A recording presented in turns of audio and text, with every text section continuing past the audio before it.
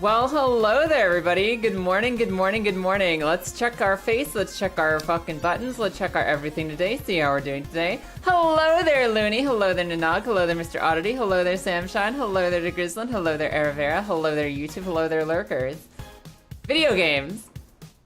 Hi. I think we should do some video games today. You might be familiar with this one. You might be familiar with this one right here. Let's see if this rings a bell. Let's see if this one rings a bell today. As you know, we've been attempting to climb the Babybreak for 2 weeks now. And I think today is gonna be the last day that we try it one way or another before we put it on the back burner for a little bit, before we take a little baby break from the baby breaker. There's a fucked up evil ledge that has been the one puzzle on this mountain I can't solve, and I'm gonna give myself today's stream to solve it. And if we can't get it today, we're gonna have to figure out an alternate route, like maybe making this a once-a-week thing instead of a twice-a-week thing. Like maybe we give Nate a little break, we give him some time to cool off, we give the brain cells some time to recuperate. But today, nothing but concussions. What's up, you guys? How you doing? How are you today? How's everyone doing? What you been up to? Also, I've got a pretty hype new video coming out halfway through the stream today. In about an hour and a half on the YouTube, I'm gonna have a brand new video coming out, which will be the stream highlights from the Ocarina Randomizer, the next part. And I think it's my best video I've made yet. I think it's the best edit I've done to a stream yet. It's the most fun, it's the most snappy. It doesn't just drag on, it's not like too short. I think it's perfect. I'm really excited about it. So I've got a really hype new video coming out halfway through stream today, and that'll be live on the YouTube if any of you missed the Ocarina Randomizer and want to see what we were up to on those streams. I decided to take a more minimalist approach on this one and maybe leave a bit more out, make things like keep on moving a little bit faster, not worry about explaining every single step of the Ocarina journey, while also making it fun. I think I did good, so we'll see what you guys think about it. So I think it's a video style that is more accurate to what I want to produce on YouTube. I think it's something that's closer to what I actually want to do to keep things fun. So look forward to that. It's gonna be really nice. It'll be available either during stream today or after stream, whenever you get free this week. Ah! All right. Once again, we're back to the baby-thon. That's the other thing. It's like, I'm thinking, so we can't spend every week, all week long, every week, all week long. We can't spend every week, all the week on this baby mountain. We can't spend all our lives here. We either defeat it today or we figure out an alternate route. Either we switch the baby streams to once a week, or we just do a whole ass marathon, like a weekend day. Some day of the weekend where I just play this for like 12 hours straight and we break the mountain in one sitting. It's one or the other. It's one or the other. Today we're just gonna chill and figure it out. We're gonna see if we can use the last few bits of tech we unlocked to actually get up this thing. You're playing Code Vein 2 and there's a tall ass woman in it. Is it the character you made, or isn't it in PC? I hear a lot of people talking hype about Code Vein 2. I'm curious because I heard that, and what I've seen that is Code Vein 1 was pretty fun, pretty good. A very solid 7.5 out of 10 Souls game. People really seem to like it alright. Would you say Code Vein 2 is better? Do you think Code Vein 2 is better? Or is it about the same? It's about what you would expect. It's like Code Vein, but again, it's just as good. Not really worse, not really better. She's an NPC, and even at the tallest height, you only come up to her pelvis. How exciting for you. How exciting for you. You feel like I've corrupted Loopy? You haven't known Loopy very long, have you? You haven't known Loopy that long, have you? What have I done? I don't think I've altered her brain chemistry even slightly. Grip, grip, grip. Unless you can prove to me with like a yarn and corkboard, like the entire like, plotted out conspiracy of how it happened. Unless you can present evidence. I don't believe it. I don't believe it. If anything, Loopy corrupted me. She's teaching me how to paint Warhammer. She's teaching me how to paint Warhammer. Do you know how dangerous that is to my free time? If I actually start painting minis? I mean, I guess it'll be limited to how many minis I have, which is not a lot of minis, but it's a very dangerous hobby to get my toes dipped into. It's very dangerous. Aw, Nate, you made it up that hill. Come on, man. You're just starting the game, going in blind, so not so sure. Basically triples the customization. Damn. I know that's the thing that people got the most hyped about in Code Vein. It's like, the character creator. The character creator's so good. Oh. Wow. I'm not gonna lie, you guys. I can't dig my toes into a character creator. I don't like having too many sliders. I like having a lot of hairstyles to choose from, and I like having a general freedom of body type, like being able to choose your muscle level, choose your tummy level, choose your like tallness and thickness and all those different things. I like that. I don't like having too many sliders. I don't like having the exact control over how big each nostril is individually. I don't like getting to choose whether I have 59 or 62 nose hairs. I don't like getting to choose too much because it's just overwhelming and not fun. I don't have the expertise, and I don't care to learn the expertise to make my character ultra detailed. So I'd rather just have like a lot of nice options in simple terms than just way too many fucking options. Oh, there's my crown. Too many options in character creation just makes me really bored because I just want to start the game, but I feel compelled to figure out how to make the right face. Aw, come on, Nate. You gotta take that crown with you. No. You can go around as a Plague Doctor outfit. Oh, hell yeah. That's not really my style, but I respect the goth girls who be living their best lives in it. Plague Doctor outfit, way too covering. I gotta wear my, like, nothing but skin. I like the less clothes, the better in my characters.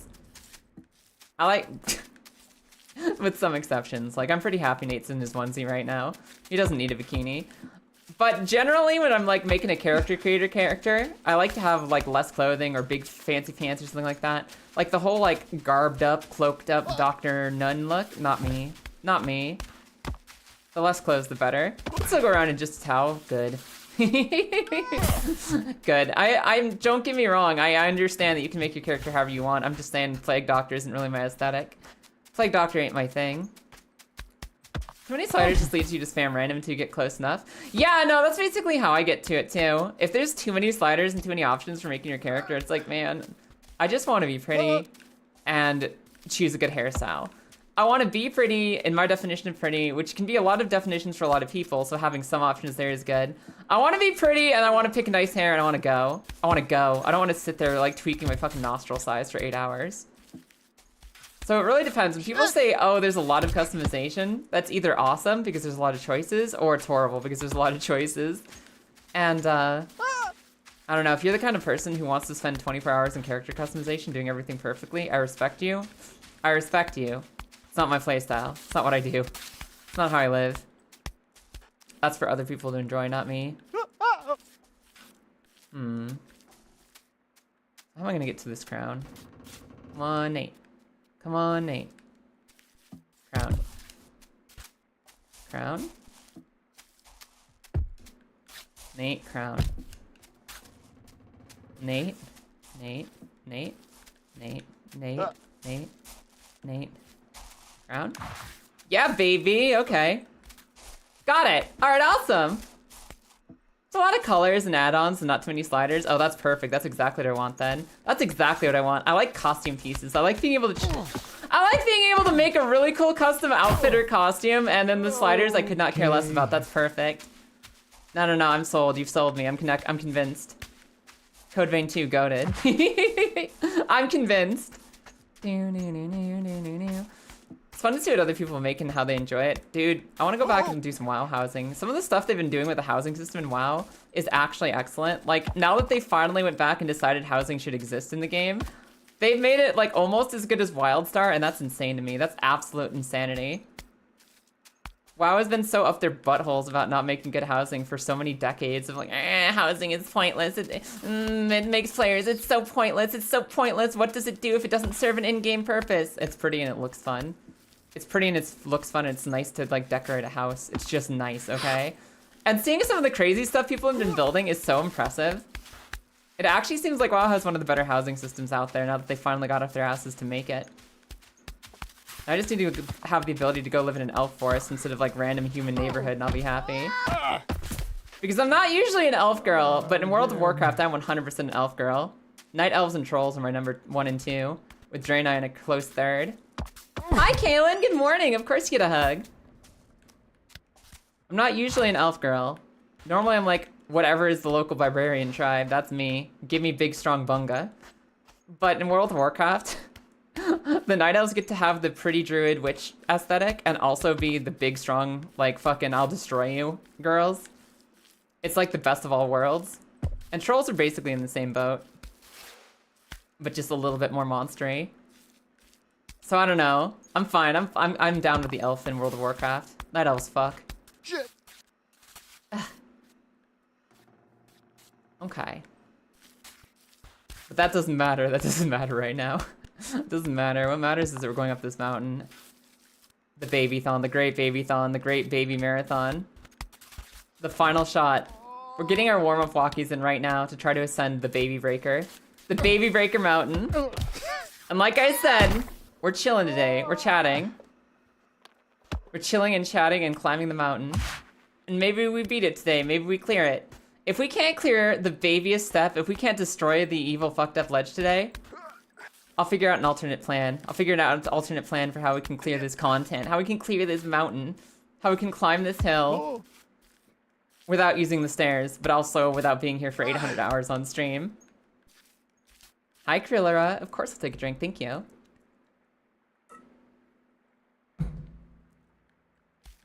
Ah, perfect.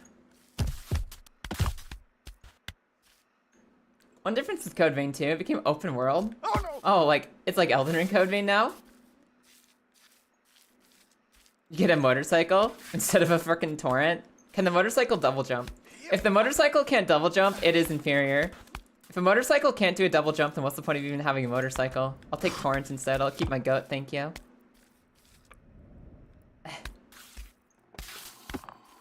Also, I realized I complain a lot about how boring Code Vein looked when you see the cathedral. The end-game level of Code Vein 1. The cathedral just goes on forever. Looks boring as hell. I mean, I say that, but the end of every Souls game sucks, to be honest. The end of every Souls game usually has some really cool bosses, but you're just sick of the world at that point. The last, like, 2 levels of the game are always super underdeveloped and boring, like the Mountaintops of the Giants or Lost Isla, or whatever you're doing in any Souls game. The ending is always when it's just finally kind of overstayed its welcome. You want to kill the last few cool bosses and go home, but it just keeps going forever. Even the best ones, like Dark Souls 1, Dark Souls 3, Elden Ring. So maybe I shouldn't be so harsh on Code Vein for also having a shitty long last level, because like every Souls game does. That's just how Souls likes are, apparently. That's just their duty. Motorcycles should be able to do flips. That's true. Tell me the Code Vein 2 motorcycle can do a flip and I'm also in. I'm like double in, I'm triple in even. Might even quadruple in there. Cool. Alright, we're back up to this part. Hup! We're almost to the practice, we're almost to the actual practice bit. Feel like this is the kind of thing that would really benefit from speedrun tech, where you have a save state right at the hardest part of the ledge and you just practice that hard part like 1,000 times. Because being able to practice once every 30 minutes is so rough. So rough. Hup, hup, hup, hup, hup. Alright, Nate, come on. Come on, Nate. Come on, Nate.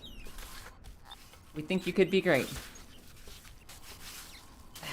I think you and Loopy have fun together. I don't think we've ever had fun together in our life. What do you mean? We were miserable last stream, couldn't you tell? We're gonna be doing a Warhammer paint on next Thursday. No RuneScape, lots of Warhammer. I have to choose a model to paint up. I have to choose which model I'm gonna paint up. I have some Sisters of Battle, who are the cool fucking Space Marine nuns. I mean, not Space Marine, but they're like the Empire nuns from Warhammer 40k. I also have some, what are they called? The Lumineth or whatever. They're like the High Elves in Warhammer Sigmar. I have a bunch of elves that I could paint too. Who might be more simple to start on because they're very like basic designs compared to all the little embellishments on the sister armor. Hi Paladin, good morning! It's been forever, how are you? You got insomnia or insomnia got you today? What do you think? You just learned yesterday Dawn of War 4 coming? Yeah, Dawn of War is on the way.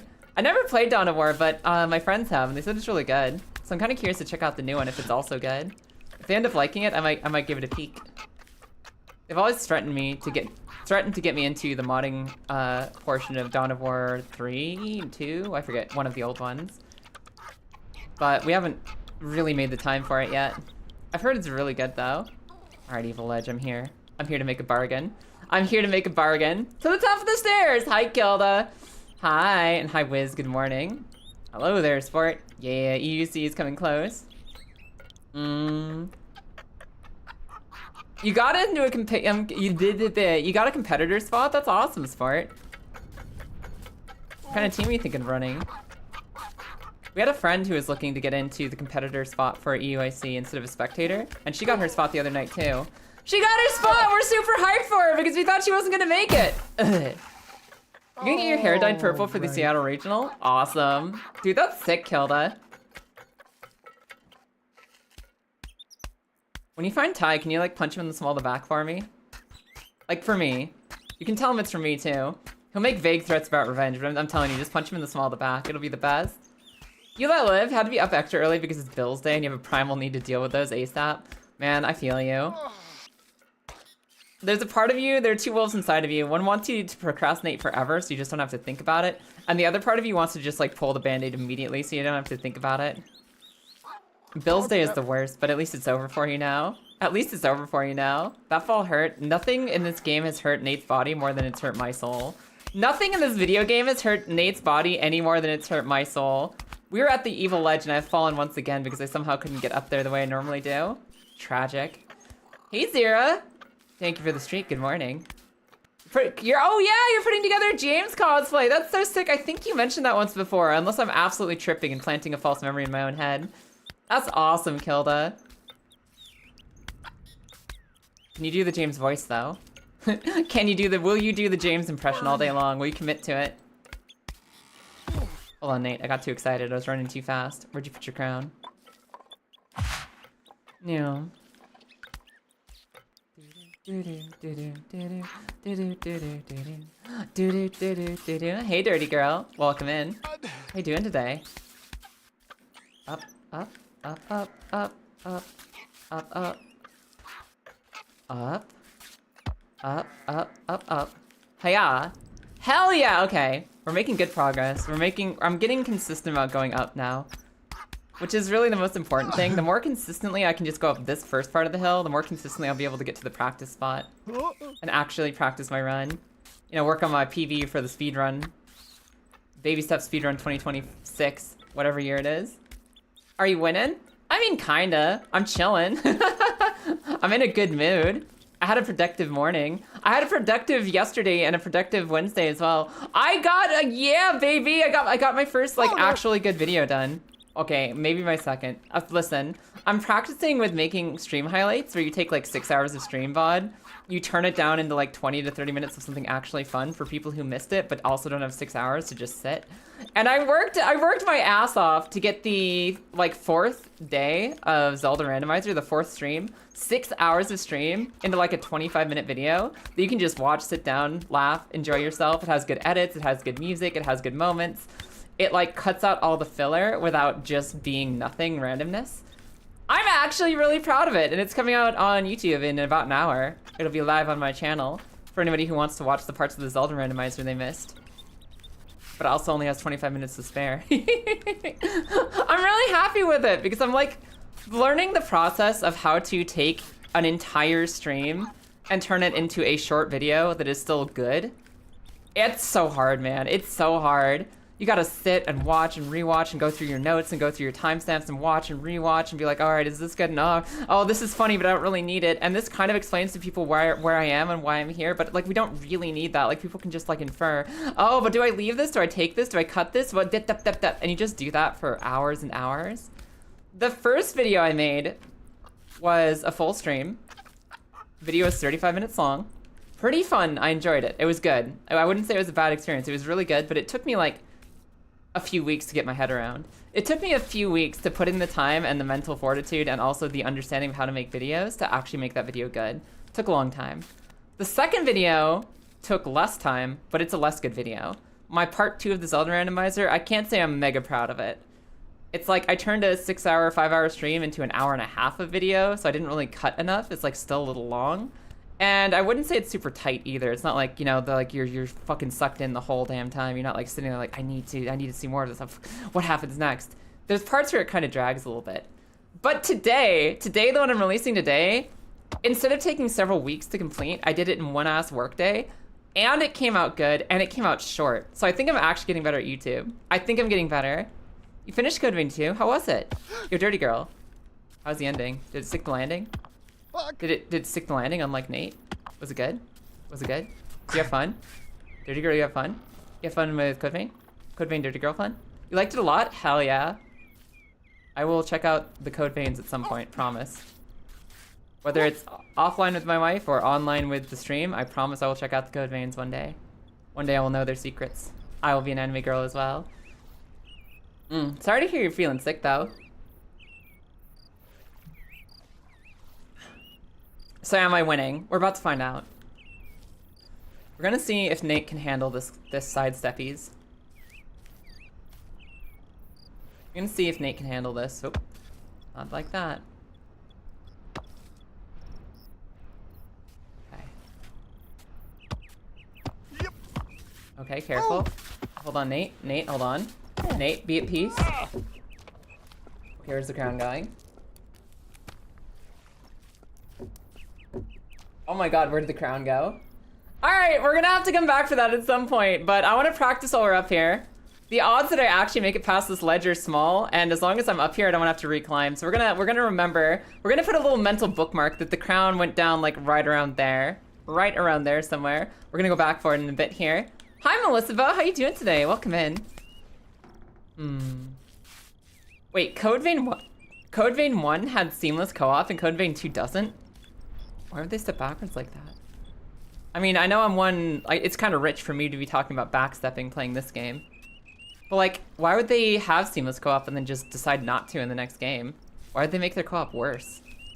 What was the incentive? What was the point? Can anyone on the dev team answer for me? Ooh. Oh, okay. Okay. Here we go. Code Vein 1 is... Code Vein 2 has no co-op. Okay. I was so confused. Kelda. They just launched Code Vein 2 with no co-op. But people love those. We were just talking the other day about how Souls games are basically friend slop. They're basically friend slop if you take them to the right approach. Oh, that was amazing. That was amazing! That recovery! Okay. Hi, Gremlin. Good morning. All right. Evil Edge around 87. Come on, Evil Edge. Don't let me down. Don't let me down.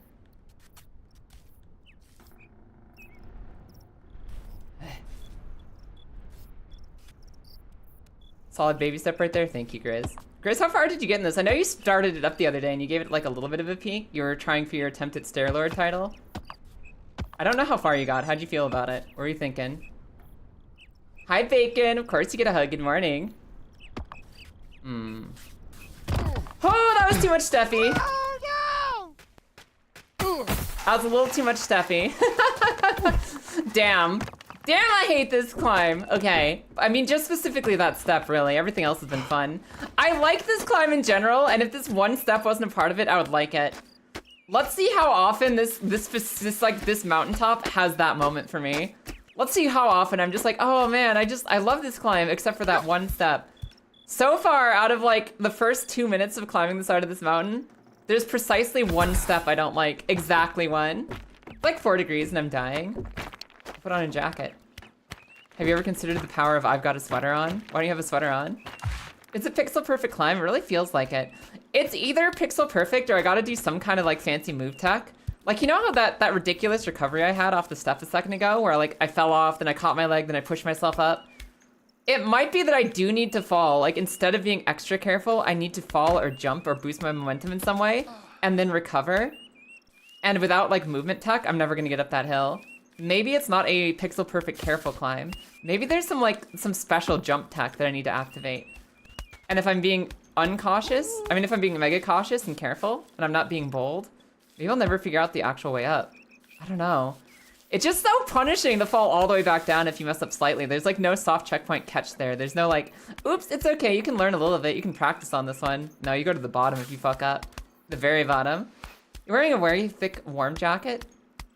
Have you considered consuming calories to actually generate heat within your body to actually keep your warmth inside the jacket? To take care of yourself? You got to the third camp where you met Moose and Jesse and it was going pretty good. Fair enough. God. You feel like you have a very aggressive gait while walking. Nate's always leaning forwards. Amazing. Nate's always aggressive walking. He's got the little Arthur fists going on. He's got the little Arthur fists as he's walking. He's very determined. You can't make me eat breakfast, I'd rather die. Your name is literally bacon on egg. You can't convince me you hate breakfast. You're fucking lying to me. You're actually lying to me. Why would you name yourself bacon on egg if you don't like breakfast?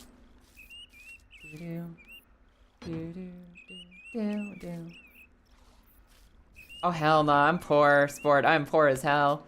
I'm buying exactly one plushie at EUIC if I'm lucky. I'm purchasing for myself one plushie if I'm a very lucky girl.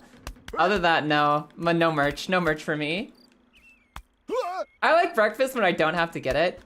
Come on, that's like the only thing I like to do when I wake up in the morning. My favorite thing to do when I wake up in the morning, if I get the chance, is go out and grab like a toast or a coffee or a donut or a muffins or an egg. Hey Emmy, welcome back in. How you doing today? The emotes remain cute and excellent. I'm busted? In what way? In what way? Y'all eating breakfast? Only if you're cultured. Don't get me wrong, breakfast food can be any time of the day. Literally eggs and toast. Eggs and toast and bacon are the food of the gods. And I'd have them for dinner, I'd have them for midnight snack, I'd have them for lunch, I'd have them for brunch. I'd have them in the rain and I'd have them while adhering to pain. I'd eat them on a train. And I'd eat them on the plane. If I had to choose like 3 foods to live on forever, bacon, egg, and toast might be the 3, like the god combo. No, I own a busted? I wish. I wish.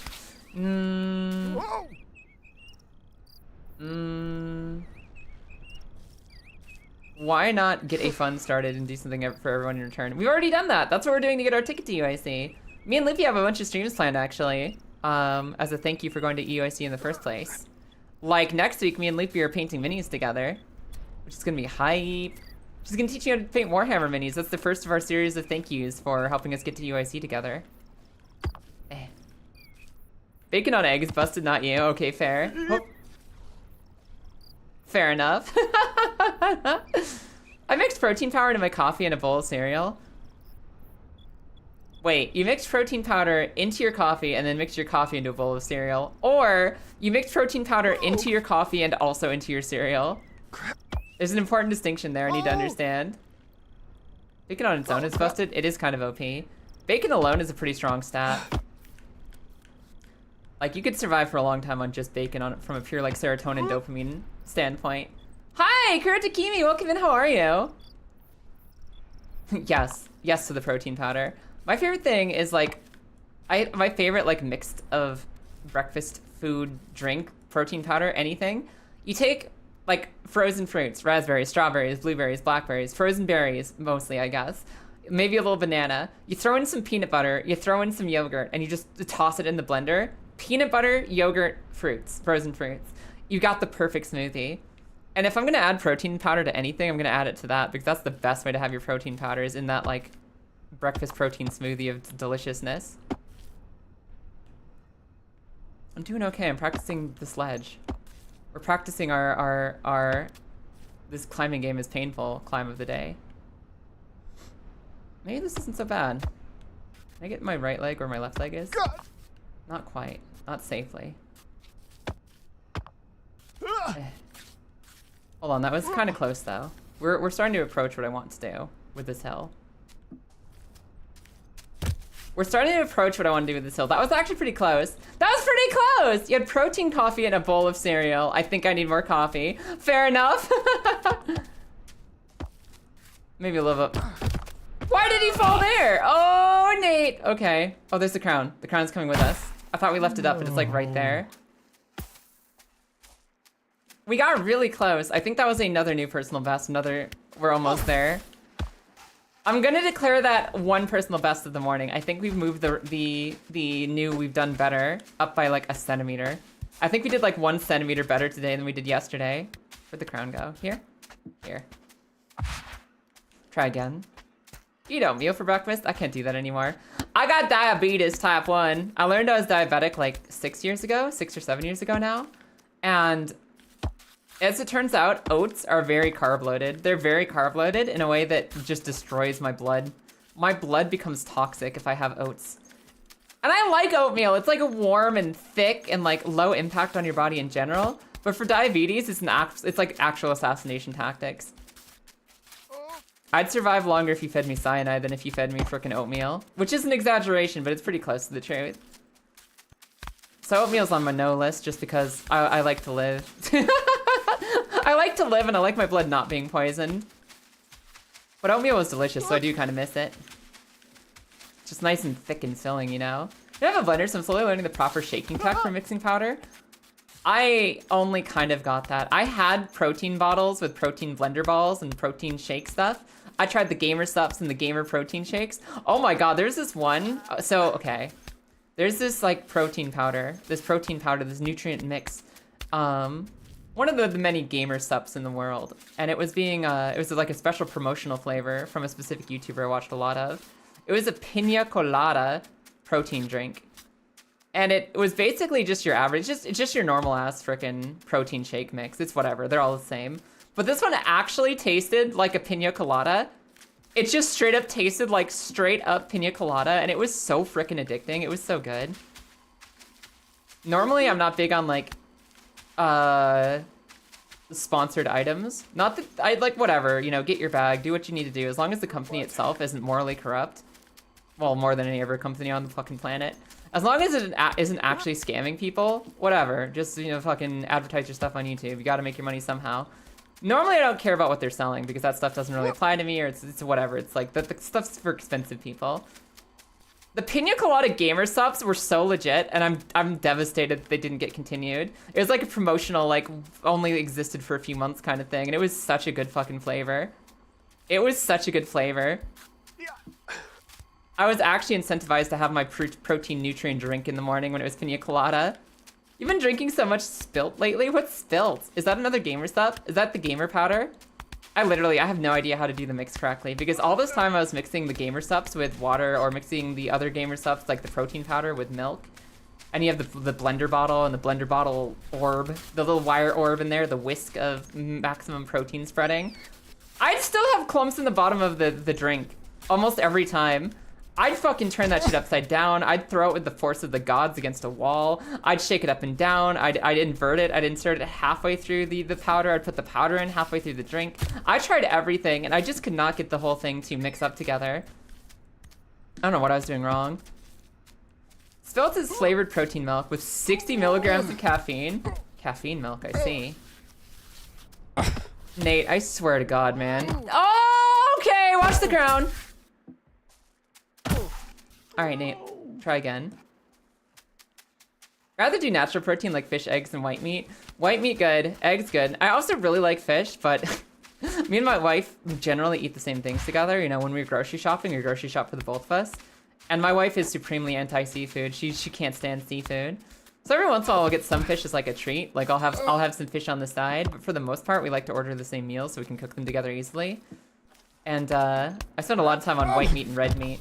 And actually, recently, 0 time on eggs and fish. I miss eggs and fish. Eggs, especially, are like one of my favorite proteins of all time. They're so good. They're so good. Gamer Stuff's the sparkling waters you go to for a while. Soda that didn't hate you. That's the nice thing. You know, the actual reason I married Lilith is because she has a Soda Stream. And a Soda Stream machine is so cool. It's so good. It's like really nice to be able to make like sugar-free soda. Sugar-free sparkling soda that just tastes good. For like mostly cost effective in your own home. It's so cool to have a little psh psh machine that just makes soda for you. And I can make all these nice sugar-free drinks that won't destroy my fucking diabetic self. Especially because I'm like addicted to soda. I am so badly addicted to soda. If I'm drinking the soda with the sugar in it, if I'm drinking soda with sugar, my teeth go to hell so quickly. I get so many cavities. And of course my diabetes never liked it much either. So now I can just have soda with no sugar in it. It's like really common out in the United Kingdom. And also the sugar-free stuff just kind of tastes better out here because they've been working on the tech longer.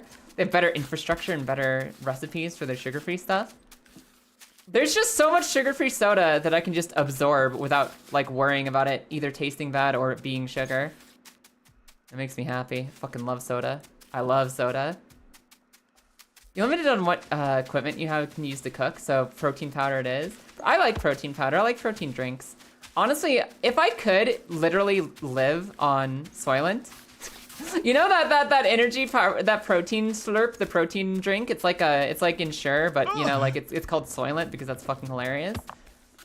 Soylent, if I could live on 1 bottle of thick, like chocolate or vanilla milkshake per day, and it just has all the nutrients and proteins inside of it, and that's all I needed, maybe 1 or 2 of those per day, I'd probably live on that like 4 or 5 days out of the week. Because don't get me wrong, I love food, I love flavor. I don't love cooking, and I'm really bad at keeping up with it because of ADHD. And maybe I don't want my, like, you know, my wife obviously makes a lot of cool meals for us too. But on the days where I want to take the pressure off of her a little bit, maybe it'd be nice if I just had a drink to drink. One bottle drink. But from everything I've heard, there's not like all of those things that come out and they're like, we are your one-stop nutrition solution. We are the one drink that it's all you need in the day. It's the only thing you need all day long. This will be your one drink. All those are kind of scams that don't actually fill all of your nutritional needs. Like, don't get me wrong, it's not like they're necessarily bad for you, but they're not everything you need in a single bottle. And until we live in the future where nutrient paste that's either flavored vanilla or chocolate is my daily routine, I'm just gonna be waiting for that to happen. I'm gonna wait for that to happen. You miss being able to cook? Oh man. I wish I had developed the skill. I wish I had developed the cooking skill at any point in my life. I transitioned from, obviously, you know, as a child, living with my parents. My parents handled the cooking or the ordering food. You know, we either ordered food or the parents would cook growing up. I wasn't in a household where I had to cook much as a teen. And it wasn't something I had like a hobby interest in, so I didn't do a lot of the cooking ever. Went to college where I was so broke that pretty much my food was Hot Pockets and ramen. So I spent like several years of my life on Hot Pockets and ramen only. Went out and got a job and did more college and got a job, went more college and got a job. And I was running around so often with friends, with things I wanted to do in my life, with hobbies, with like passions, with like trying desperately to stay alive and all the student debt I accrued for myself, that I never really learned to cook then either. I was still either living on really cheap microwave food or at home or fast food, and never spent the time to actually slow down and learn how to cook. So I've never had that period in my life where I've been a cooking cooker who cooks. I've only been either desperation budget cheap girl or way too much fast food girl. Not even that it's like a huge volume of fast food, just it's like the only thing I ate for a while. And there's only been brief periods where I've done cooking at all. And I kind of regret it because cooking is awesome. Cooking is amazing. It's such a cool thing to be able to do, and the food is just better. Making your own food is A tier, S tier, power skill. And I kind of regret not giving myself more chances to learn as I grew up.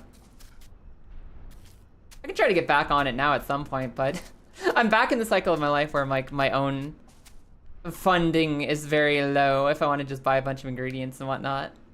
I'll have to work on learning again sometime. Kaya actively waiting for the slop in a bag release. I would eat, okay, if there's an actual protein milkshake, you drink 2 of them per day and your complete nutritional needs are covered, I would do it just because that's so simple and straightforward. It's never too late to learn. Yeah, I think I'll learn how to cook at some point here. I'm learning how to video edit right now, and honestly, I would rather get that down so that I can have a good YouTube channel. Dang it. Dang it! I'd rather get that skill down so I can actually start pulling in income from a good YouTube channel and building things that I love and adore. I'd rather do that skill first, and I'll learn to cook maybe along the way. I've gotta like allocate my skill points into something right now. I've gotta focus my learning energy onto something specific, because if I try to do too many things at once, I might just fucking implode. And right now, video editing is my #1 skill I'd like to learn. That's the #1 skill I want to learn. Video editing first. Maybe learning how to paint minis with Loopy next Thursday a little bit. And I'll learn to cook at some point along the way. Half-ass both through a scuff as fuck cooking YouTube channel. Oh my god. You know, it's weird because like I feel like there's a space for that. There'd be room for that. Like people love the journey. I love the journey. I love watching people learn something new. I love watching people learn something new and progress. I don't know if Kaya cooking is the one. I don't know if I'm the one. College is your ham and cheese sandwich era? Yeah, no, there was some of that. I remember my #1 go-to sandwich was literally lettuce, onion, cheese. Lettuce, onion, cheese. a little bit of salt and pepper, and a tiny sprinkle of olive oil. A tiny little sprinkle of olive oil, and then vinegar. Vinegar, salt, pepper, olive oil, then just lettuce and onion and cheese. And it's like a vegetarian sandwich. Because at the time I was dating somebody who was pretty much vegetarian, like soft vegetarian. She ate chicken nuggets, but not really anything else. Mostly it was just only vegetarian stuff. And we just made cheese and lettuce and onion sandwiches with really nice seasoning on them. And it was really cheap and really affordable and got us through a lot of hungry days. God. Papa Mutt does scuff as fuck cooking streams. Half the stuff he makes cannot be called food. Fucking. What if I want to learn how to make food? What if I want to learn how to make food?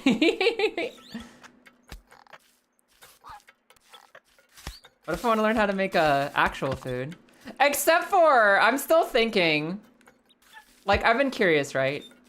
So, I've been taught recently by my wife how to make a reduction for ramen noodles. You get, like, the noodle packet, and instead of just boiling the water, pouring it out, pouring the seasoning on, whatever, you make a reduction, you simmer off all the sauce so that, like, it sticks to the noodles in a thick way, and you get the seasoning on that, and makes this really, really tight, thick sauce out of just a ramen packet and some water. It's a really cool technique to make a reduction out of your ramen noodles. And there's a little, like, cursed angel in the back of my mind that's been whispering in my ear ever since. It's like, hey, Kaya, what if you did, like, the whole process for making a ramen noodle reduction, but you used Mountain Dew as the base broth? What if you use Mountain Dew as the base broth, huh? Like, you know, you just pour some Mountain Dew into a pot. You boil it. You boil the ramen noodles in it. Right? You get it down to a nice thick slop, and then you add in the seasoning packet and make your ramen with it. I say do it. There's a little part of me that's like, that's what I should do. If I'm gonna cook anything on stream, that's what we do. A Mountain Dew ramen reduction.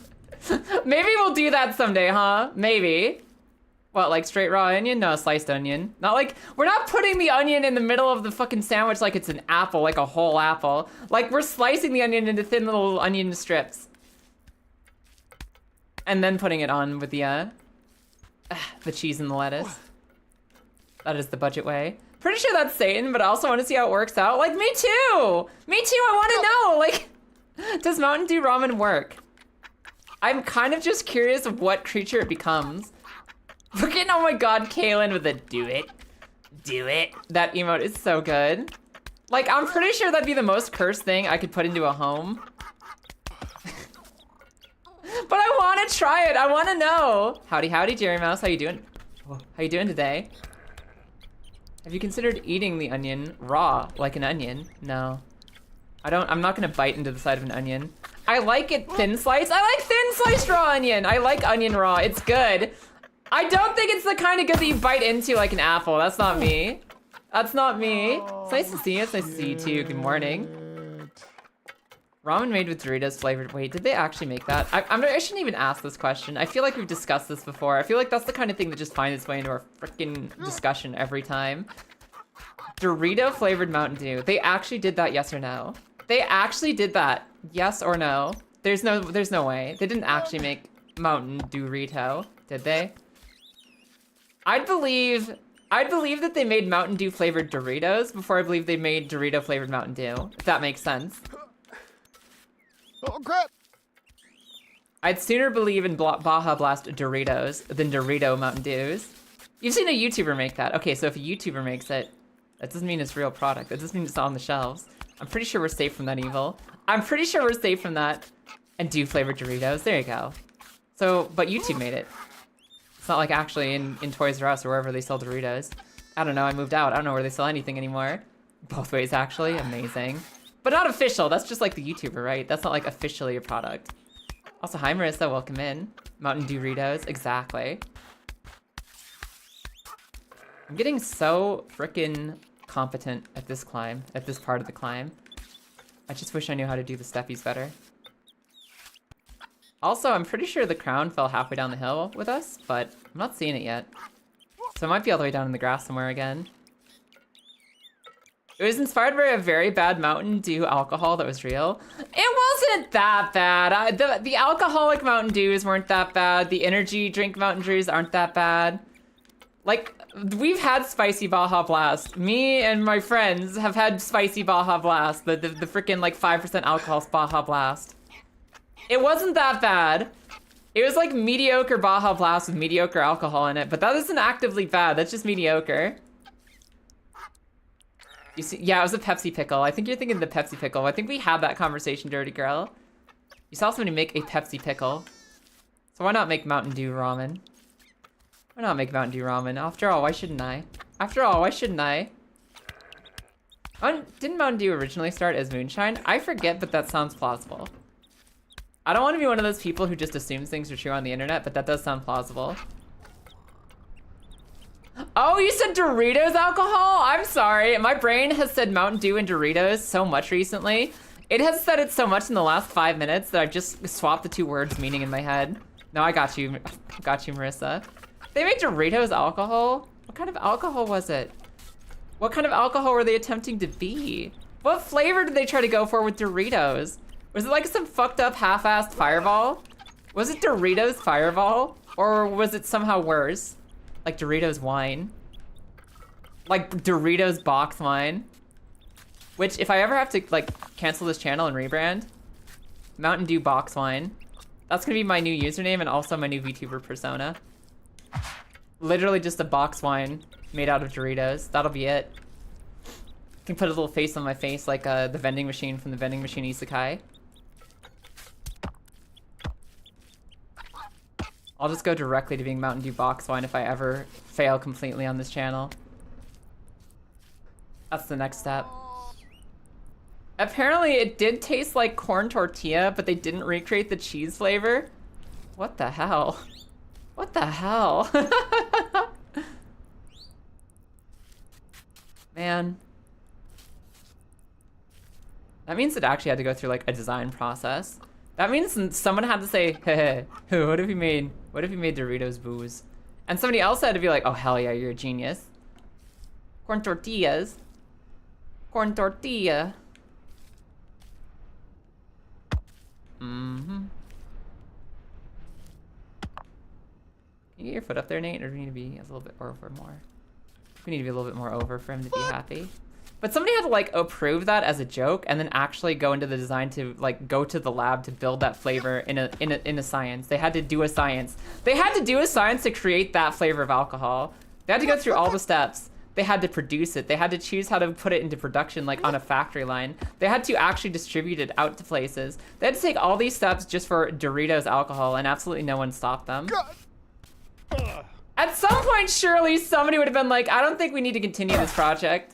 God. At some point, someone would have to be like, I don't think we need the Mountain Dew alcohol. Now that it's hit 8 a.m., I must sleep. All right. Good night. Bye. Good night, Aravera. Have a good one. Thanks for peeking in. It's always good to see you. Have a good time stepping on the beach. Stepping on the beach, doodle-doo-doo. Stepping on the beach, doodle-doo-doo. No cowards allowed at the lab, clearly. Clearly. Doritos have corn tortilla flavor. Well, I mean, like, they're just corn chips. They're just corn chips, corn tortilla chips. With a lot of cheese on them and some very light spicing. Some very, very light baby spices. And then cheese dust. It's just corn tortilla otherwise. So yeah, it's really weird that they managed to make a Dorito alcohol that tasted like tortilla without getting any of the cheese on it at all. That's like the opposite of how Doritos work. There are two wolves inside of you. One of you has the cheese filtering or flavoring, the other one doesn't. Why did you ever let the other wolf live? Are you going to obliterate the Manbreaker? Fucking spheres, I'm so on it today. Today is the day. I'm getting through my workout stuffies. I'm warming up. I'm getting used to the mountain once more. We've got a new personal best in our first couple of climbs. I already made it closer to the final step than ever. We're literally just a step away from correctness. Oh, why? We were talking about the fact that somebody made Doritos alcohol. Somebody made Doritos alcohol and somehow messed it up to where it didn't even taste like cheese. It just tasted like tortilla. So good morning, it's nice to see you. Hey, Boar, how you doing today? Good morning. Oh, shit. Did we ever get beyond the evil step? No, that's still the final boss, Dirty Girl. You've been here all morning, you silly goose. I'm pretty sure you were here talking when we were at our new record. Which was hovering on the evil step. And then Nate decided to just tumble off sideways before we could take the next step up the ledge. Nate decided he was done balancing and all he wanted was to like wibble wobble off the side. I don't blame him. Wibbling wobbling is kind of tempting some days. Some days you just want to like take a vertiginous leap off the side of a cliff. Some days you just want to give in to the intrusive thoughts that tell you to fall. But I'd really appreciate it if you just locked in on one climb for me. I know I'm locking in sometimes, so if I can get him to lock in once, I'll be happy. We'll have an equivalent exchange. Hey.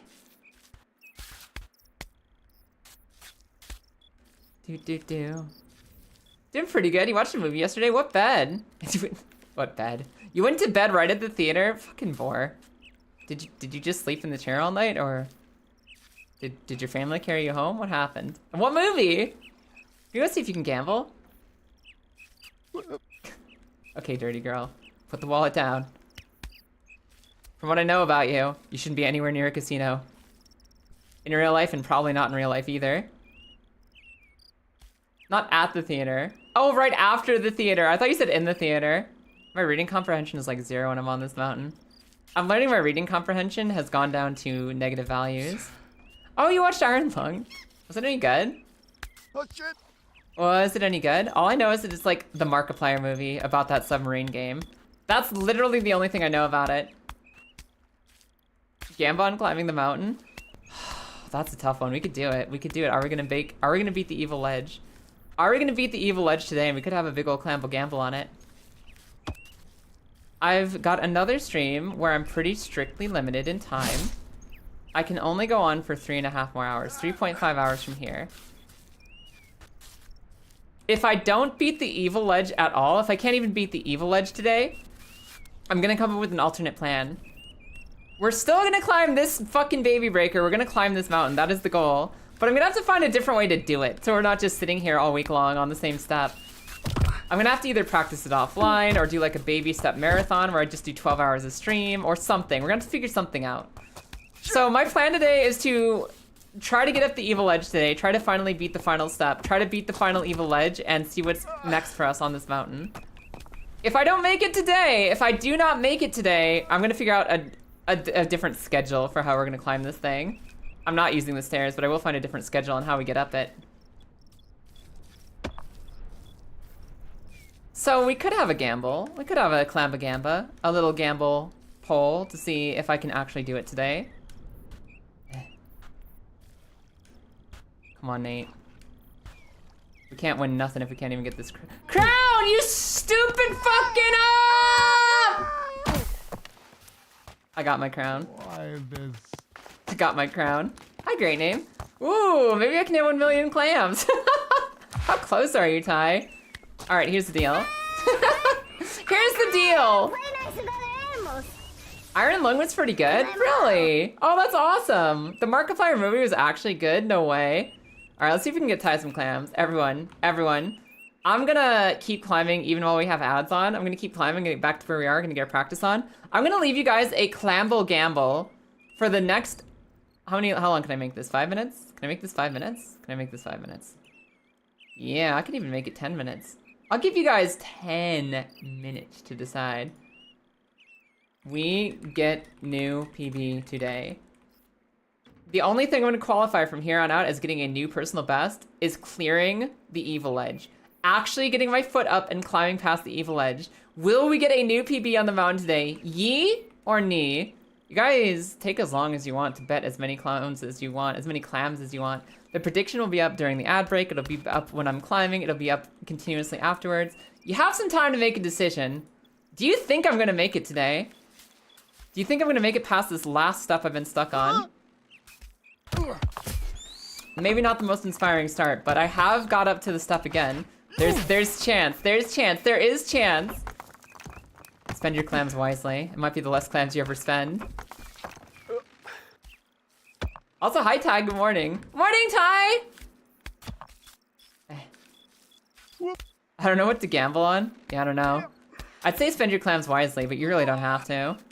It's imaginary silly points. You literally spend those however you want.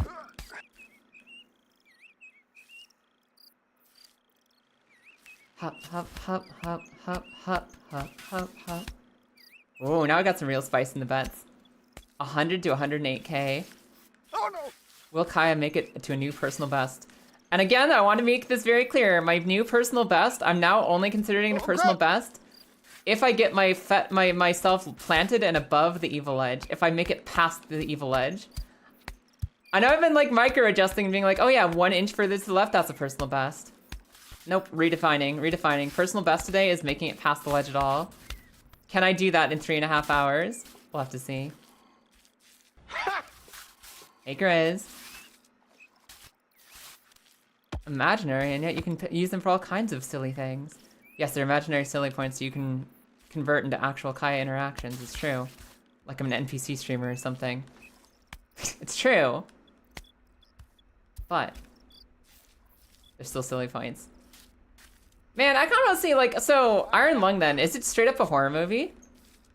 Because like it's like a video game, and I know the video game is horror, but I also know that Markiplier is funny. So is Iron Lung just straight up a horror movie? Or does it have some humor to it? Is it pure horror? Because it might be nice to watch a good horror movie. I could be down. Here's my question. Would you say that Iron Lung is good as a horror movie or good as a video game movie? Like, oh yeah, the video game. I remember that video game. Very horror. Oh. Oh, okay, I trust you. I hoard the clams like a red dragon. Don't most dragons hoard gold, or is it specifically red dragons in the D&D lore that are like the super money havers? I thought it was just kind of a dragon thing in general. But I can see it being like a red dragon thing specifically too. The dragons of greed and avarice. Come on, Nate, don't fall over while we're off screen. Don't fall over while we're buried in frickin' break time.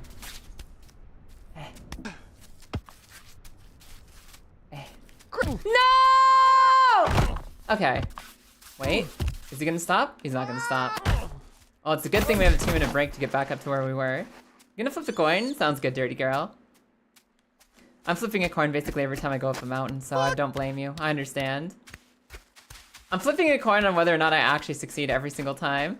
A lot of the chromatic dragons specifically are hoarders. Yeah, I guess that's what I meant. Like the chromatic ones specifically are money havers. Money hoarders. Dragons like their hoard. Nyeh. You imagine because red dragons are considered the evilest and therefore the greediest? Or dragons.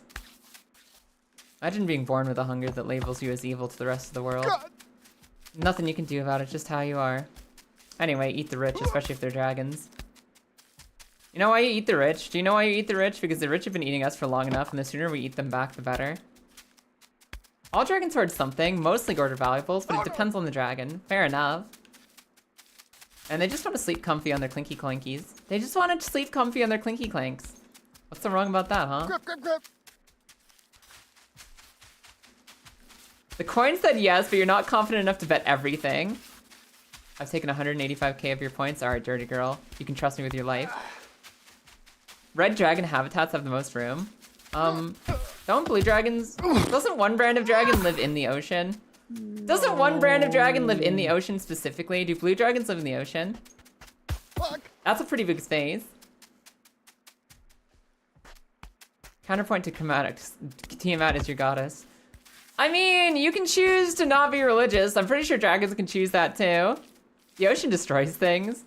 No. Your treasure should be rust-proof, or what's the point of having it at all? And I fear the ocean. That's fair. It's not the hunger for valuables that makes them evil. It's their tendency to burn whole cities to the ground for it. I mean... Do they all, though? Do they all, though? Surely some dragons are like, no, I'm actually cool. No, I don't care. Counterpoint in favor of the dragons, I see.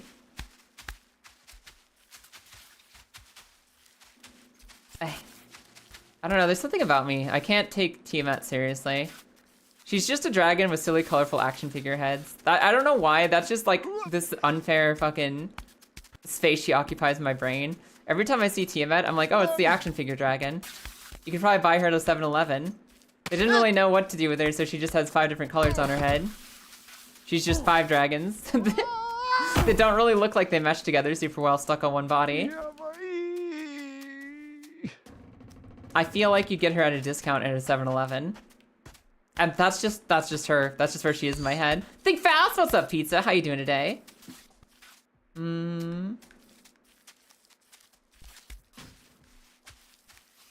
You'd risk getting burnt alive if you meant you could get with a dragon. You didn't mean nothing dirty, girl. You meant exactly what you said.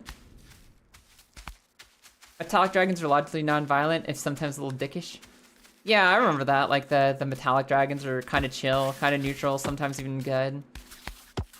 But I've always like I don't like any setting where it's like unless it's specifically explicitly like a demon where their whole like the description of the creature is that they are a force of chaos and like, you know, manipulation and whatever they are. Unless that's literally the core of their identity as like a conceptual creature. I don't like this whole like, you know, like all red dragons are purely evil and all good gold dragons are just chill and whatever. I like things that have personalities that are determined by who they want to be and what they decide to do in life, rather than personalities that are dictated by, oh yeah, that dragon is red, so, you know, asshole. Asshole. That's my main thing. Oh, why is it evil? Because it's a red dragon, that's just what they are. I don't know. If characters are intelligent enough to have personalities, I'd prefer they have personalities instead of like universal inclinations they all feel exactly the same about. You gotta have some spice. A little bit of spice for them to be a little different. Even if maybe they have predispositions to acting in certain ways. I think it's better when those predispositions are predispositions and like ways that people tend to act. And not like laws, like, they're greedy and evil and horrible all the time, the worst ever. Arr. People are horrible and evil because of the choices they make, not the circumstances of their birth. And I think that it's more interesting when characters reflect that. Especially if you're gonna say dragons are smart enough to have brains and conversations, then they're smart enough to have motivations. My homebrew lore is the dragon color is based on their identity, so they kind of like shift form to fit their personality rather than their form dictating their personality. Oh, no. That's sick. I like that, Ty. Kind of like Fable. You choose who you are, and you either get the demon horns or the angel wings. Ah! Ow. But you get it after the choice. You don't choose based on what you look like.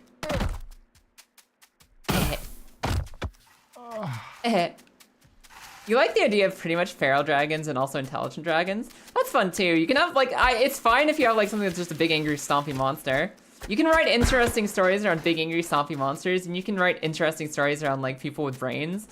Both can be really good stories. It all depends on how the world melts around them, you know? I saw this really interesting YouTube video where people were talking about Tarrasques, right? Tarrasques, which are the biggest, angriest creatures, the most deadly things in all of D&D lore. They're these big monsters that just wake up every once in a while and like destroy cities. And like the YouTube video was sitting there saying, there's no way you can write an interesting Tarrasque. They're very boring. They're just big angry stompers that you're either strong enough to beat or you aren't. And there are a lot of comments saying like, no, like you're missing the point. Like, you can go Final Fantasy X style, where having a big, mindless, undefeatable monster, the monster as a character isn't the interesting part. The interesting part is how the world reacts to it, how cultures warp around it, how having something that's so big and so unkillable and so monstrous that you just have to leave before your city gets eaten. That's something where the story is about the people trying to survive the disaster and how they come to terms with it. Not a story about, oh, is the monster interesting? And you can always tell an interesting story about like something you can't physically deal with, something that you're so accustomed to, like being an adventurer, being an RPG hero and killing the monster, and suddenly there's something you can't kill or something that is going to eat your city no matter what. Having to come to grips with that is an interesting storyline, not does the monster have a motivation. The problem with that is that Forgotten Realms has a set definition of good and evil. Yeah, I think it's one of the worst things about D&D. I think having like a very bland and straightforward, like, don't get me wrong, I do believe in good and evil in the world, but I believe that they're like really, really distant like extremes. Instead of like the whole world being this giant blanket of like half the world is good, half the world is evil. You're on one side or the other. Like, I don't believe in that, but I do believe that there are some acts that are just straight up good. And I believe there's some things that are straight up just fucking evil. I'm not gonna say like, oh, we all have different opinions. We all have different ways of living. We all have different ways of looking at the world. No, there's some shit that's evil, man. There's some shit that is just straight up evil. I believe in that, but I think fantasy universes where it's like really wide and really flat as to what good and evil is. Boring. I like characters that make decisions based on their motivations and what they're going through and what they want out of life, for better or for worse. Whether they're a hero or the villain, I want to know what they're going for and why they're going for it. Not just, oh, well, you got born with the evil juice, so you're evil. You got born with evil juice because you're this kind of monster, and I'll do evil. That's just how it is. And like, as like a writer onto that, my least favorite storyline in anything ever is quote unquote corruption storylines, where somebody just touches some evil juice and becomes evil. When somebody just touches evil juice and suddenly becomes evil, like, oh no, they got corrupted by the fel, the shadow, the void, the goo, and they just touch some goo and they instantly become evil. That is the shittiest writing anyone can ever produce in a storyline. That shit sucks, man. I think that people who try to write that are actual children who need to do better. It's so boring and craptastic. If you're gonna do a storyline where somebody falls from grace, somebody like misaligns with their morals, somebody decides to become an asshole, it needs to be because they actually broke down due to stress, due to their needs, due to their goals in life. Not because, oh no, they touched the goo, they're evil now. I loved Buffy the Vampire Slayer, that was a fun show. But like fucking Angel, the vampire, they had this whole like ongoing thing where it's like, oh yeah, this struggle with his inner vampirism and this need to eat people versus wanting to be a good person. Yeah, sometimes there's just literally a switch in his head that just gets flipped by something. They call it flipping the switch, literally in the universe. Like, yeah, oh yeah, he flipped the switch, he's evil for this week. And I'm just like, so what? So fucking what? The story doesn't matter. People in the real world don't just wake up one morning and be like, oh no, I dipped my hands in coffee, I'm evil now. People either slowly get desensitized to the horrible actions they're making step by step, like boiling a frog, and don't even realize that they're becoming evil as it's happening to them until suddenly they don't care about human life and maybe they own $1 billion and they don't do anything to fix the world with it. That happens slowly over time, or it happens as a breakdown of stress and a inability to keep going on the path that you want to choose to be a better person. That's the kind of way that people have actual evil breakdowns. Not like, oh, I touched the goop. I touched the goop. Fuck. I touched the goop, and now I'm evil. You don't know about that? About which part? Fair enough, but which part? There's a point where your motivations kind of stop mattering, though. How many puppy kicking machines does the man have to build with the goal of saving the world before it's too many kick puppies? No, that's not the thing. I'm not saying that people can't be evil. I'm just saying it's boring when, like, it's the default paladin. I'm saying it's boring when it's like, oh yeah, because the forces of the universe have decided that this person's evil. Oh crap.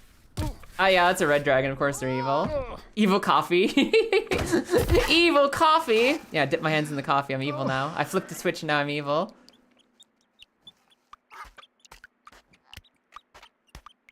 I guess the one counter argument is, this is another thing you can see with rich people. It's possible to be raised evil. It's possible to be raised by a family and in an environment, in a culture that basically tells you it's okay to only care about yourself. It's okay to fuck over other people. All that really matters is getting ahead in life. Do whatever you need to do, that kind of thing. You can actually raise people to be evil. You can. So I guess you can have some fantasy settings where the culture itself is evil. Because, like, you see it with rich people already in the real world. It's like this entire bubble of learning that tries to raise their little inheritees to also be evil. It is only occasionally broken out from. But I will say that anything that's just like, oh yeah, you touched the goo or you touched the bad magic and now you're straight up evil because of it is lazy writing. You don't believe in slowly becoming evil, the meta is to become a sociopath? Yeah, it's like, that's the thing though. That's still a conscious choice that somebody makes. Like, choosing to be a sociopath, like, choosing to be, there's two differences. There's, like, actually just, like, born not knowing how to be born with sociopathy, like, the literal actual medical definition of sociopathy. I don't know, I feel like some people also, like, can see the path laid out before them. They're like, I could care about people, but that's a lot of effort, and then they just choose not to. They just choose not to. But that's still a conscious choice that somebody made. It's not like you know, the forces of the universe implanted that into them. They woke up in the morning like, I'm just gonna fuck people over because that's kind of how I prefer to live. I don't really care. I don't really care. I'm just gonna screw people up today. People do that all the time. It's not because the universe made them evil. Just because they're fucking dickheads and they want to take the easy way out to make themselves happy at the expense of others. You also like the idea that someone who gets their super special amulet doesn't become evil because they wore the amulet. They just stopped holding back because they got power. Yeah, I think that's a much more compelling story point. Is if somebody gets, okay, power corrupts. If you get a magic amulet and you become evil because, oop, the amulet makes you evil because that's what the amulet does. Boring, boring, bad story, boring, boring, boring. But if it's like, this was a person who can't be trusted with power, who thought they were good, who showed all the signs of being good and reasonable and understanding, but once they have actual power in their hands, they realize that they're a dickhead and they just want to screw over other people. Now that they don't have any social contract holding them back. That's the kind of thing where it's like believable as a corrupting artifact. Because it's not that the artifact itself made somebody evil. It's that the artifact itself made someone realize they can do whatever they want. And it turns out that what they wanted actually wasn't as altruistic as you might have thought. I think that kind of a corruption storyline works a lot better than, yeah, you touched the puddle, now you're the worst. And that's the other thing too, like, we don't want to use the word like sociopath too lightly here because like, there are actual, like, a sociopathy is an actual condition, an actual mental condition that a lot of people grapple with. Not a lot of people, you know, it's like a minority of the population, but it's still a lot of people because there's a lot of people in the universe. And there are absolutely some sociopaths out there. Like, when you're a sociopath, you have to choose how to fit into society. Some people, when you don't have any care, any emotion, any feeling for what other people feel, you choose to be a good person, and you can actively, effectively make good actions and do good things because you want to fit in. And that's fine, man. Like, if that's your selected coping mechanism and you're adding positivity to the world, it doesn't matter how you're internally experiencing it. It doesn't matter to me. As long as you're doing good, you don't have to feel it to just... I like when they make the choice to cope by fitting in with other people by like actually acting harmoniously as the human species. Other times you get people who are just like, nah, I don't care what other people think or do, and I'm just gonna, you know, go make $1 billion and screw over everyone's life. I don't respect that. I don't respect that even slightly. And even though both are fundamentally sociopathy and both are fundamentally the aspect of not understanding or caring how other people think, and instead just wanting to obey the rules of society. Some people play the psychopath meta and just like go super rich and super fucksy-wucksy, make everyone's life hard. Some people choose to like, all right, well, I don't care about anything, but I still want to come to dinner with other people, so I'll do good stuff anyway. I think that's really interesting. I think that's fascinating. I'm cool with that. As long as people aren't hurting each other, I don't care where it's coming from. I don't care where it's coming from. It's really interesting though, isn't it? Like, what is the nature of good? What is the nature of evil? I'll tell you what though, the nature of evil is not I touched a puddle and now I'm an evil person. Because it always comes back to fucking ranting about World of Warcraft writing. Anyways, hi Dehono, good morning. Speaking of evil, I'm back at the fucked up evil ledge. Let's give it another shot. See how far we can get on the fucked up evil ledge. Day 872 of this.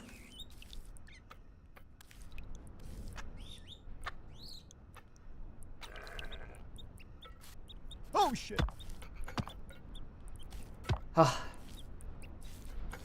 Okay. Next steps, Nate. Next steps. Let's be careful. Let's not be hasty. Let's not be hasty about this, okay? How did I do this? Like, what was my angle? Everything that matters here is the camera angle. It's like Dark Souls, swinging your weapon. Everything that matters here is the angle.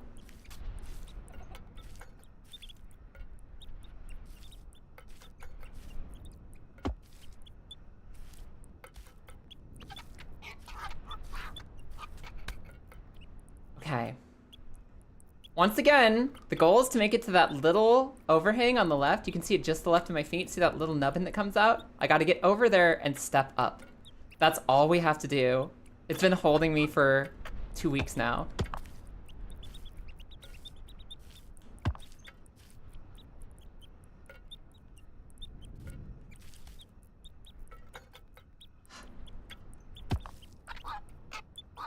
Okay. I think this is the farthest over we've ever been. We just need to get onto that ledge with enough room to get our right foot on it. The goal is to get our right and left foot on that little ledge so then we can stick our left leg up onto the big steppy. Or I just go for the big steppy right now, which I don't think I can make. Yeah, I don't think I can make that successfully. And Nate can't quite get his feet around it. Okay, hold on, Nate. Hold on. We fell. That's okay. Oh no! As long as you don't fall all the way, I'm still proud of you, Nate. As long as you don't fall all the way down. Oh.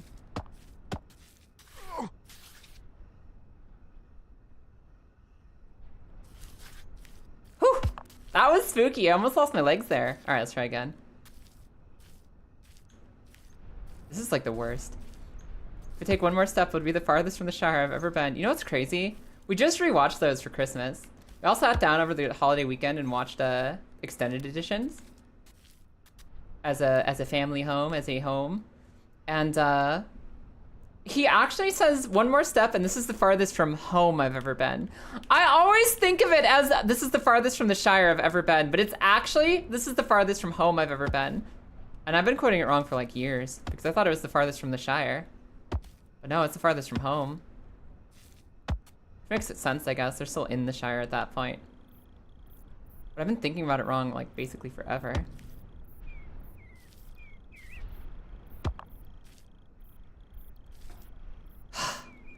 I don't like this. This is so spooky. Hi, Cassie. Welcome in. Okay.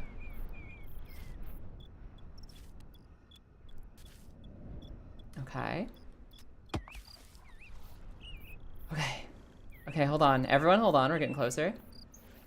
Oh crap! I hate how I lose both my feet there. I hate how I lose both my feet there. You just remember the edit of the movie where he says that every scene? That's so stupid. That's so fucking funny. They just take that bit and run with it for the whole video. If I take one more step, he takes a step. If I take one more step, he takes a step. If I take one more step, he takes another step. Technically true. That statement is never untrue for the whole rest of the movie. Until they head home at like the very end.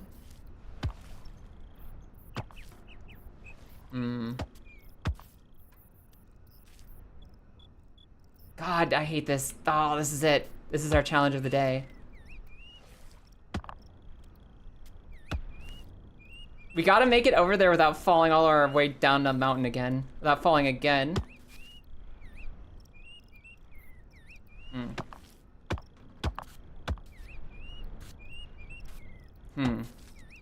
How did I swap legs there? How did I swap legs there? I don't care. We lived.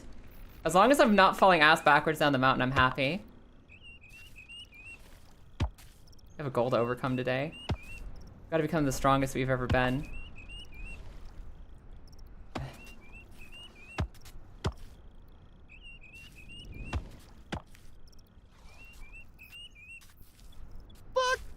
Okay. Alright. Alright, Nate. Whatever.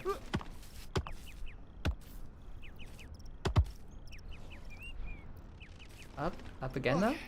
Okay. Okay! Alright. And if I try, like, I've thought to, maybe I'm going too slow here. Maybe I'm going a little too slow and that's the problem. But if you overextend yourself at all on this specific ledge, Nate just goes flying. He goes absolutely scrumbling. I don't think you can do this with big steppies. I don't think it's possible. I think big steppies will only lead to ruin. This is literally where the baby step title comes in. This is where you need to have your babyest steps. The babiest of steps for the biggest of babies. Like, he can't quite get his leg around there. I could try it, but I don't think he can. Like, see, it's like not quite at the angle where you can just reach it up there. God, that's scary. That's so scary every time. We're getting closer, though. Like, do you see how I'm able to test this out without falling? Oh crap! For the most part. You see how I'm able to actually test this out now? We're actually able to work on our tech without going back to the beginning. That's an improvement. I wouldn't have been able to do that last week. Your knees being blocked? Exactly. And if we flip it around the other way, I've tried before where we go backwards and like we have our heels on the ledge and we're trying to go that direction. But his butt and his tummy kind of block it no matter what angle you're at. Like, he's always being blocked by something. So I think this is like, you just gotta like Skyrim horse along the side of the ledge carefully. I think Skyrim horsing is the way until you can make it out to that little ledge with both leggies.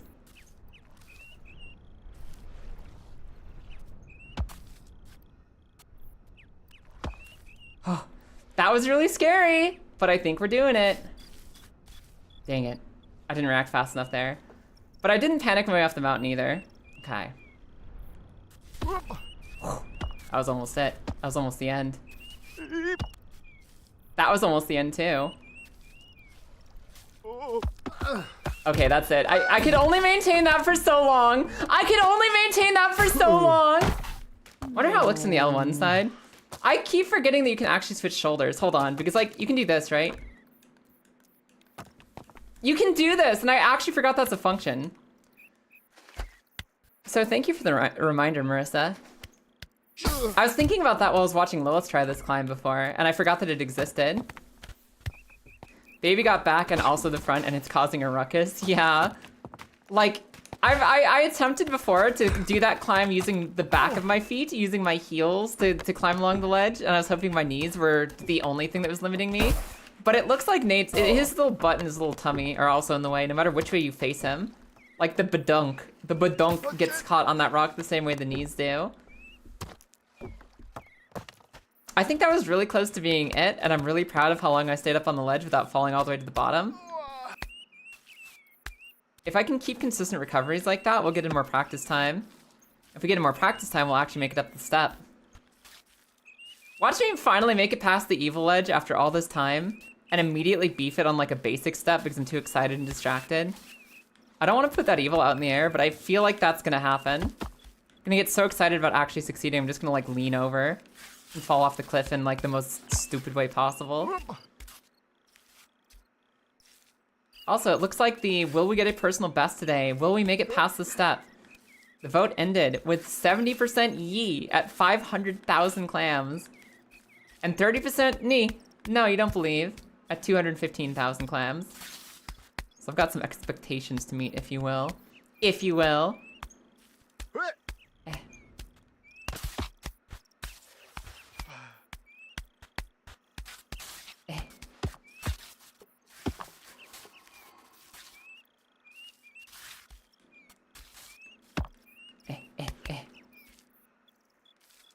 Okay, cool. Oh!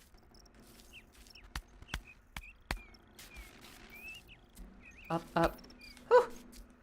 I'm learning that if I panic too much and I hit too many buttons when I start to fall, Nate just goes. He goes flying. If I stop hitting buttons the second I see him wobble, he actually has a better chance of stabilizing. It's a little late in the game to be discovering that, but I feel like it's really true. I feel like the less I panic when Nate is falling, the less he actually falls. And I think that's gonna help us stay up here longer. Like there, I tried to panic button twice, and if I had held the trigger, we would have fallen. But I just let go. I just let go. I simply let go. And I stopped putting momentum into the falling baby, and he gets himself right back up. Mashing is bad. Mashing is actually really bad. This is a game about precision, artful precision platforming. And it doesn't reward your silly amateur mashing. Like you're playing a rushdown character for the first time. No, no, no. Shit! This is a game that respects you and your skills. And if you place your buttons very carefully, you'll be rewarded with superior gameplay. Shit! Up, up.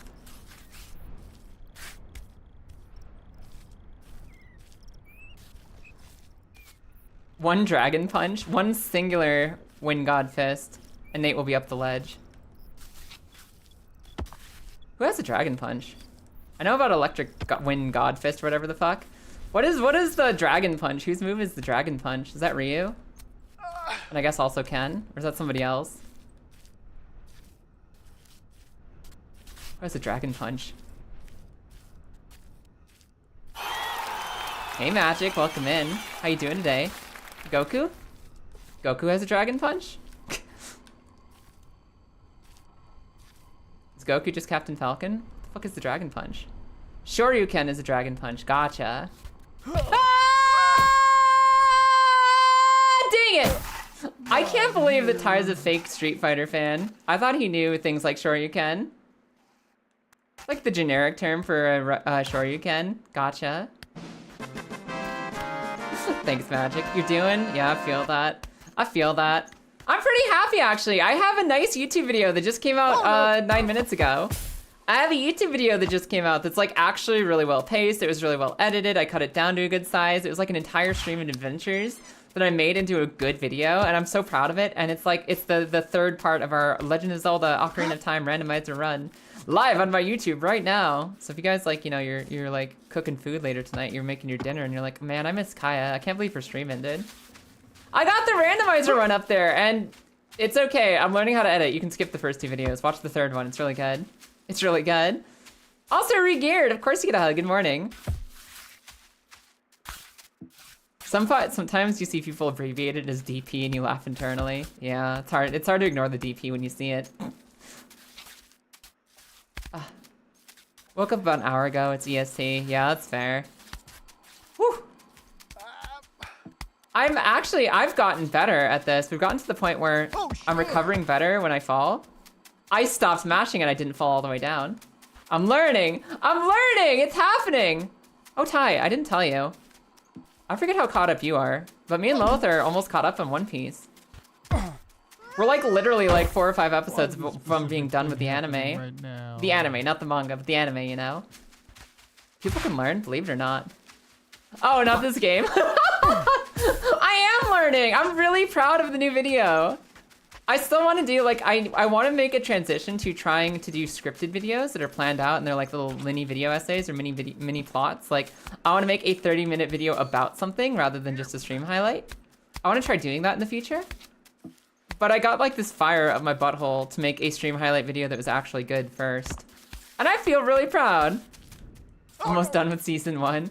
Whatever season is the current season. We're almost done with Egghead. It's been nice. It's been really good. Been a very good time.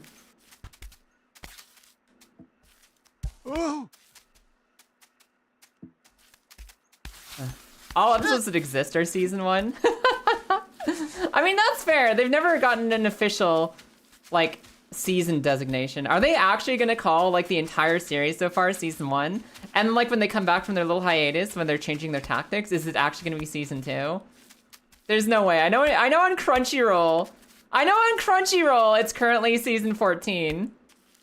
The internet sure is. Fair enough. Yeah, I'm almost done with season 1 then. Watch season 1 of One Piece and got bored, but you have a toddler attention span. It depends, right? The interesting thing about toddler attention span, and this is the thing that we're like learning about like teaching and education as well. You can say no attention span, but honestly, we just get into things that we're into, which sounds redundant, but it's true.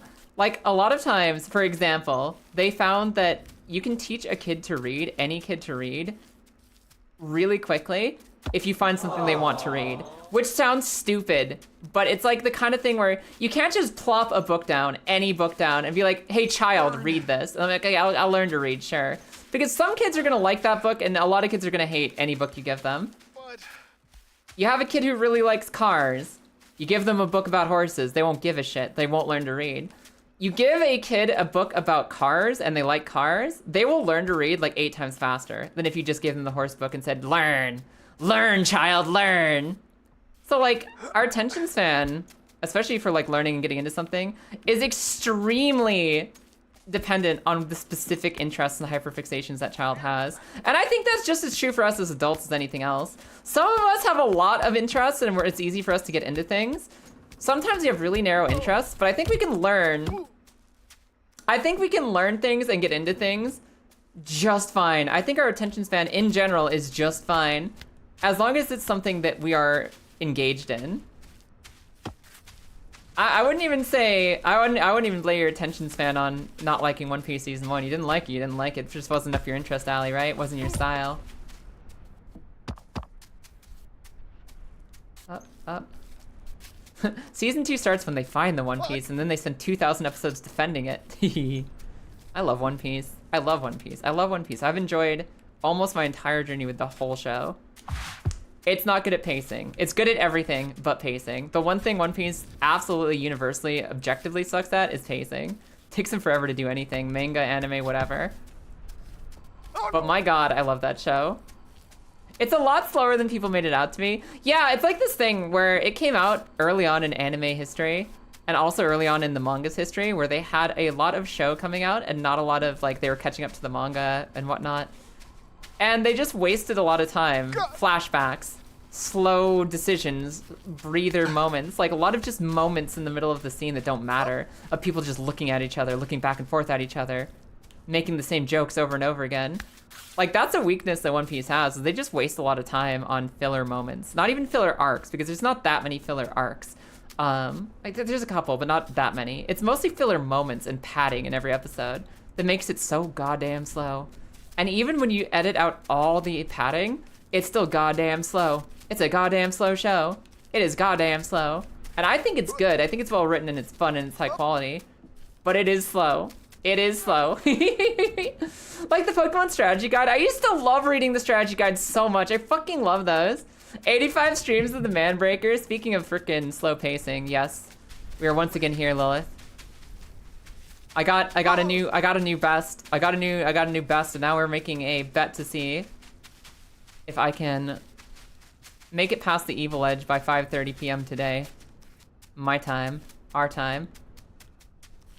Let me break it down. First of all, I spent like maybe 10 or 15 minutes. Maybe I spent 15 minutes literally just right here, falling and slipping and recovering and still being here. I've gotten to the point where I can actually learn up here without always falling down to the bottom of the mountain. Secondly, I got my toes to like, oh my god, how can I point this out? Let me get it right up at the corner of the camera. I got my toes like, see my blanket? You see the edge of my blanket? I got both my feet right there, like right there. I got my feet right there and I just, Nate tumbled backwards from that point. We're getting so close, we're getting so close. The tech is almost there. Foxy was the best filler villain. Fucking Foxy. Lordrum, good morning. It's nice to see you. Your mom keeps asking you when the next season of live action One Piece is coming out. Oh my god. Did you tell her it finally got a release? Did it get a release date or did it just get a trailer? Who was the guy with the cat paw knives? I don't remember, but he did like the anime glasses push with his palm. I don't know his name, but yeah, he's pretty early on. He's pretty early on. I love One Piece. It's not a fast show. It's not a fast show even when it's edited. Dang it! I don't think if they don't know the name of the guy, I don't think they'll know the name of the island either, Nanog. But yeah, I think that's Syrup Island. It's the guy who fucking slices up Mary. It was like, what is that? The second island they go to? It's pretty early on. It's a great show. It gets really good. It's consistently amazing. It's just slow. It's always slow. I think that's the arc that introduced Usopp. I think so too. I'm pretty sure that was Usopp's island, wasn't it? That's where he came from. Mighty God. Yeah, exactly. If I can't remember the man, then sure as hell ain't gonna remember the name of the island. That's the funny thing, because like it definitely, you know how some people say, oh yeah, it starts slow. It's slow in the beginning and then it gets really good. I'd say that at that point, One Piece hadn't hit the gas on when it starts to get really good. On the other hand, I don't blame anyone for like, okay, Final Fantasy 13, it's like really good after 40 hours of gameplay. After 40 hours of gameplay, you'll start to really like Final Fantasy 13. Even if that's true, I ain't gonna judge anyone for being like, yeah, I'm not playing 40 hours of whatever to maybe care about it later. I don't think that's wrong. I don't think that's wrong. Like, you definitely didn't get to the best parts of One Piece. But also, if you were bored by then, just leave. Hit the bricks, get out of there. I think that One Piece was fun at the beginning. I didn't get emotionally invested until I think the Arlong bit. I don't think I got super emotionally into it until Arlong Park, which is like the 3rd or 4th island. But I thought it was really fun even before that. I thought it was always really fun. Bullshit. I know, and also, yeah, you can't get invested without the bits before. It's like the MSQ in freaking Final Fantasy, though. I don't think that invalidates the fact that I didn't really I didn't super care. It didn't hit the gas for me until Arlong. Sometimes you get the gas hit at different points. And I definitely think that One Piece is quicker and easier to get into than like Final Fantasy 13, which is an extreme example. One Piece is still entertaining before it hit its stride. I agree. No, it was fun the whole way through. I liked it even in the beginning. Okay.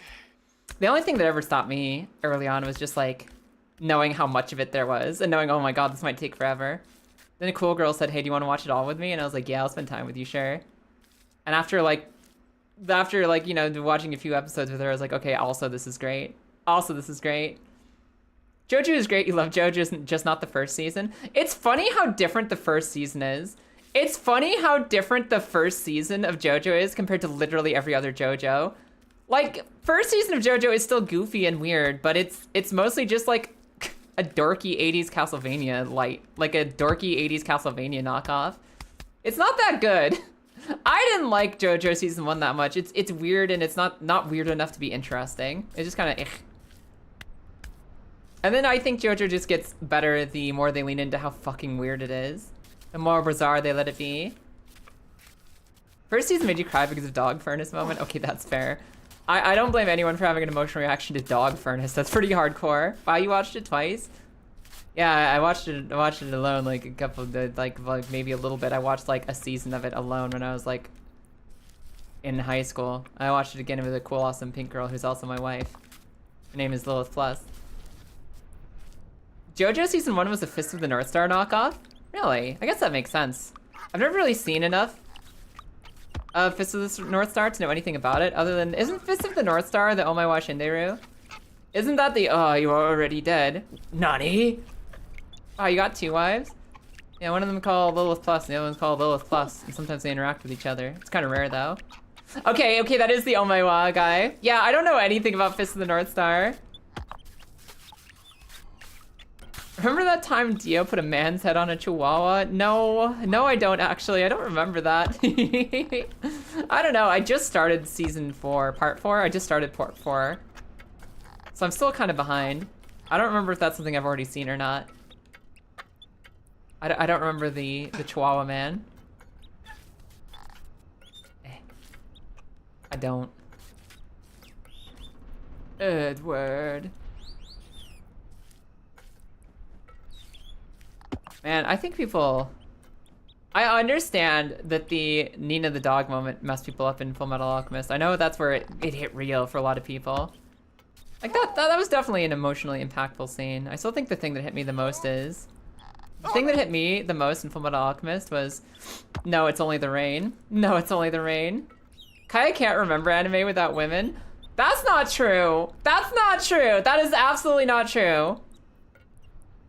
I liked Full Metal Alchemist, and that just kind of has, like, Winry around sometimes. And a little Hawkeye occasionally, and maybe there's a girl called Lust who shows up and occasionally sticks in my brain. But, okay, what is the one anime I can think of that has the most dudes in it?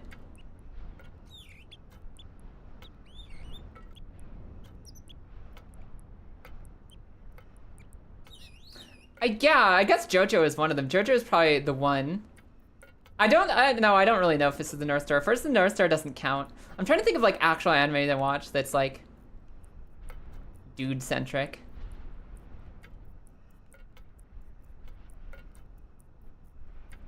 Kind of Naruto, because very rarely did women actually get to be real characters in Naruto. Can't tell you about JoJo. No, I can't tell you about JoJo. Dragon Ball Z, I only know, like, I'm just on the fringes of Dragon Ball Z. I know stuff about it because everyone knows about Dragon Ball Z. I don't know about it because I watched it a lot as a kid. I caught episodes now and then. Like, the only time I actually caught a lot of Dragon Ball Z was, like, half of the Cell saga and half of the Majin Buu saga. Most of it, I just, like, caught little bits and pieces. Abridged counts. Okay, I did love Abridged. I watched all of Abridged with Lilith. That was fun. I know Broccoli is a character in Dragon Ball. I do know that that fucking Toriyama loved naming his characters after random foods and vegetables and stuff. Dang it, Nate! Come on, Nate! I took too big a step, I'm sorry. Abridged counts me even more so than the show. Sorry. Fair enough.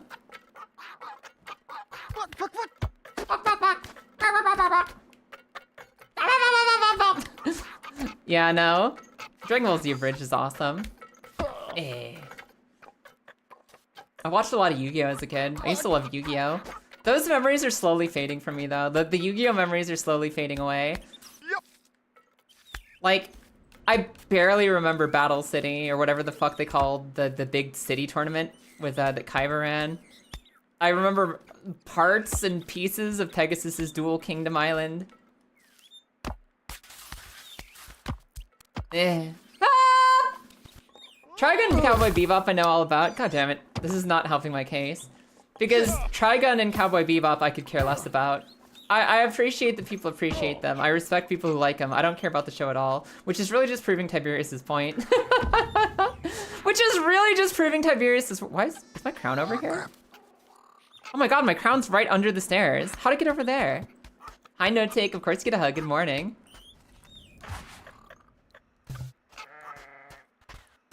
Honestly?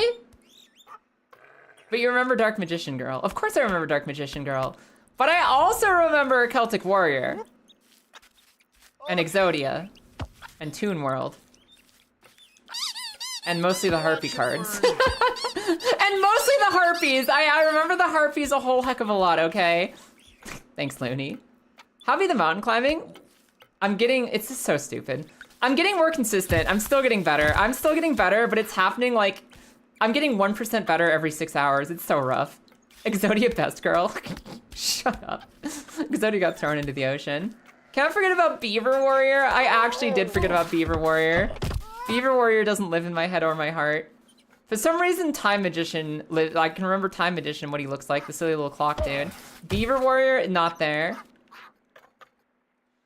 You got into Yu-Gi-Oh because of the goddess of venomous snakes. I got into Yu-Gi-Oh because it felt like it was like a requirement when you're a kid. If you were into Pokemon, you also liked Yu-Gi-Oh. That's just how it worked. You liked one, you definitely liked the other. What is the most dude-centric anime I can think of? I guess I was pretty big. I like Berserk a lot. Berserk was really fucking awesome. All the way up through like, you know, the Golden Era and whatnot. And sure, Costco was in it, but it's mostly a doodly dude anime. And manga. I can remember Berserk. I can recount Berserk. I don't only remember animes that are like about girls. Beaver Warrior does not live in my head or in my heart. No, not even slightly. That reminds me, I finished a book this morning. I went out on a walk in the nice like forest. I went in for a walk in the British forest. The Welsh country lands. I walked out in the forest. I finished my book. I finished the book I was reading. It was a Terry Pratchett book about the witches, about Granny Weatherwax, and just like these silly fucking witch adventures. And I really liked it. It was a good book. I went to go load up my next book. I chose the next book I want to read. What book do I download on my Kindle next?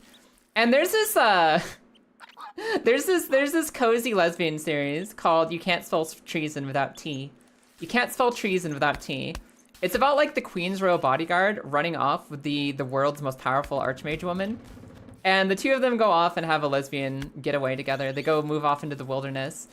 They try to live their lives. They want to open a little bookshop and just serve tea to people. That's all they want to do. They just want to have a tea shop together, and it's just like cozy core fantasy lesbian story.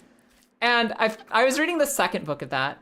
The acknowledgements, like the foreword, the first page you open up the book to, the very first page says, "Hey, this is my dedication. This book goes to every single one of you that gave the last book a 1-star review because there were lesbians in it.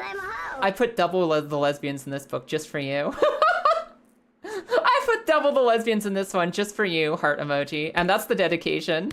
And I respect that. That's some powerful energy. The book might be cozy core, but that's punk as fuck. Twice the lesbian, double the sploosh. Exactly. A double dose of spiteful lesbians. Spiteful lesbians are the best lesbians. Also, thanks for the follow. Welcome in. And Christen, thanks for the resub. Get off the mountain. I'm not... Listen, we have an ultimatum today.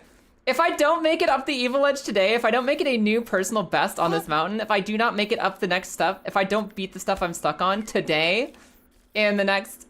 Oh my god, the next 2.5 hours? First of all, we have a clamble gamble that I'll have to pay up on. Secondly, I'm gonna find a different way to complete this mountain. By which I mean I'm probably gonna keep going up the mountain like we have been, but I'm gonna find a new way to stream it because we can't just do this all the time forever until the end of our days.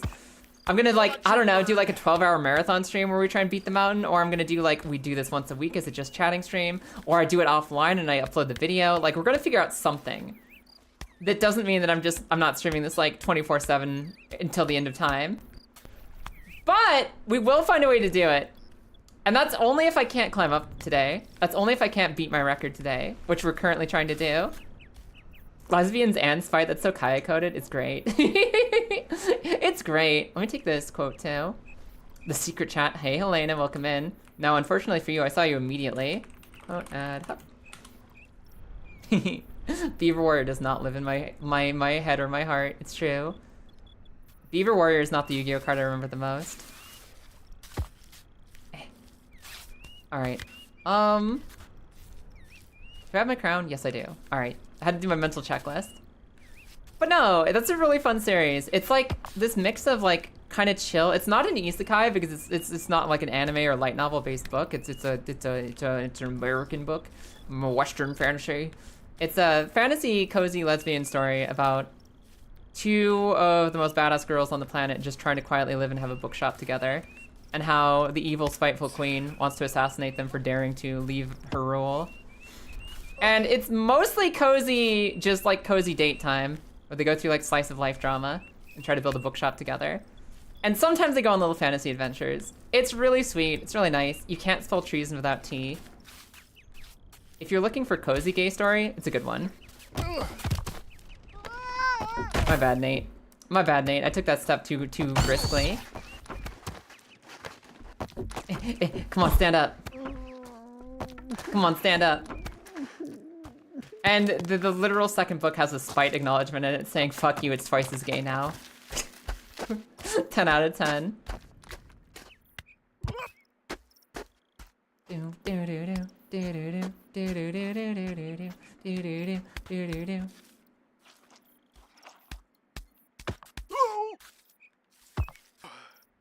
Hey. What other animes have I watched that haven't been totally girl focused? It's kind of rare, actually. It is kind of rare. I'll give you that much, Ty. Usually girly. Usually I need the girl times. Oh no, did the baby man fall? Baby man fall down the mountain? He's fallen down a few times. Hi, Richter. Good morning. How you doing? Little baby man's fallen down the mountain more than once today. But he's also done better than even last time. You going to have a meeting tunnel soon? Do you want music for the climb? Nah, this is cozy. Maybe I could. I know that you do, but in order to really retain it, you need a woman. Listen! Yeah, kind of. I do have the best retention. Aha! Okay, exception. The best anime that doesn't really, like, feature a lot of girls and doesn't need the girl retention. Yakuza. Yakuza. I can remember storylines with Ichiban and Majima. The girl characters in Yakuza barely exist or matter. And yes, I'm counting Yakuza 0 in that. Yakuza girls are mostly plot devices that only occasionally break out to become actual central things. And I fucking love Yakuza. Yakuza is the anime. The anime that I can retain without it needing to be like girls' night. Fuck. That's a game. You were the guy. I'm never the guy. If I watched an anime purely about Ichiban, it would be a 10 out of 10 and I would retain everything. No, I'm telling you, Ty, if they made an anime about Ichiban or, like, I guess Kazuma, but mostly if they made, like, Pirate Yakuza or Like a Dragon, Infinite Wealth and all that, if they made Ichiban and Majima animes, I would sit down and binge the whole thing and remember all of it later. Kiryu is the ideal of manliness. I still don't, I don't feel like I know that much about Kiryu yet. Like, me and my friend, my bestie, my Lily, have been we've been playing Yakuza 0. We're like, 2/3 the way through Yakuza 0. Shit. And Kiryu still hasn't left a huge impression on me. He's just a nice dude. He's just a good guy. He's not really memorable to me in the way that Majima and Ichiban are. The one thing I did really have a lot of fun with is a little B plot where he's like really hyped up about like writing into a radio station. He hears like this dumb radio, like just radio host show, and he's like, oh, that's stupid. I kind of want to be featured as one of their stories. And he like starts writing them stories about his life. And he's so excited to get on this radio show, and it's funny. It's a cute little storyline. That part is memorable to me. But so far, Kiryu is just like a dude so far. He's just a guy. Kiryu has not yet made an impression on me. I need to do more old school Yakuza to understand why everybody's all hyped about Kiryu. So far, Ichiban is one of the best magical girls I've ever experienced. And maybe to your point, Ty, I 100% classify Ichiban as a magical girl. Ichiban's storyline is a magical girl power friendship storyline. So maybe that's why he's stuck in my head more. There's so many good side stories I won't say anything more about. Yeah, that's fair. So yeah, I don't know. Maybe I just need to see more from Kiryu, but he hasn't sold me as a character yet. He's like a good dude. He's a good main character, but he's not like Ichiban Majima levels of main character to me. Favorite part is where Majima's peeking out around the corner and it's the eye patch that's peeking out. Honestly, that's the best way you can possibly have a Majima scene. That's perfect.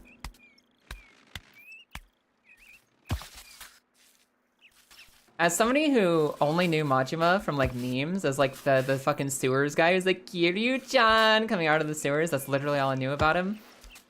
Having seen him in like Dragon Pirate Hawaii and Yakuza 0, Majima is like fucking top tier character. Absolute S tier.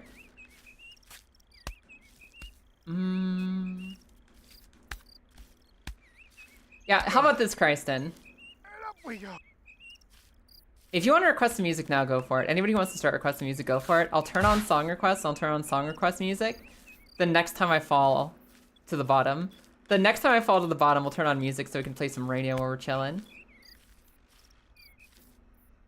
There are two wolves inside of you. One of them isn't maybe feeling song requests because you want to sit here and make conversation, and you want the conversation to be the central focus point of everything. You're enjoying talking to people. You don't want to be a lazy content creator who relies on music to carry you, especially music that can't exist in a VOD. And then there's another half of you that's just like, yeah, let's just jam. Let's just jam while we're up here and working and grinding away. Majima's intro in 0 just blew you away. You love the ponytail version. It was fun. It was really funny. The fucking Majima, the cabaret club owner. Poor guy's going through it. Poor everyone's going through it. I just got into the... Ooh. Dang it! Alright, I guess we're turning songs on. I got to the part in Yakuza 0 where a car explodes and they immediately make you go play Kiryu instead. I've been hanging on the cliffhanger edge for like weeks now because me and Lily haven't had a chance to hang out and go further. Last thing I saw is the car explode. They do that a lot. I know! It's like right when one of the storylines is picking up in Yakuza 0, they're like, no, go play the other character now. Go play the other character now. Fuck you. They gave us some tutorial really early on about, by the way, if you want to swap characters, you can swap characters at any time and just go to the hideout to swap back. They never actually let us swap characters when we want to. Whenever we want to just continue the storyline, they're like, no, you're locked in the other jail right now. Where is this? It's been a while since I had song requests on. Do.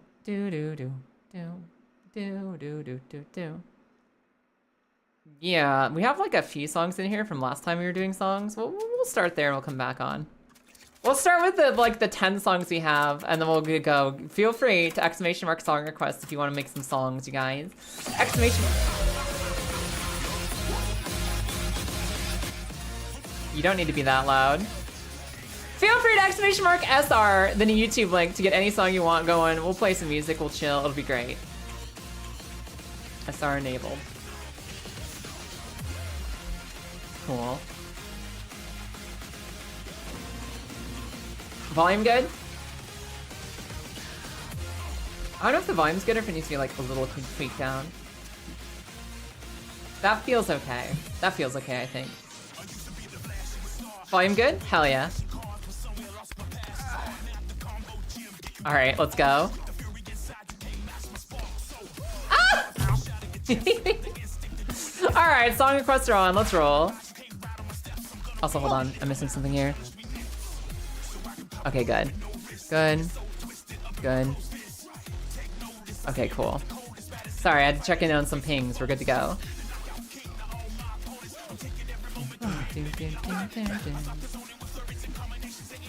Alright, guys. This is the music of a champion. This is the music that gets us up the mountain.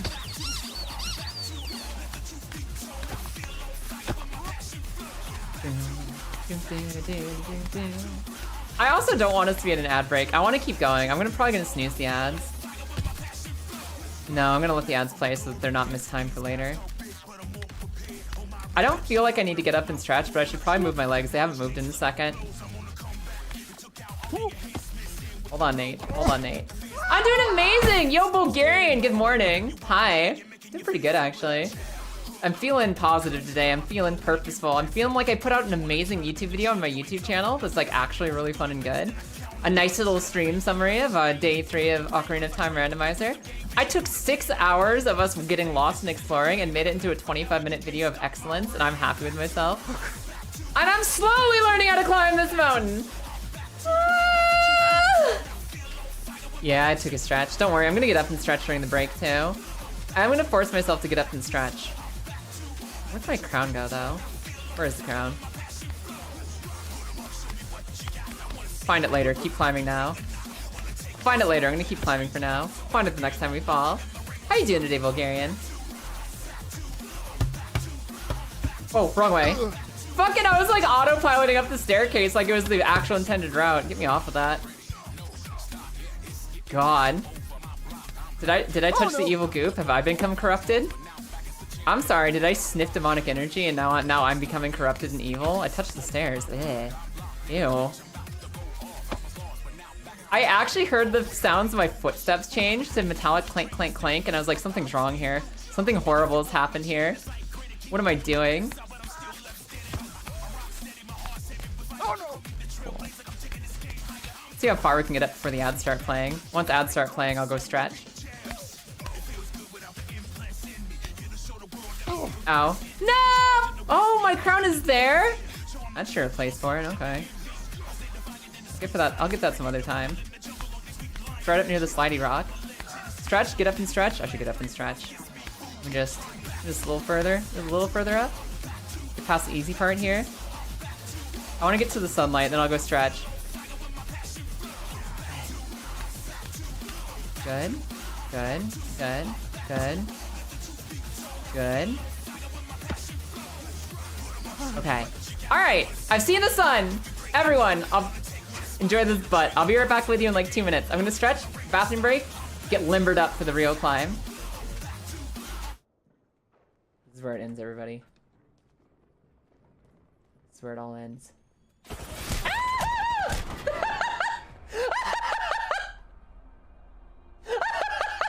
I did it! I did it! I did the thing. Oh my god, it's Epona. Huh? Oh my god. I'm so sorry!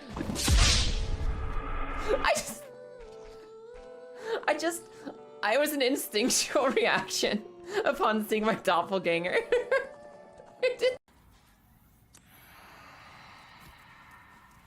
I'm gonna assume that you Heidi fucking motherfucker! Oh, there's a hole. Holy shit, fuck him! Let's go. Okay. So let's do a lover's kiss. Here, it's coming for it. How did I hit myself with that spell? How did I hit myself with that? I don't understand.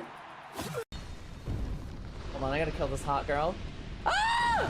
Ah! Okay, she's gotta kill me. Ah! I hate myself so much. Why did I make the same fall twice? Ah! I'm deleting my stream. I hope you guys had a good night. Once, twice, thrice? No! There must be no record of this failure. Ah! Don't kill that mushroom. Did I do bad? Kaya, I killed the enemy. I did that. I got bored.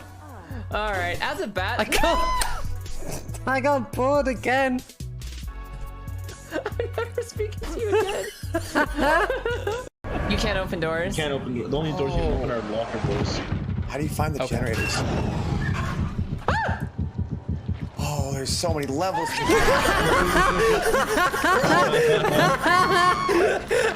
Oh, I might be close to that. Shh. Yeah, I'm trying to find generators as well. Hi. I have no idea what I'm doing. Kaya. I watched it happen.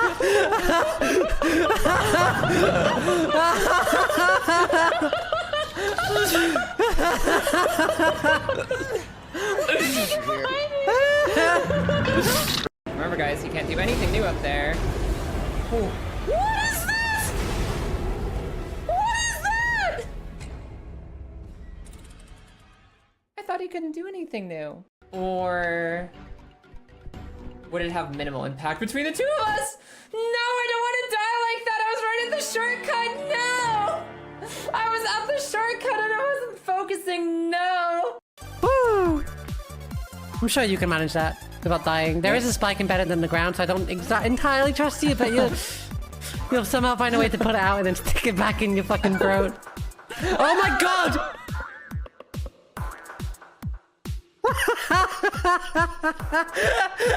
I'm going to a toilet break. Somebody please clip that. If not, Kaya, clip that. I'm going for a fucking toilet break. Holy fucking shit. No way. Line, turn. Line, turn. And just don't think about the giant block. Don't think about the giant block. All right. Hi. Sorry. It was a little extra long stretch break. My legs are feeling a little stiff. We should be good now. Also, I had to change the audio track that we had our music on. That's better.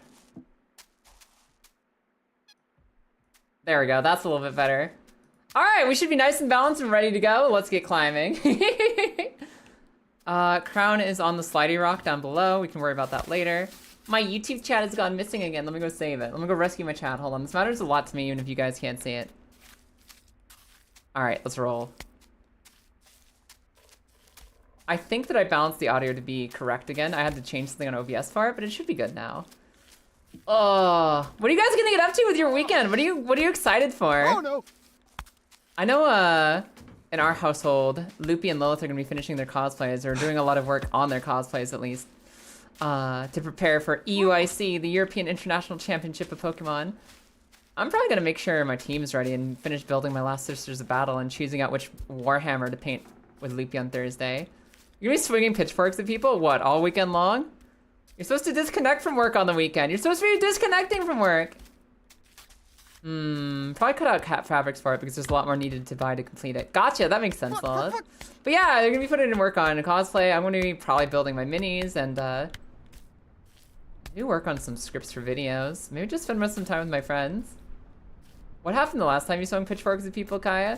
I don't know, it could be in any context whatsoever. Certainly not a game that just recently launched into early access and full completion release. I don't think you gotta do anything by half measures, especially not swords. You think you're checking out the Terraria update? I know there was a Star Citizen update. We're gonna be looking at a Star Citizen update, probably playing some spaceships together.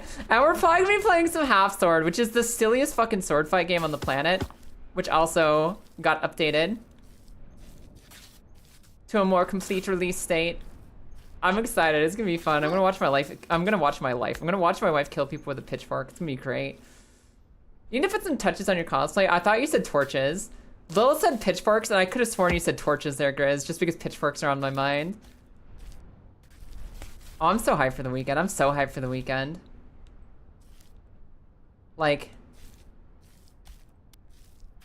I've just had such a beautiful week. I want to cap it off by having a beautiful weekend. I'm so excited. I'm so pumped. I'm so pumped for the weekend, you guys. Pumped to be climbing this freaking mountain at the same time. Okay, let's see. We're on the ledge. Let's defeat it. Let's get that PB.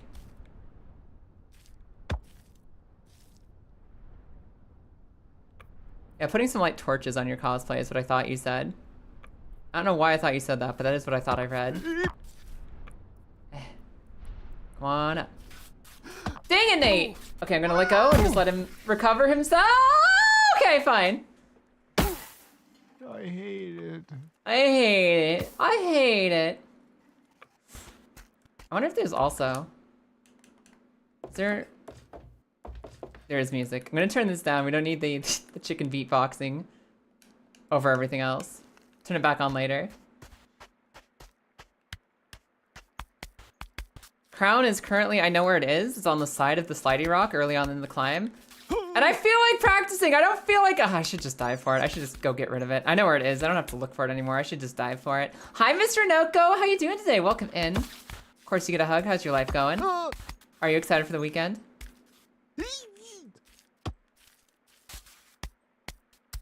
Oh crap! I was gonna say, how are we doing progress-wise? But I saw you fall, so I think I know where we stand. I can't even fault you, dirty girl. Literally, the first thing I say to you when you walk into stream is, "What game are you losing at today?" So I respect it. I respect it, dirty girl. I get you. You going real good today? Oh hell yeah! I'm glad to hear it. Dude, it is a difficult time to be alive. Every single moment that things are actually going good for you, celebrate it. Celebrate the fuck out of the moments in your day that matter to you. It's the only way we're gonna get through it. Having a good day? Fucking pump that shit up to 11. Also, did your game? You did your gamble? Yeah, didn't you say you win? You said something about you always win after you did some gambling and you're not winning? Surprise. It's okay, I'll make sure you win here. I'll make sure we get you up the mountain so you can win here. Hup, hup. Thanks, Lordrum. Appreciate the attention. I love when people come in and they see the titty pats and they're like, Kai, what the fuck is that? And it's like, I don't like head pats, I don't know what to tell you. I ain't one of those soft VTubers who's like, please head pat me, senpai, head pat me. No.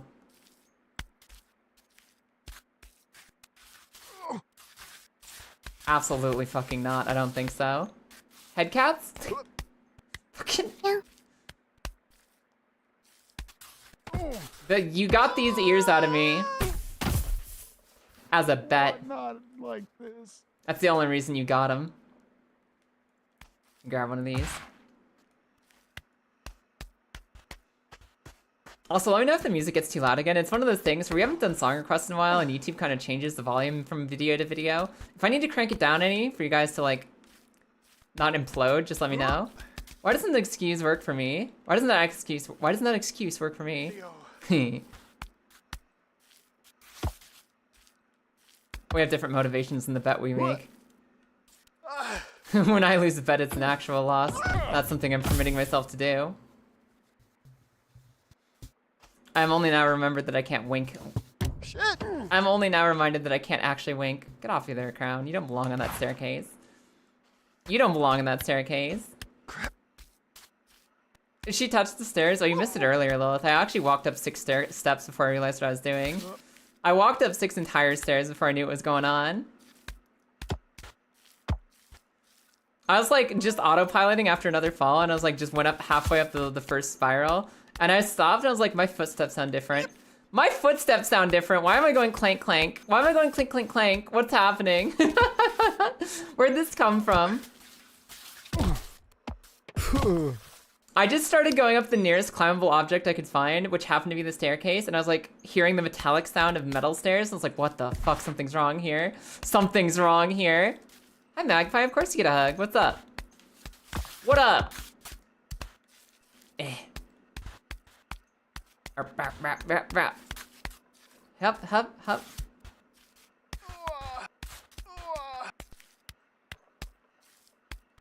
Hup, hup, hup, hup, hup. Awesome. All right, hell yeah. Nope. Sorry, Nate. Keep going. I got a little too excited there, bud. Let's keep going. Come on, Nate. Lilith is watching. We gotta show her the tech. We gotta show her the climb tech. We can't fall now, bud. Can't fall now. Oh my god, Marissa, I forgot to change the camera angle again. Lilith being here reminded me I forgot to try the different camera angle up there. Again.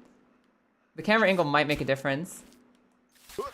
Swapping which shoulder the camera's over, so let's give it a shot next time we're up. Here for your morning dose of beaming fish positivity.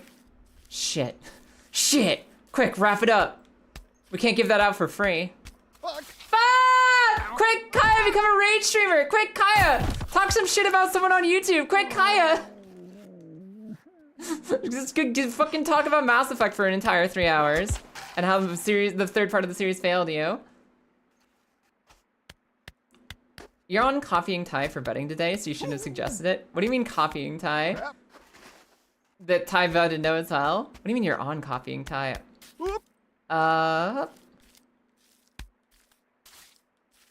I thought that the number 2 vote was entirely within your own desire.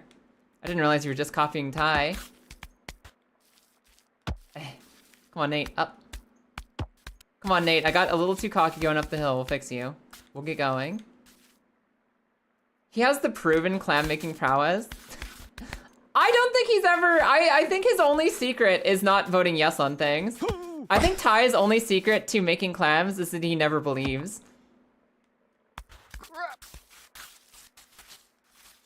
And funnily enough, I do happen to be the kind of person who takes like 1,000 fails to get 1 success. Which, you know, for the most part is how you're supposed to proceed through life, but it looks a little silly on stream sometimes.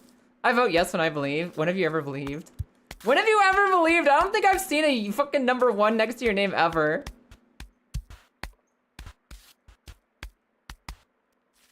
Oh, hi. Crown. You know me too well, that's your secret.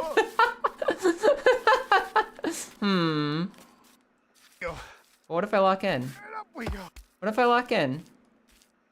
You voted E on your streams a couple times? Yeah, that's because you're an easy person to vote E for. You very rarely bite off more than you can chew. And you definitely don't commit when you do. That's compared to me, who's willing to fail 10,000 times for the 1 RNG victory. I always go all in on E. I'm sorry I've done that to you. I'm sorry I made you bored on my channel. But I respect the support. Up. Over here. Okay.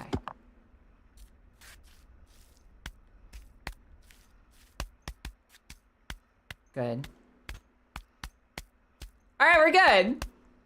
Progress, progress, progress, progress, progress. Oh my god, not the Gwyn music.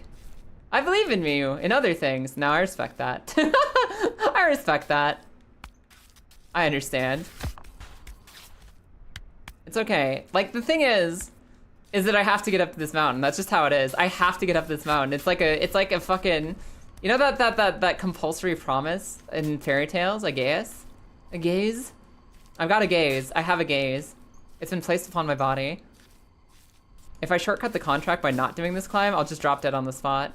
I literally have to do it. It's a fairy deal. It's a compulsion. It needs to happen. If only you could parry a mountain. If this was Sekiro and I could parry the mountain, I'd parry it. I'm actually very good at parrying in Sekiro. I am still learning how to use Nate's lovely little legs. It's a process that, you know, I might spend the rest of my life learning. But I am learning it. If I can learn how to make a video that it doesn't suck ass, which I have, I can learn how to get Nate up this mountain. I can learn anything, eventually. Some eventually just take longer than others. Flubbly? Yes, the flubbly legs. It's a description of how they control. They control very flubbly. As in, like the hit 90s movie Flubber. Only if he was that elastic, we'd just be able to jump up the mountain. If he was as elastic as Flubber, we'd just bounce up the mountain. There's no more problems, no more fears, no more struggles. You forgot about that movie? You forgot about Flubber? How could you forget about Flubber? How could you forget about Flubber? There's another one. There's another one, Ty. Flubber was an anime that I loved as a kid. The only character in that movie was Robin Williams. It doesn't live in your brain or your heart. I fucking loved Flubber. I don't know why I loved Flubber so much, but I fucking adored that movie when I was a kid. Flubber was great. That was like 10 out of 10 cultural impact moment. Hold on. Hold on. Oh, that hurt. That hurt so hard. I don't know where the crown went either, so I'm gonna keep going.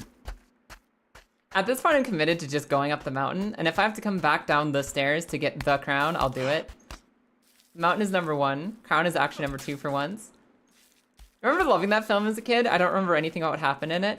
Well, see, Robin Williams was an inventor who made little flubber dudes, little flubber beans. It was like sentient goo that was so bouncy and elastic, and evil corporate businessmen wanted to make evil flubber or something. Fuck if I remember. He had a cool flying Roomba robot. He had a cool flying robot lady who was like just trying to help him out. And I think they got married. I think he married his little Roomba wife. Or did he get married to a human woman and the Roomba just happened to have a weird crush on him too? Robin Williams is the star of any movies he's in. That's true. Rest in peace, King. I remember them flying away. Like the robot got hit with a frickin' baseball bat. The flying robot got hit with a baseball bat and she fucking exploded. And he had to build a new one. And it was like tragic. That tragedy traumatized me as a kid. It's like, no, the cool robot lady got killed. But they fixed her. They made a new Roomba. There was a remake of Flubber? There was a remake of Flubber? Or is the 90s one a remake? Which Flubber is a remake? Did they make a remake? That is the remake? What the fuck? Was there like a 60s Flubber? Was there like an 80s Flubber? What was the original Flubber? Flubber was a remake? What? No way. Today I learned. Yeah, no, the only one I know is the Robin Williams one. There's a black and white Flubber back in the day? Really? Let's make a movie about Flubber, why not? How do you make Flubber without Robin Williams? I feel like he sold that movie. A very different movie. Was it still just called Flubber? Was it still a comedy? I feel like it has to be a comedy if the title is Flubber. I feel like I need to know more now. I need to understand the origins of Flubber. Absent-Minded Professor was the original name of the movie. Okay, gotcha. Fair enough. People give shit about animes that are named like That Time I Woke Up in Another World as an Actual Slime or whatever.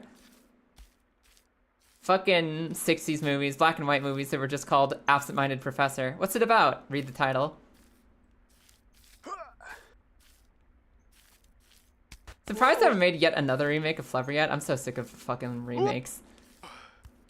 So sick of remake movies. Just make a new movie.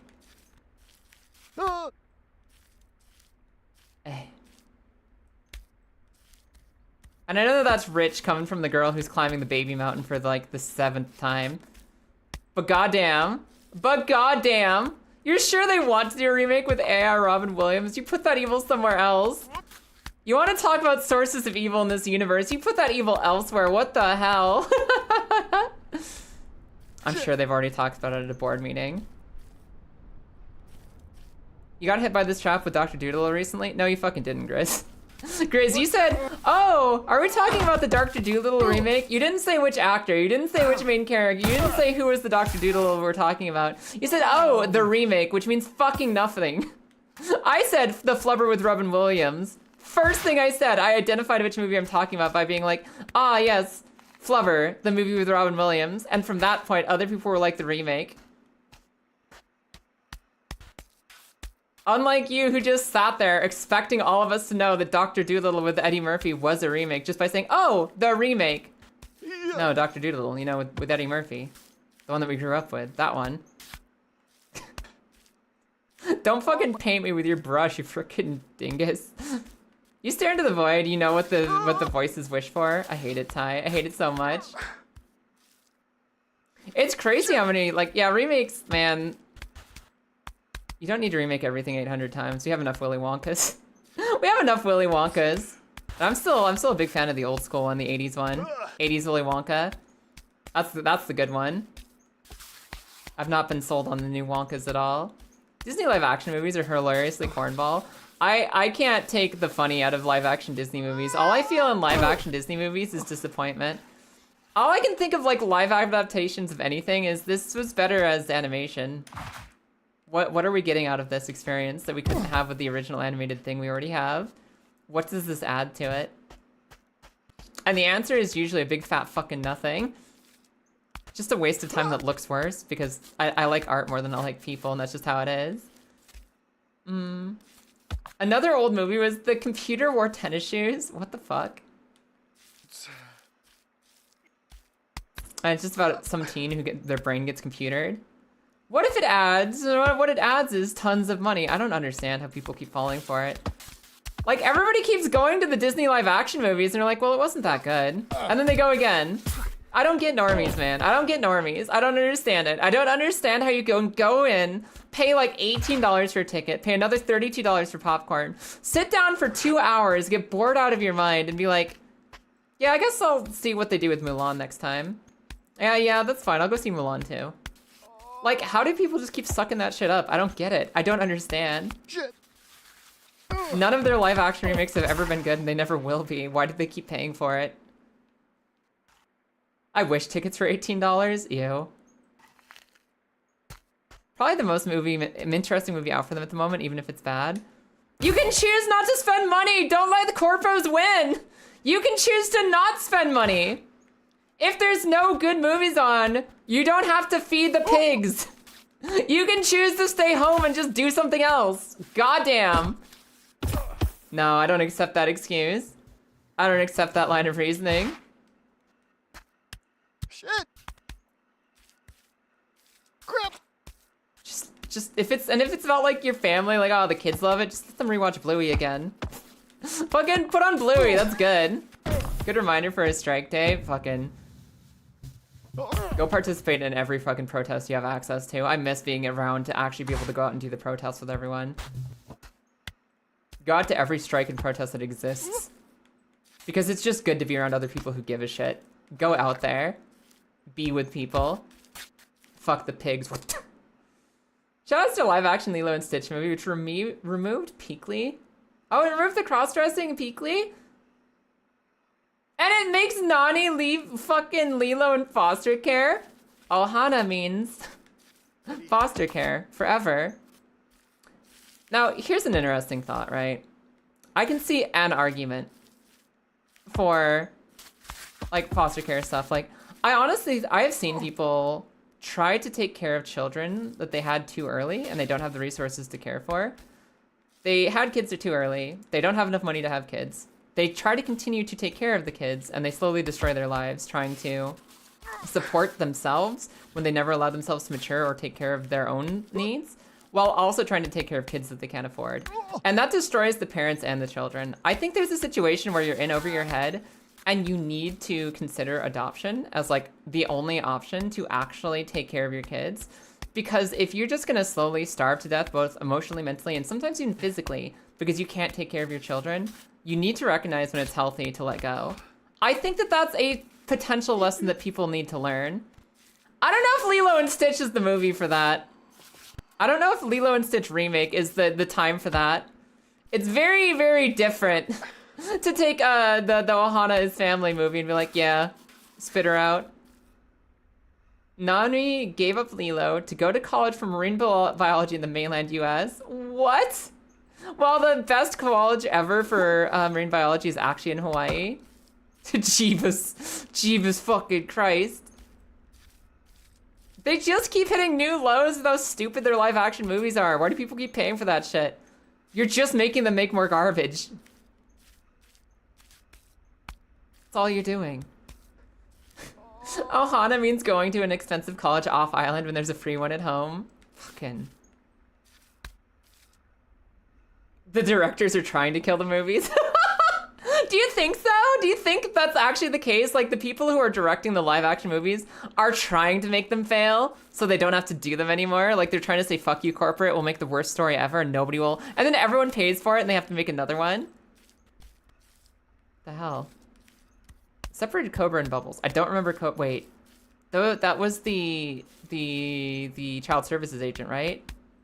That was the child protection agent, right? Bubbles, he was like the big guy. I don't remember Cobra. Who the heck was Cobra?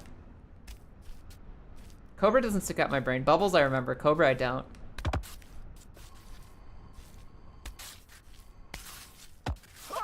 The movies are all designed by committee. It is. It'd be really funny if the people who are forced to direct the Disney live actions are trying to sabotage them by making them horrible, and they're just continuing like the producers. It's just the producers. They just get hired for more. They just want to make content to put on new subscription streaming services, and the movie theaters are just a distraction. Yeah, it's like fucking everything is this corporate hellscape. Everything is corporate hellscape right now. Fuck that shit. They suck ass, don't give them money. That's why I don't pay for Disney Plus, even though I like Marvel things. That's why I don't pay for Disney Plus. Disney as a company is a fucking pile of shit. Cobra Bubbles was his first name. His name was Cobra Bubbles? Hi, Themborn. Welcome in. How you doing today? Oh. They made the Child Protective Service agent and the former Secret Service agent 2 different characters. What? What? But the whole fucking part of the joke, he's like a very extremely serious for Child Protective Services guy. That's so stupid. How'd they make the movie that bad?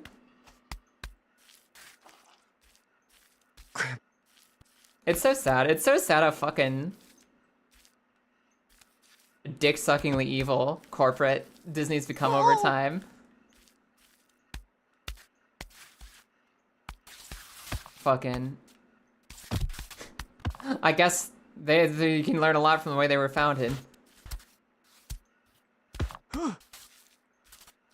Because Mr. Walt Disney was always an asshole. Dude. As a note, the director wanted to keep the cross-dressing in, but the corporate made them remove it. Yeah, that sounds about right. Oh shit! Every member of corporate committee universally can go straight to fucking hell. Apparently there was a real mouse at one point. In what? What? In... Do you mean like somebody was making a live-action Mickey movie? Somebody was trying, like they were trying to fund like a live-action Mickey the Mouse? Apparently there was a real mouse at one point in Disney's house. And you're just like, yeah, it's Mickey now. Huh, go figure. Ugh.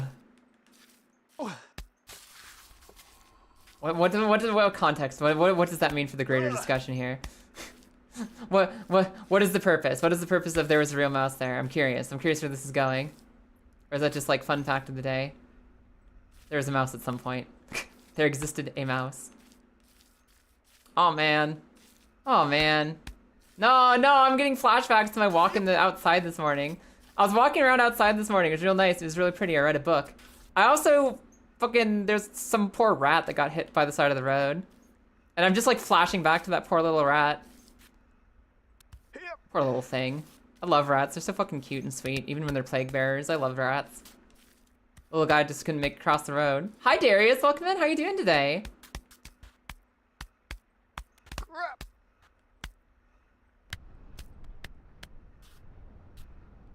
Is this song too loud? This song looks a little too loud. Like that's coming up a little too high on the volume slider, I think. There we go. I wish I wasn't so deathly afraid of rats. It sucks, right? Like, phobias suck when it's like a living creature that's done you no harm. Like, I got no reason foundationally to be creeped out by spiders. But I still have that reaction of like when there's a spider on my wall and I don't want it to like crawl in my head when I'm not thinking about it anymore. It's like, okay, I gotta squish it, I gotta destroy it, I gotta vacuum it up or something. Half the time, and even more than half the time nowadays, I muster up the willpower to go out, get some paper, get a cup, put them outside safely, or do something nice to the spider. I try to be kind to spiders, even though I still have that instinct. Even though I still have that instinct to be like, destroy. Music is quiet in a good way or a bad way.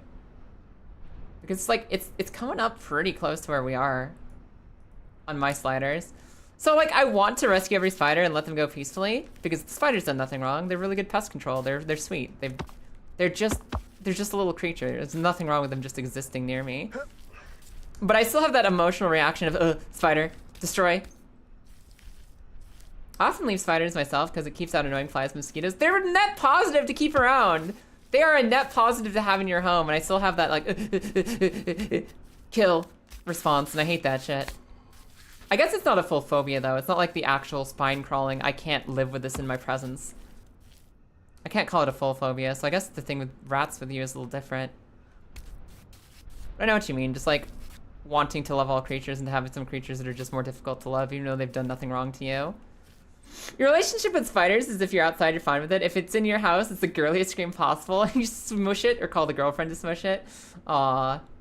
Yeah, I try to rescue them when I can. Sometimes I fail. Sometimes I fail on my willpower. I fail my will save. And I kill the spider instead.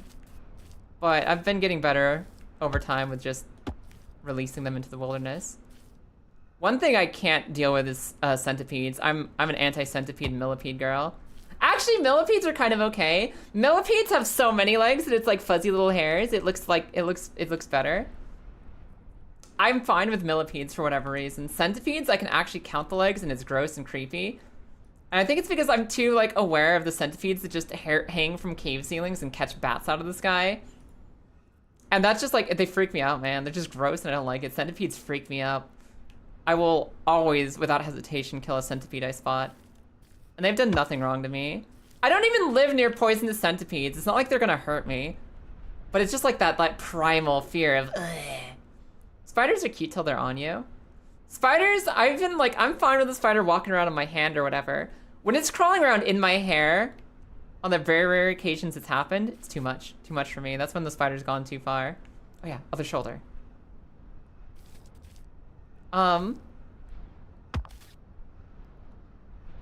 And since I've had a spider on me once or twice, now that's just in my brain now, that like any spider I see could at some point be on me. And it's really hard to overcome that, like, yeah, what if I take my eyes off it and it just crawls on me? Better get rid of it now while I can. Oh, crap. And it's hard to get over that thought. Oh my god, the song! Mumblecore, let's go! Bruh. Blah, blah, blah. Blah, blah, blah, blah, blah, blah, blah. I'm not sure this is better. I'm not sure the shoulder on this angle helps or changes at all. Millipedes are adorable because they're chill herbivores. Millipedes are herbivores? Really? Wow. Wow.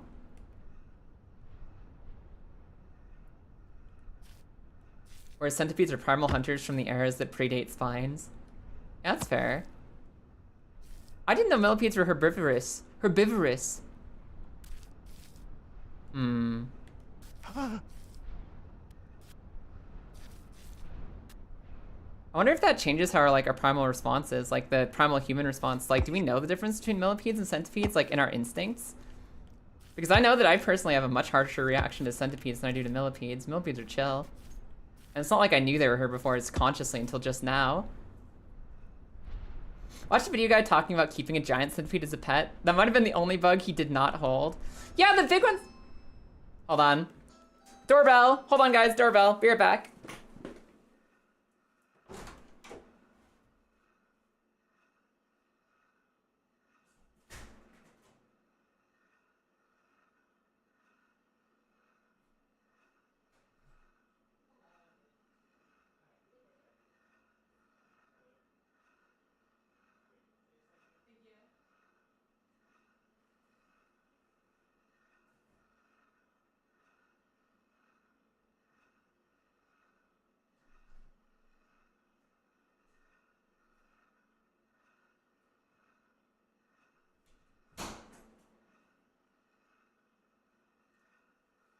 Okay. Alright. Doorbell got. Ah, I'm back. Alright, let's go back to focusing on what we were focusing on. Let's see. This, we're here. If I can lock in and make it past this step, you guys all win points. I just need to lock in on this step specifically. I just need to lock in right here. We just need to make it a little further to the left.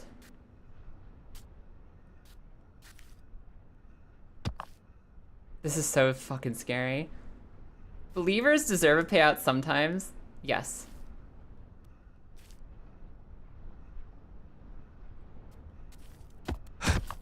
Dang it, Nate. Dang it, Nate!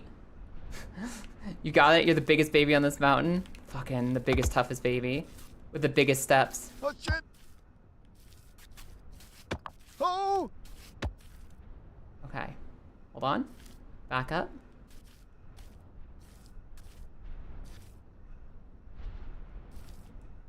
Why is this song here now? Why is the song here now? If only his feet were slightly less baby. No, we need the baby steps. We need the babiest of steps to get across this. We need the babiest steps possible to get through this. Only the smallest of steps can carry us. Grip, grip. Oh, that was close! We got our foot up on the step! We got our step on the foot! If he had maintained his balance, that was it. We had our toes on the right spot. Okay.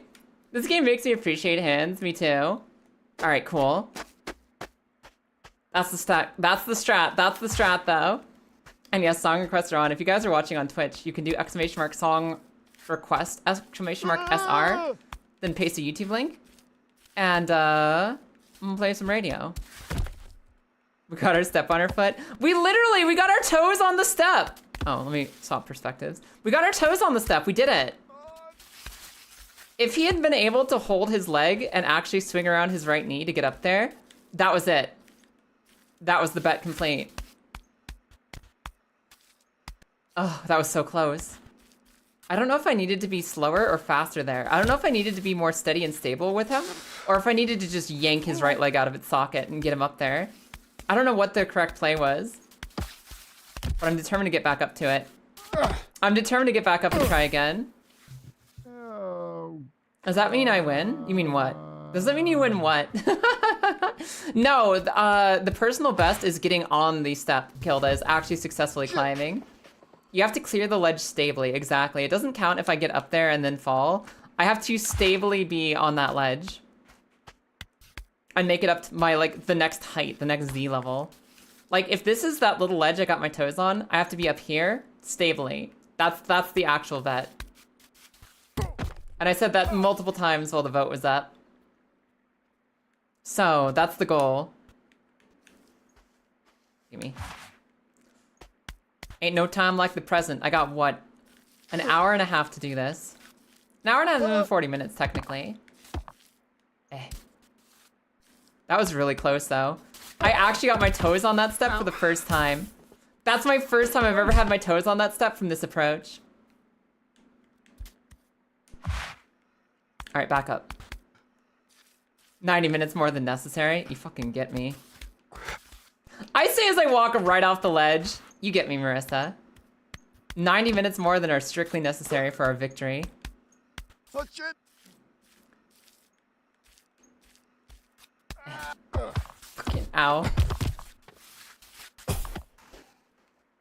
Kaya, why do you like to play chill, relax, laid-back MMOs like World of Warcraft and RuneScape? Well, maybe sometimes after 5 hours trying to climb the hardest mountain or beat the hardest boss in any other game, I deserve a vacation. Maybe every once in a while I want to turn my brain off and just grind something, you know? Because every other day is this. Fucking baby breaker. I'm gonna break this baby. I swear to God, I'm gonna ensure that Nate is the very prophecy of Cadia. The mountain will break before Nate does.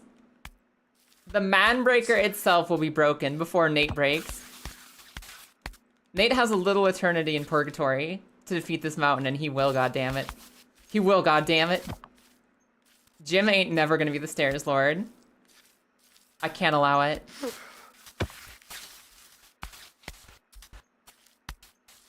The only thing that would even potentially shake my faith is if I get up this mountain, and it turns out that after the evil ledge, the entire rest of the climb is just evil ledges. Turns out it's just like that one mechanic, that one trick, repeated like 18 times. And that's the only way up. That's like the exception. That's where I'd be like, maybe Jim can be the Stair Lord just once. Maybe just once he can be Stairs Lord. Maybe we should turn this game into a lesson on mental health instead of an assault on mental health. The song is so familiar. Is this the... This isn't the Cowboy Bebop theme, is it? Where's the quad? Is this Cowboy Bebop? Am I crazy? This is the Cowboy Bebop intro. Gotcha.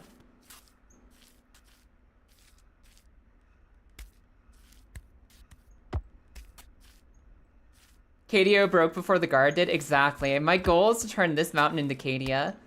Nate will live longer than this mountain will. Nate won't be broken, only the mountain will be broken. Wait, this isn't Spy X Family. Spy X Family was fun, I like that show. I freaking love Spy X Family, that's just a fun show, it's a good time.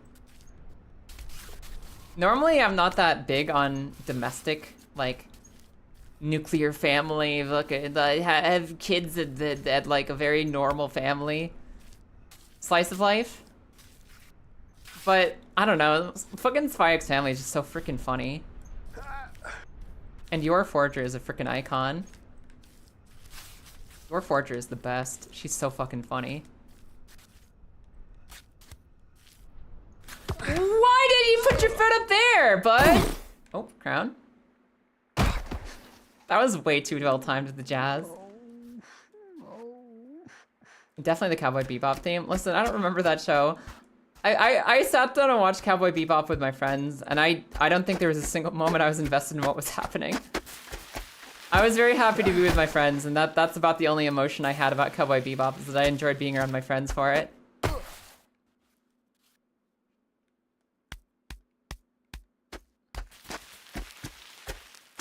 I'd love to give a detailed breakdown. I could do one of those video essays where it's like the 15,000 ways that Cowboy Bebop failed me as a show. It didn't.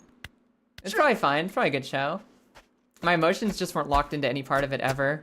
For any reason, at any point, at any time. I felt nothing. It was a show that happened and then it stopped happening, and I could not tell you what happened from beginning to end. Except for, I guess they were worried about a fridge once. It's fair, it's a manly show for men after all. Kill that. Hi, Pharrell, what's up? Thought of a song with a fitting title? I mean, you want to put it on the radio? What's up, Pharrell? How you doing today? Do you want to put it on the radio, perhaps? Fucking the long fall, no. I'm gonna come back for my thing later. I'm gonna come back for the crown later. I wanna keep climbing.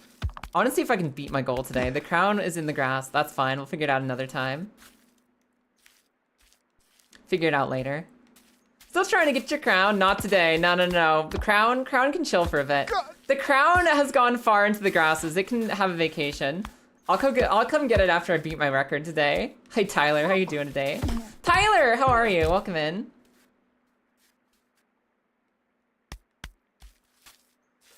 Cowboy Bebop is a show where nothing happens and then it ends. And I don't really have a strong opinion on it. If you like it, good for you. It just felt like a show where nothing happens and nothing matters, and then it stops happening eventually. I don't understand what I was supposed to like about it. You doing good? You just woke up? Hell yeah. And that's not even me trying to be a knock on the show. I'm not trying to like come up here for my hoity-toity cloud of critical expertise. I'm just saying I literally functionally don't understand what I was supposed to like about the show. I foundationally don't get it. Cowboy Bebop had a very, very slow burn. I suppose. Oh, crap. Okay. I guess eventually there was some kind of dramatic ending in the rain. Wasn't there like dramatic ending in the rain? Wasn't there rain? I know that there was rain and I was supposed to be emotionally keyed to be feeling something because there was rain. But I could not tell you a single thing that happened in that show other than like the cursed mushroom fridge.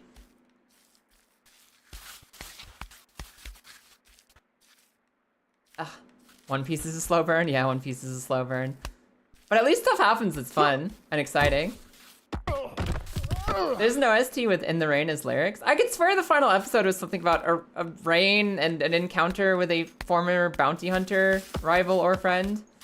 Like he had some very serious edgy boy that, I don't know, had some involvement with Spike or something.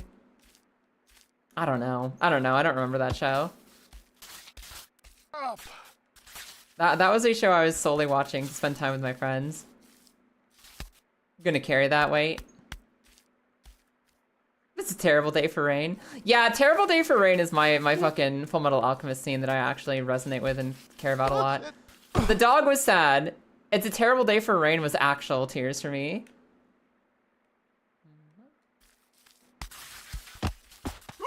Okay. Edward. Yeah, like that yeah, sure. I don't know. I think people have memed the Nina scene in Full Metal Alchemist so hard that I don't even like think emotions about it anymore either. Everybody's like, oh yeah, Full Metal Alchemist, the sad dog moment. I'm like, yeah, yeah, it sucked. It's literally the only thing people say when you talk about Full Metal Alchemist. So it's like when you say the word soup too many times and it stops being a real word to you. that scene has been repeated and talked about and focused on for so long that it doesn't feel like a real scene anymore. It's just, the dog thing happened. If only it was Yakuza not in space. If only it was Yakuza at all. If only it was fun and free and goofy and exciting and inspiring like Yakuza. Yeah, I agree. If only Cowboy Bebop was like written as well and as exciting as Yakuza. If only. If only. Is it bad that the scene that stuck with you most was Envy's breakdown? Oh, it's the little caterpillar, right? Are you talking about Brotherhood or like the original? Because I feel like that was a Brotherhood moment, right? With the little fucking caterpie Envy being, oh, I'm just a little guy, oh. No, I don't think there's anything wrong with that. Yeah, the little caterpillar leech thingy. I remember that scene. I don't think there's anything wrong with like media, like stories hit us in different ways. Like I'm sitting here talking shit on like, I'm not even talking shit on Cowboy Bebop. I just didn't have any emotions about it. I gotta tell you, that's not me saying the show sucked. That's me saying that I had no experience that mattered to the show. Because when we watch stories, when we watch or read or fucking play stories, they mean something to us in different ways. Sometimes they don't mean anything to us because they're badly written. Sometimes they don't mean anything to us just because that fucking thing didn't matter to you. And it doesn't make it bad or good or anything. It just means that you didn't connect to it. It's possible to not connect to something without making that thing bad. And similarly, the stuff that you connect with is so personal. It's so personal what you actually feel emotions about. I think it's weird to be feeling emotions about sad little caterpillar Envy having a breakdown at the end of their life. Like, sure, they were a giant tool douchebag, but that scene made you feel emotions. There's nothing weird about that. Being upset about never having real friends before just crushing its core. Aww. Little Envy. I do not vibe with this. I do not vibe with this explodes. Yeah, like, there's a realm where you can just not vibe with something. Things don't have to be like, they are good, or they are bad, or they are ruined. You can not vibe with things. It's okay to not vibe with things. Or to vibe with weird shit. So again, last disclaimer here. I know a lot of people love Cowboy Bebop. I respect you. I respect the show. I felt literally zero emotions watching it. That's all. Bebop was you. Had to miss it. Yeah, no. You triggered a whole discussion about it. But, yeah, that song's over. Meeting is rough. I'm sorry to hear it. Welcome back, though. Oh my god, Kaya, as I said it. Listen. I did trip a little bit. It's okay. I'm focusing on important things. Motivation time. Motivation. Go. Okay, Kristen. I fell off the cliff to the jazz. It's true. This song is so catchy. I'm so sorry. Run, boy, run. Do do do do do do. Oh, the drums of liberation. I'm going. Hi, Troy. How you doing today? Where did the crown go? It's in the grass somewhere. My goal is to try to get my personal best and then come back for the crown. Either next time I fall or when I actually defeat this. The crown is currently lying in the grass at the bottom of the hill. But I want to focus all my energy into getting my new personal best first. Climb, Nate, climb. Do do do do do do. I've only seen this song in the context of a stupid little Gabu pet running through the fields in Final Fantasy XIV, the little tiny mini Gabu, and it's the funniest video ever. It's so good.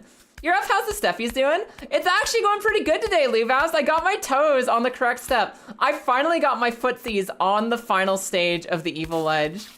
And then Nate immediately tumbled over backwards. He immediately tumbled over backwards. But we've achieved several new records for how far we've gotten. We've gotten our toes on the last step and immediately fallen. But if I can make that step stable and take one more leg up, we've done it. We beat the ledge. Oh, again. Oh my god, Krysten. Can we have that again, but with an exclamation point? That song fucks. You love that video? It's so good, Kilda. The run boy run with the Gabu. Hell yeah, thank you, Krysten. Cowboy Bebop is the episode that you remember is the mentally unstable man in a fat suit flying around an umbrella because it was such a nonsensical villain in the context of the rest of the series. I remember the weird little umbrella guy. Now that you mentioned it, I remember the weird little umbrella guy. Progress? Yes. The progress continues. There's the Corgi too. Yeah, the Corgi was cool. He's a good little guy. Corgi was fun. Ed was a silly character. It's aight. It's okay. Also, Grivo, how you doing today? That is not the song you meant. Exclamation mark wrong song. If you want to remove something, it's all just one word. Exclamation mark wrong song. Oh shit. Yeah, that'll remove something if you didn't like it. Are you winning? Yes, today we're winning. I have a goal though. I have a goal to meet. I've gotten closer than ever to the top of this ledge. And my goal by the end of stream is to make it successfully to the next chapter of this mountain. To get my feet up on the final step that's challenging me, and to plant my feet stably, and to say, I have done it. I have overcome the evil ledge. I've got my toes on it, then immediately fallen over, which is farther than we've ever been before. And my next goal is to make that same step, but survive it. So are you winning? Yes, I am. I also have a sick new video on my YouTube. It came out in the middle of stream today.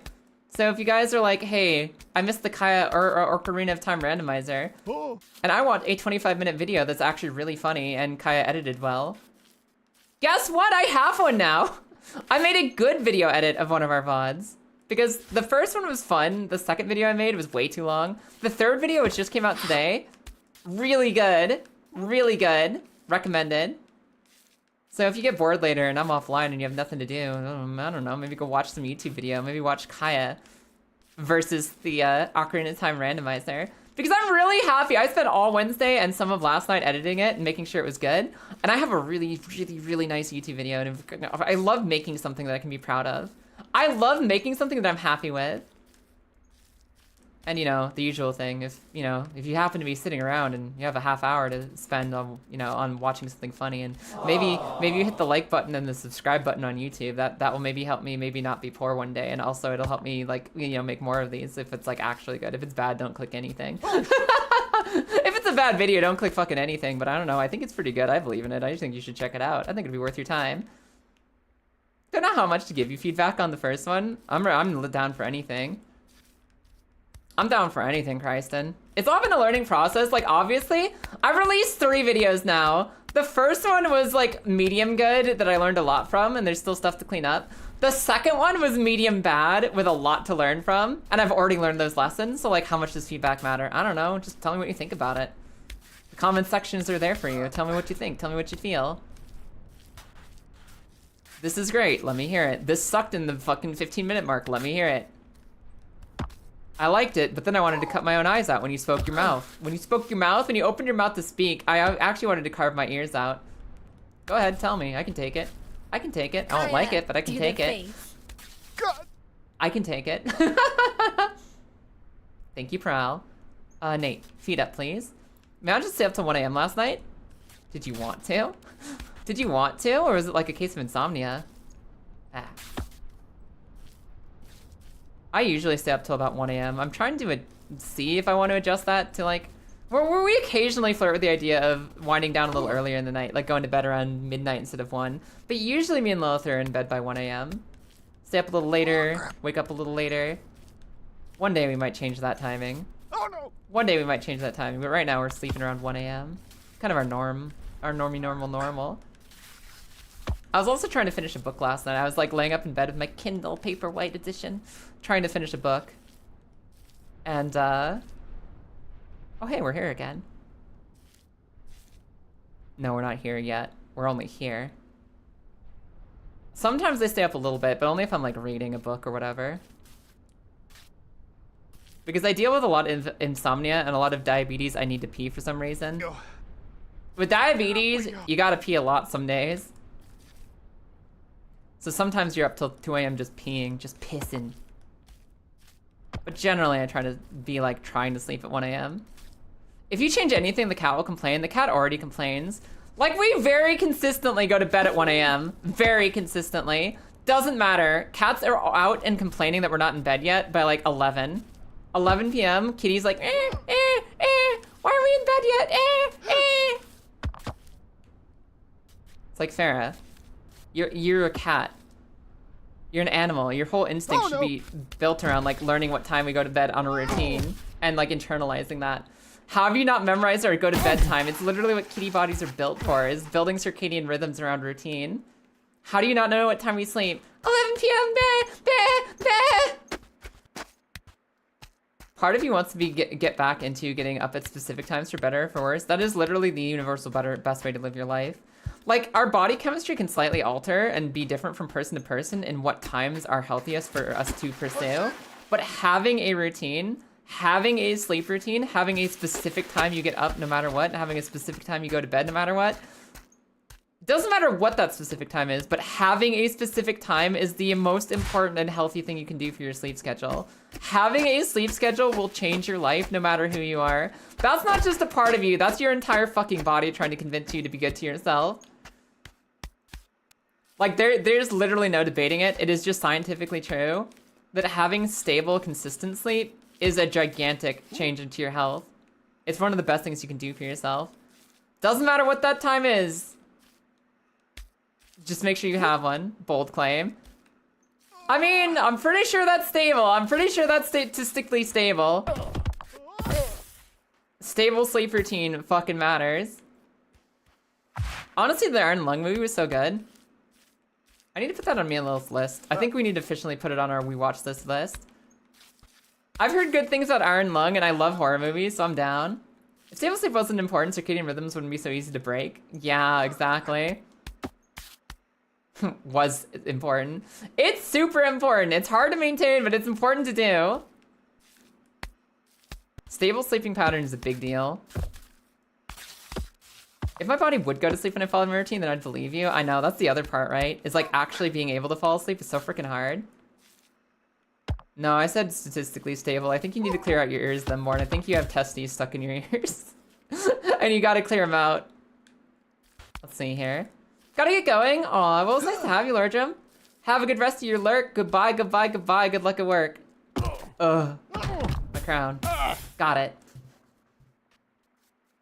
Goodbye, Lordrum.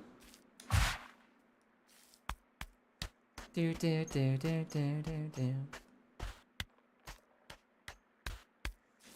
Yeah, insomnia sucks. Narcolepsy sucks. The inability to sleep when you want to sleep sucks.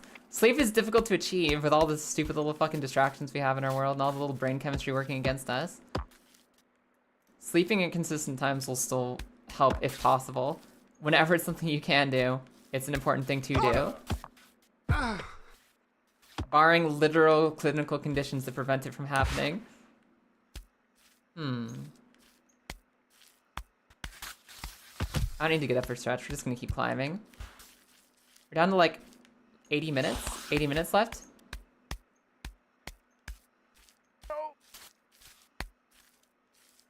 Cool. Alright, I'm good. I'm gonna unpanic and just recover. Speaking of things easy to break, sneezing should be able to cause pinched nerves. What? You sneezed so hard it pinched your left arm in a way that's like non-functional right now? Oh, that sucks, Grievo. I'm sorry to hear that. Good luck. I hope it recovers soon. That's crazy. I know my dad always had issues with that. Like, my dad had mad issues with pinched nerves. Because of, like, the physical work he did growing up, he always kind of had, like, tight vertebrae. He had tight vertebra that would occasionally pinch his spine nerves. And sneezes could fuck him up for a long-ass time. He only recently got surgery to help, like, unpinch his nerves. Like, at age 68 or whatever. It was only very recently that he got any kind of help with it. He spent most of his life with super easily pinched nerves, and sneezes alone would just destroy him. You can only feel like half of your left arm. That's crazy. Damn.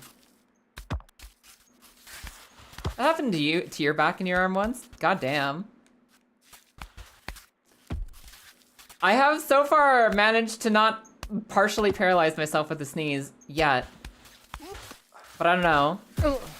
At age 35, or 34, going on 35, I'm sure it's gonna find its way into my body at some point.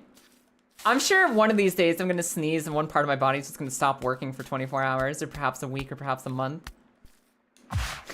What is the anime? What is the anime when, like, somebody fucking dies? Somebody fucking dies and, like, I forget whether it's, like, a heart attack or a car crash or something. And somebody says, oh yeah, that just starts to happen to you when you're 30. Oh yeah, that's actually Recreators. That's fucking Recreators. There's, like, someone who dies of a heart attack at, like, age 40 or something. And one of the characters in the cast just says, yeah, it just starts to happen when you're 30 or older. I don't know, you just die sometimes. I'm just like, what the fuck, dude? True. Yeah, but you don't have to say it like that. Yeah, but you don't have to say it like that.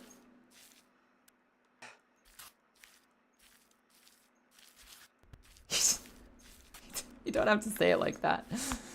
Part of it has to do with your posture. You can position yourself in a way that sneeze is really bad for you. Like turbo shrimping. If you're in turbo shrimp position, if you're already pinching your spine in half, then that sneeze will just be what breaks the camel's back. I understand. Honestly, think Iron Lung should be movie of the year. I'm gonna tell Lilith. I'm gonna tell Lilith when she gets back in here. I'm gonna tell Lilith it's on our watch list now. Next time we need a horror movie to watch. I don't know if it's already on her radar or not, but it's on my radar now. Can you watch Iron Lung on streaming stuff? Is it online or is it only at theaters right now? Because that'll depend on how potential it is. How much we have potential to watch it. It's in theaters right now, dang. I'm amazed, given that it's like a Markiplier movie, that it didn't get released directly to some streaming platform. Fair enough.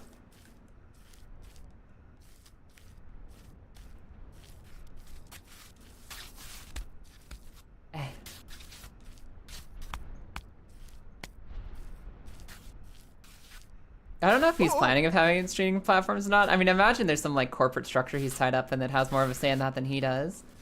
I'm just surprised. Like, if you have a movie that is like known for being like about a game, and the movie itself is made by a famous streamer, a famous YouTuber. Well, technically a famous YouTuber. I don't even know if he streams, but a famous YouTuber. You'd think that getting it to a digital format would be like one of their first priorities, because that's where most of his install base is gonna be watching, right? Hi, Kalanai. How you doing today? Like, I know he doesn't have he probably doesn't have that much to say in how it's distributed. But if your star selling power is the YouTuber made this movie, and it's a good movie, but the YouTuber made this movie, you think they'd work like, okay, we gotta get this to Netflix or Apple TV or something, so that the online audience can come watch it, instead of being only theaters. So I'm just surprised. I'm surprised it's like not immediately watchable somewhere. Also, Blah. I think I said hi, Blah. Blah, blah, da, blah, blah, da. I think I said hi when you came in. But I'm also starting to get paranoid that I didn't, because I haven't seen you around in forever, and it's good to see you, Blah. I hope you're having a good day. Hi! Yeah, hi! I feel like I said hi, but I was scared that I didn't say hi, so I wanted to say hi. Wait. Wait. Wait! Nate, I swear to God, buddy! Oh my God, that crown is going. Did you see how far that thing went? Did you see how far that went? We're doing pretty good today. I'm trying to make progress on this mountain. I'm feeling spicy and choicey and all kinds of bouncy. I'll get the crown later. We gotta go up. We gotta go up. I'm developing the tech to finish climbing this mountain. And it's been so hard. It's been so hard. I'm sure Mark wants it on streaming platforms as well. That's what I would imagine. So we'll see. You guys are inspiring a hunger in me. I was like only moderately interested in Iron Lung as a movie, because I don't know anything about the game except for I think it was made by a dev who made another horror game I liked. I think the person who made Iron Lung made something else that I liked. Like, is that the person who made Squirrel Stapler also made Iron Lung? Or am I thinking of someone else? And I don't really watch Markiplier. I don't know that much about Markiplier. I'm not a huge Markiplier fan. So I just like am vaguely aware that Iron Lung exists as a movie. But people have been coming in today and saying it's really good. It's like a really good horror movie. And now the curiosity has awakened in me, and I really kind of want to see it. I love good horror movies. I love horror movies, especially if they're good. It's not that hard to love things that are good, but I do love a good horror movie. And I kind of want to know. I want to know now. The thirst. The ledge calls to me. The ledge is calling to me. Remember, guys, the crown is there. If I go back and I'm like, where the fuck is the crown? It's in that. It bounced far. It's in that part of the forest. But I want to go back to the ledge first. What? Up, up, up. It's our moment. It might be our moment. It might be my moment, Prowl. Is that K-pop Demon Hunters? Is that K-pop Demon Hunters?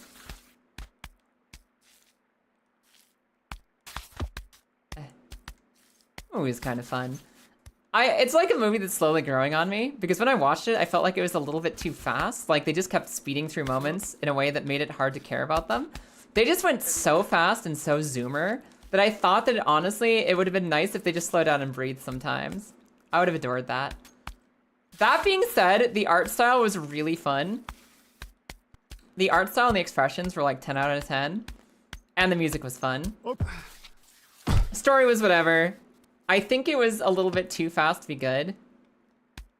But, I don't know. The further I get away from actually watching it, the more I'm like, yeah, that movie was cute. That's a cute movie.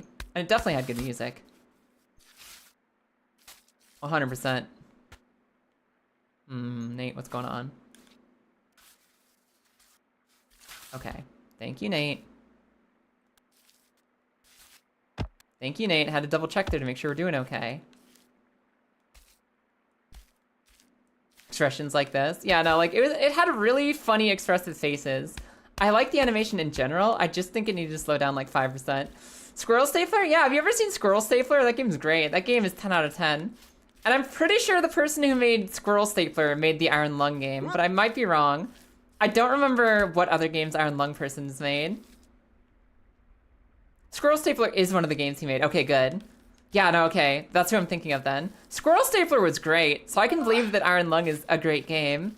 But I still wasn't too interested in the movie until people started piling in and saying, yo, movie's pretty good. Oh, crap. Generally, when people enjoy something, I trust them. I'm not one of those, oh, a lot of people liked it. Ugh. Ugh. Trying to get me to like something. Ugh. I'm not one of those girls. If a lot of people like something, there's probably a good reason for it, and it makes me excited to go check it out. So I definitely want to check it out.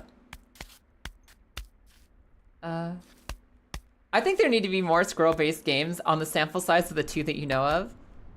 Dude, I want, like, the teams that make Spider-Man games to make a Squirrel Girl game. I want a Squirrel Girl game made by the Spider-Man group. I'd take a loan. I'd pay a family fortune that I had to go into debt for that. Get the Spider-Man game devs to make Squirrel Stapler, Squirrel Girl. And I'd be so all over that, you have no idea. You have no idea. There's more lore in the movie than the game itself. That's kind of what I would expect. Like, given Squirrel Stapler, right? Given that I've only experienced Squirrel Stapler from that guy, it seems kind of lore light and mostly just experience. It's like this weird experience you're going through, the game itself. So it makes sense that the movie would have more lore in it. They gotta build some story into it. But in like a good way. Like they're actually adding something to the universe instead of just trying to pigeonhole story into a game that doesn't need it. I don't know. Iron Lung seems cool. I want to check it out. I want to watch that thing. Okay, hold on. Hold on. This is the long fall music. Nate, we can't let anyone down. We can't actually fall while the song is going. Nope, just because the song's over doesn't mean you can fall either. Just because the song's over doesn't mean you can fall, you stinky baby! You stinky shit baby! I don't even know why you lost his footing there. Being so careful. Gas, do you see birds just outside your window just chilling? Hell yeah. Dude, I love birds. Birds are fucking cute. I like to have a pet that I can actually snuggle, so I prefer dogs or cats generally to birds as a pet. But as, like, how much do I love the animal as an animal, just generally for being an animal? Birds are, like, one of the top. I love birds. Such stupid little orbs. I love birds so much. Doves and pigeons are, like, my favorite. And then weird little birds of paradise are probably my second favorite. Colorful little tropical birdies.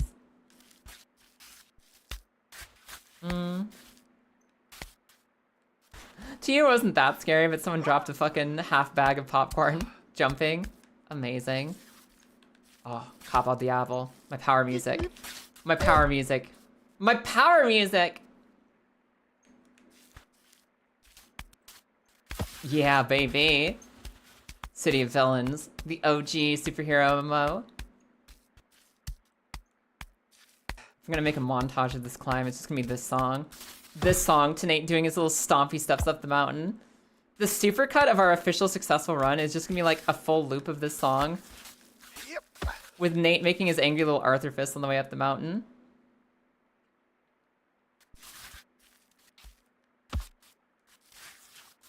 And as a reminder, anyone who wants to listen to music, feel free to request the music with !SR.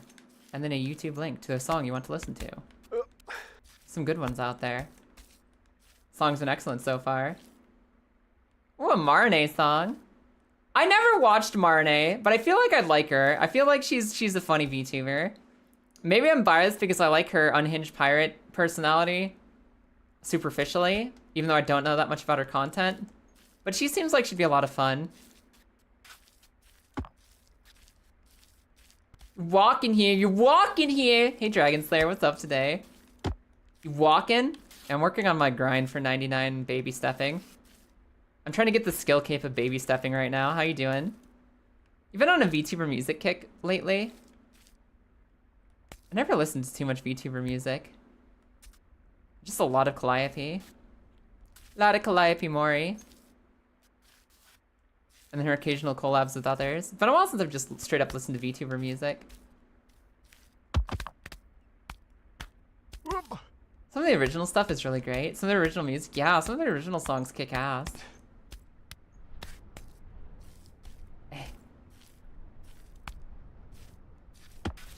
What is this? What's happening? What is this spoken intro? Is this a song about my crown? I was looking for you, and I couldn't find you. Is this a song about my crown?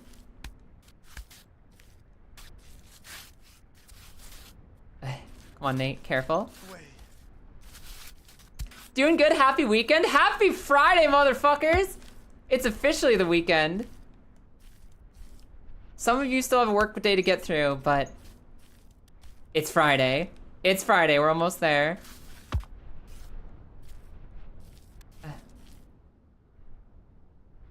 This is Star Wars Life Day? I don't know. Somebody do exclamation mark song. What are we listening to? What are we listening to right now?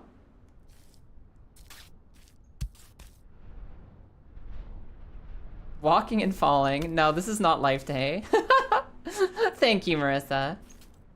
This is not Star Wars Holiday Special. Gigi's first original song broke your heart and made you cry so good. Which group is Gigi a part of? Is that a Hololive EN? Is that... No, V-Charger got imploded because they were full of assholes. What about... Who's Gigi? Which VTuber is Gigi? What group is that? Hololive, gotcha. Not familiar with the name. I haven't kept up with Hololive in a while. They were like my inspiration to get into VTubing in the first place, but I haven't done a lot watching them since starting. I've been so caught up like with watching friends and actual people on Twitch.tv. I don't really watch a lot of Hololive anymore. They definitely were what got me started in the first place. Gigi is unhinged American. Gotcha.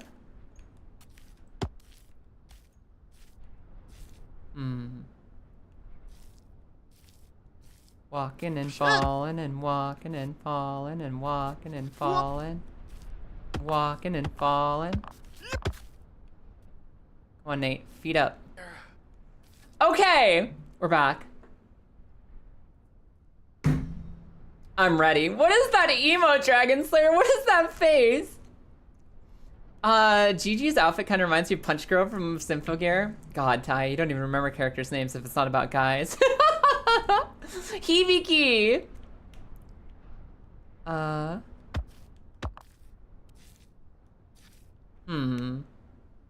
Is Gigi that one that made Boat Goes Pinted? I don't know. I don't know anything about Gigi. She is, okay. Confirmation from Loopast. Hold on, Nate. I recovered that? Excuse me! I'm a baby! I'm the queen of babies! I am the best at being a baby. Did you see that recovery? Oh, I'm sorry, I was a little too excited there. I got a little too into it, hold on. I just sprayed like water all over my soundboard. Hold on, I literally, let me pause here. I was so proud of that I actually smacked my open water bottle on the desk, and there's a little water everywhere now. A little water, a little bit of everywhere. I might take a blow dryer to this after stream to make sure it really cleans up. Like, hold on. Hold on. I was really proud of that recovery, and I maybe took it too seriously. And maybe there's vital juices inside my sound mixer. okay. Let me take a drink, Carmaya. From what's left of my bottle. And yeah, I'll do a stretch. Thank you. Of course you get a hug. It's fine. It's okay. It's just, it's only slightly sticky. You have to take that quote, please. Yeah, no, don't worry. I'm taking that one, Marissa. It's okay. It's like energy drink syrup and water inside my Go XLR. It's just a little sticky. It'll probably recover fine. I had a little towel nearby to clean this up with, so we're actually okay. I'm gonna tilt my sound mixer to the side and see if anything pours out of it. Yeah, we're good. Yeah, we're good. Nothing came out. It's not waterlogged. We're okay. All right, anyways. Let's roll. All right, Nate. After the best recovery of all time, can we clean it out? Can we clutch this up? Are the dog days truly over, Nate?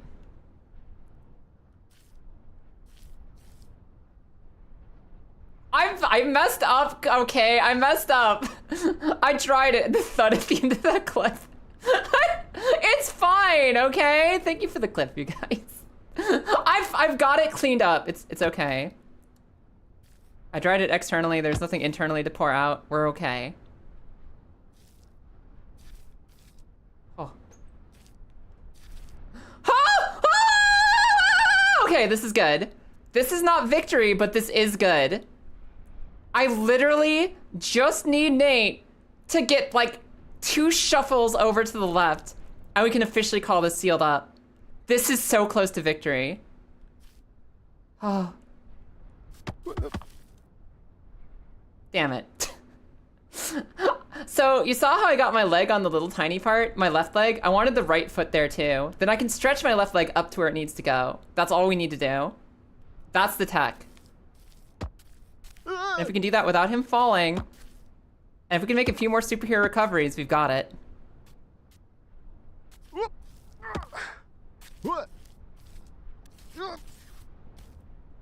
Make a couple more superhero recoveries, we'll be okay. Why is the music not playing? Let's find out. Use your hands, Nate, fucking! Alright, that song isn't playable in my region, apparently. Got the next one. Okay. Come on, Nate. Like, I wish that we could just flop over the top of the rock. Like, I wish I could just flop like a Magikarp over the top of the rock and get him to recover just by throwing his tummy over the top here. But he's not tall enough. He'll just slide off backwards if I try it. I'm like 90% sure he just slides off backwards. I might be wrong and I might be missing a speedrun strat, but I'm pretty sure he can't. I'm pretty sure he can't just flop up there. You should mostly lift with your legs anyways.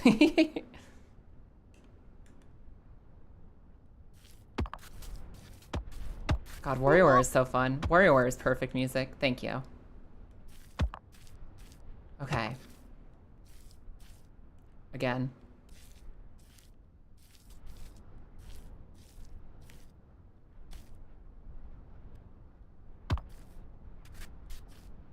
Okay.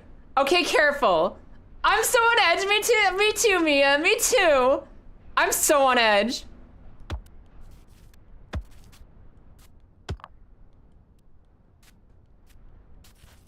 Hold on. Wait, he might be okay. Damn it! Ah!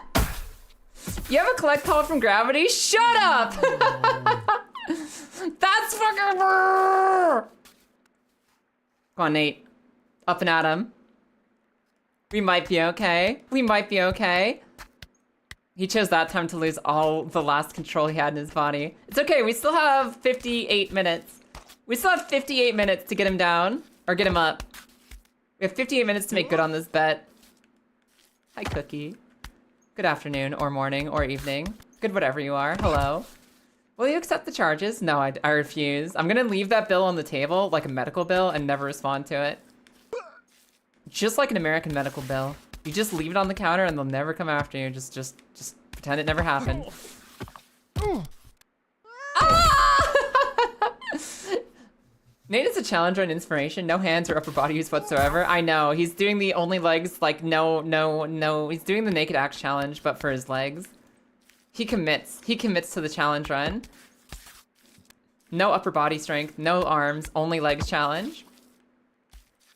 You love the Bonanza songs? Is Bonanza like Donkey Kong? Donkey Kong Bonanza? Never played it. Looks like a lot of fun though. You can't pay it if you never see it. Yeah, I'm sorry. I never got the letter. I don't know what to tell you. I never got the letter. Never saw it. Don't have to pay it. Hold on. Hold on. Ah! Ow. Donkey Kong Bonanza, that's the new one, right? The one that's like open world and like just destructible environment stuff. It looks so stupid fun. I think that as much as I love games and stories that are deep and they resonate in your heart and they matter and they make you cry 1,000 tears like Claire Obscure, I feel like also sometimes you just need a big dumb monkey who smashes things and just have a little fun. Embrace that. It is the medicine for the stresses that we live in our day-to-day life. Sometimes you just gotta go eat a banana. It's a lot of fun. It looks so fun. The fact that Nate doesn't get hurt from that fall is a real superpower. No, it's not even his superpower. It's a wish someone else made on a genie. It's a wish someone else made on a fucked up little angel statue.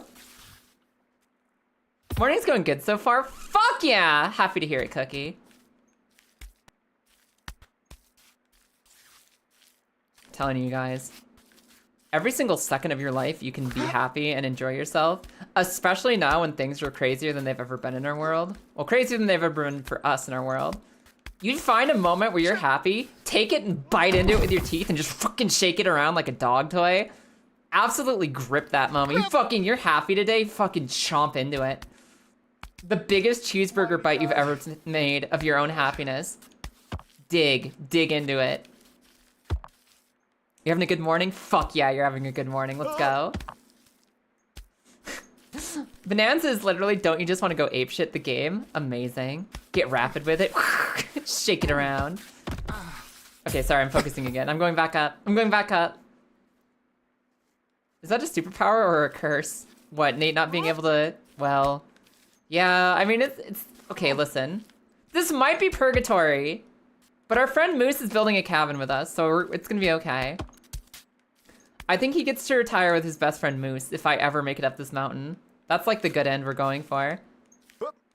Also, I think Marissa was right. I think Moose and Nate are a thing. I'm pretty sure that Marissa was shipping correctly. I think Marissa smelled the fucking yaoi from a mile off. Ooh. Okay. That's interesting, like, come to think of it. Speaking of fucking boys' love, I'm just, like, randomly, like, reminded of the fact that, like, some people really like to interpret Lord of the Rings as, like, a romance between Sam and Frodo, and some people really don't. And, you know, there's like, the usual reasons. There's the usual reasons, right? Like, people say, I don't want it to be gay because, gayness. And, like, some people will be stupid because of that. But some people are, like, legitimately like, no, I really like friends. I like the story being about friendship, because if Lord of the Rings is about friendship, it makes me enjoy my friends even more. It resonates with me on that level. I feel this connection to it. It doesn't need to be romantic. And, like, that's the argument. And I think that that's, like, the interesting thing about stories and, like, interpreting stories and interpreting, like, shipping or whatever, is why can't it be both? If you're a person who likes the fucking yaoi, if you're a person who likes the like, oh my god, Sam and Frodo are totally a thing. Rosie is just the beard. Sam and Frodo are a thing. If you're somebody who likes that, then fucking read it that way. Have fun. And if you're somebody who's like, actually, I like it better if they're just friends because I like friendship. I think friendship is cool and I want the story to be about friendship instead of romantic tension. Like, if you can see either universe, if you can see either storyline, if either one of those exists in your heart and in your mind, why don't you just, like, live with the one that you like best? And not, like, you don't have to fucking go argue with other people about what it really means. If both interpretations are, like, valid literary, like, this is what I see in this story, dude, soak it up. You want to ship some people, ship. As long as it's not fucking unethical. You know who you are.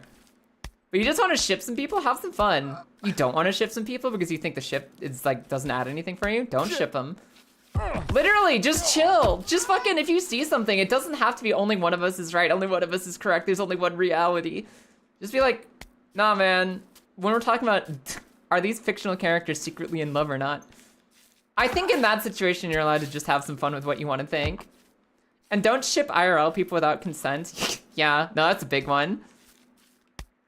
That's like the next level of parasocial weirdness. When people start like shipping influencers and celebrities and like actual people with other people, it's like, don't do it. Don't be fucking weird. Don't be fucking weird. Haritan, of course I'll take a sip. Thanks for the lurk. Ah. You didn't even need the goggles for Moose and Nate. Are there even yaoi goggles? I'm sure yaoi goggles are a thing. Just because we haven't come up with the term yet doesn't mean it's not a thing that people do. People love the yaoi goggles. I think they're just, we haven't developed that term for it because like, there's a lot of instances where in media and in mediums and stories, like traditionally when we're talking about stuff that isn't gay or isn't confident to be gay, there's a lot of instances where girls are just hanging out and they're really close and they care about each other a whole lot and they express how they care about each other in a way that guys in traditional and old school media have not and don't always. And because of that, you see girls getting close and you're like, oh, that's definitely lesbian. And you think that a lot more often than with guy stuff because guy stuff is a lot less confident in being interpreted potentially gay. At least when we're talking about like stuff we grew up with in the 2000s and 90s and 80s and all that stuff. So you'd see a lot more instances of, oh, those two are close. I bet those two are definitely roommates with girls. Whereas with guys, they wouldn't even get that close without being like, no, we can't present that in the story. We're too scared. We're too nervous to make things even partially gay. And so I think Yuri goggles came out as a term and yaoi goggles didn't. Just because you'd see a lot more closeness between female characters and people would be like, oh, I bet they're gay. And you wouldn't see that closeness unless it was very specifically gay with dudes. And that's why I think we have Yuri goggles, not yaoi goggles. The only ships I'm into are ships and boats. Hell yeah, Cookie. Hell yeah. Yeah, I'm not really like, they're like the kind of people who get like obsessive over it and like make it their whole like creative freedom exercise where all they want to do in their free time is imagine who's hooking up with who.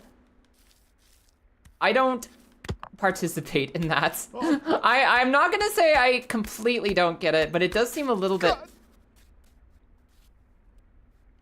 obsessive. I think it's fun to like, I think that romance stories can be fun and it can be enjoyable to focus on romance stories. But if like the romance isn't there and you're just kind of inventing it in your own head, I'm usually much more interested in what's happening in the story that's not the romance. The romance is usually one of the less interesting parts of the story. Usually I want to know what like secret magical fucking conspiracies are going on. I want to know what's happening next in the world. I want to know the emotional journey that someone is going through on their path to become their own best self.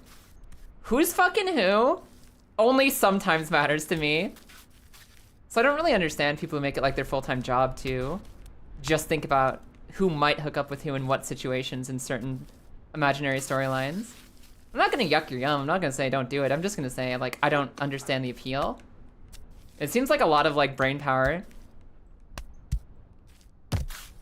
spent on like a really specific and narrow form of fan fiction instead of like all kinds of fan fiction. A lot of times guys are portrayed as like hiding their affection more, both the like friend affection and the like gay affection. A lot of time guys are more hidden in their like portrayed as having like more hidden emotions. Yeah, it's because we fucking grew up in like an almost global culture of guys aren't allowed to show their feelings, which is garbage and makes people feel horrible. And that includes gay thoughts and maybe I just like my bro a lot thoughts that aren't even gay, they're just friend thoughts. We definitely grew up in a world where, like, a lot of places all across the world are like, guys don't show their emotions, don't let it out, keep it inside. Which is garbage. That hurts dudes so much for no fucking reason. Also, if you have a culture that doesn't really express emotions frequently or externally, it sets off people's alarms when you do see it. Yeah, you're like, oh my god, goggles, it's happening.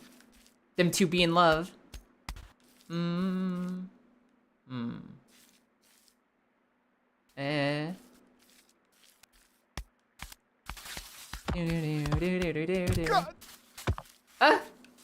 Bromance is real. Bromance is real. Romance with the bros. And that's the other thing is like, I get it. Like, it can be hard, especially when people have like, when people are addicted to the concept of romance. And this isn't a gay or straight thing. This is just people who are addicted to the idea of romance as a whole. I know it can be frustrating from the outside when you tell a story about friendship and the meaning of friendship. And people are like, oh my god, romance. Oh my god, it's romance. Oh my god, it's romance. Oh my god, it's romance. Not everything is about romance. Not everything is about, like, that. Friends fucking matter. Friends and loving your friends matters. And I do think it's okay to have stories where it's like, dude, they're just like, they're friends who really give a shit about each other. They fucking love each other. Friends should love each other with a big capital L love on it. It doesn't need to be romantic to have a friendship story. So I can understand why some people get like a little turned off when everyone's like, oh my god, it's a romance. Not everything has to be. Not everything has to be. Friends can just be friends sometimes. Sometimes roommates can literally just be roommates, and that's fucking fine, man.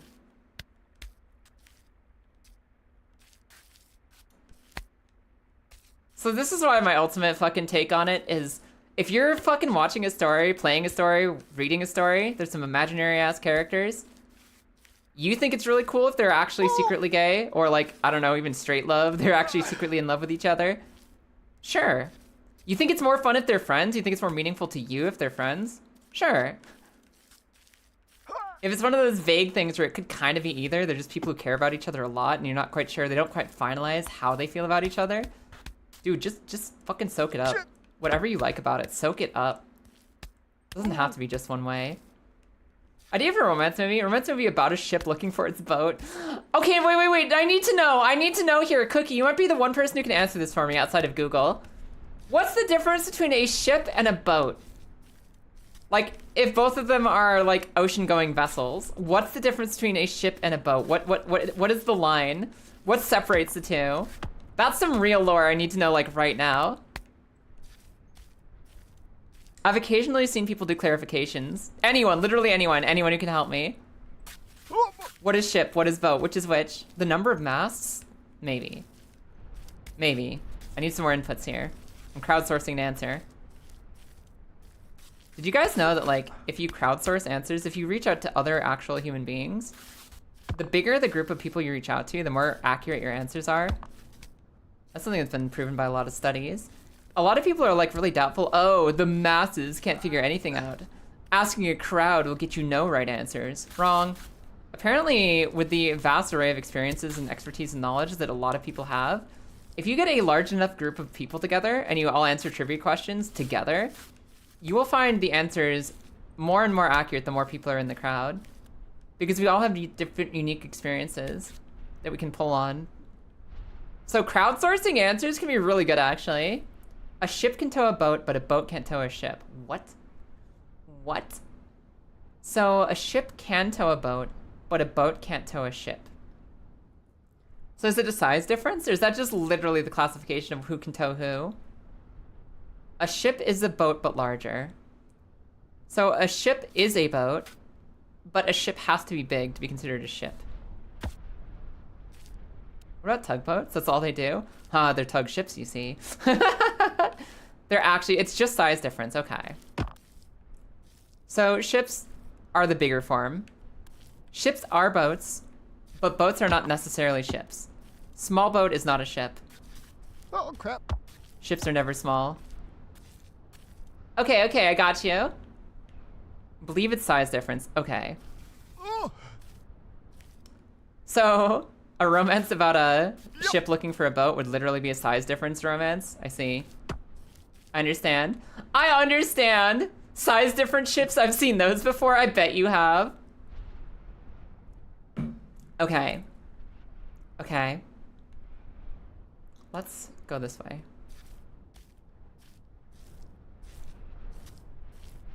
Let's go this way. Let's go this way. So with boats and ships, size does matter. Well, and how you use it. Both, actually. Okay, okay, nobody panic. Nobody panic. Nobody panic, we're just gonna go to the left. Hold on. Nate, just settle. I trusted you. I took my hands off the controller to let you control your own fall, Nate. I trusted you to not panic wiggle. Back up. Back up. I'm actually out of water, Ty. I can't hydrate till the next ad break. I can't hydrate until I get up and stretch and get some fresh water. I actually blasted enough water out of my water bottle last time that I'm empty now.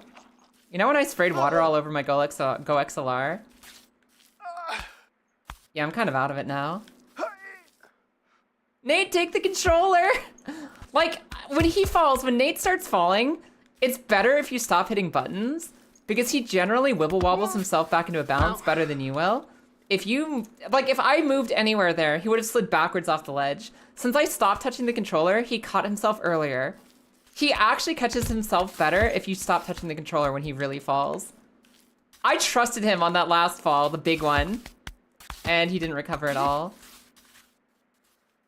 Yeah, like his gravity holds together a little better if you're not trying to fuck with his physics as he falls over. If he's slipping and sliding, you pulling the trigger or moving the controller will actually make him fall farther. So I tried to trust him, it didn't work. I tried to trust him and it didn't work. I mean, it sounds like the consensus is size difference. I'm a little curious what the threshold is. Where one crosses over into the other.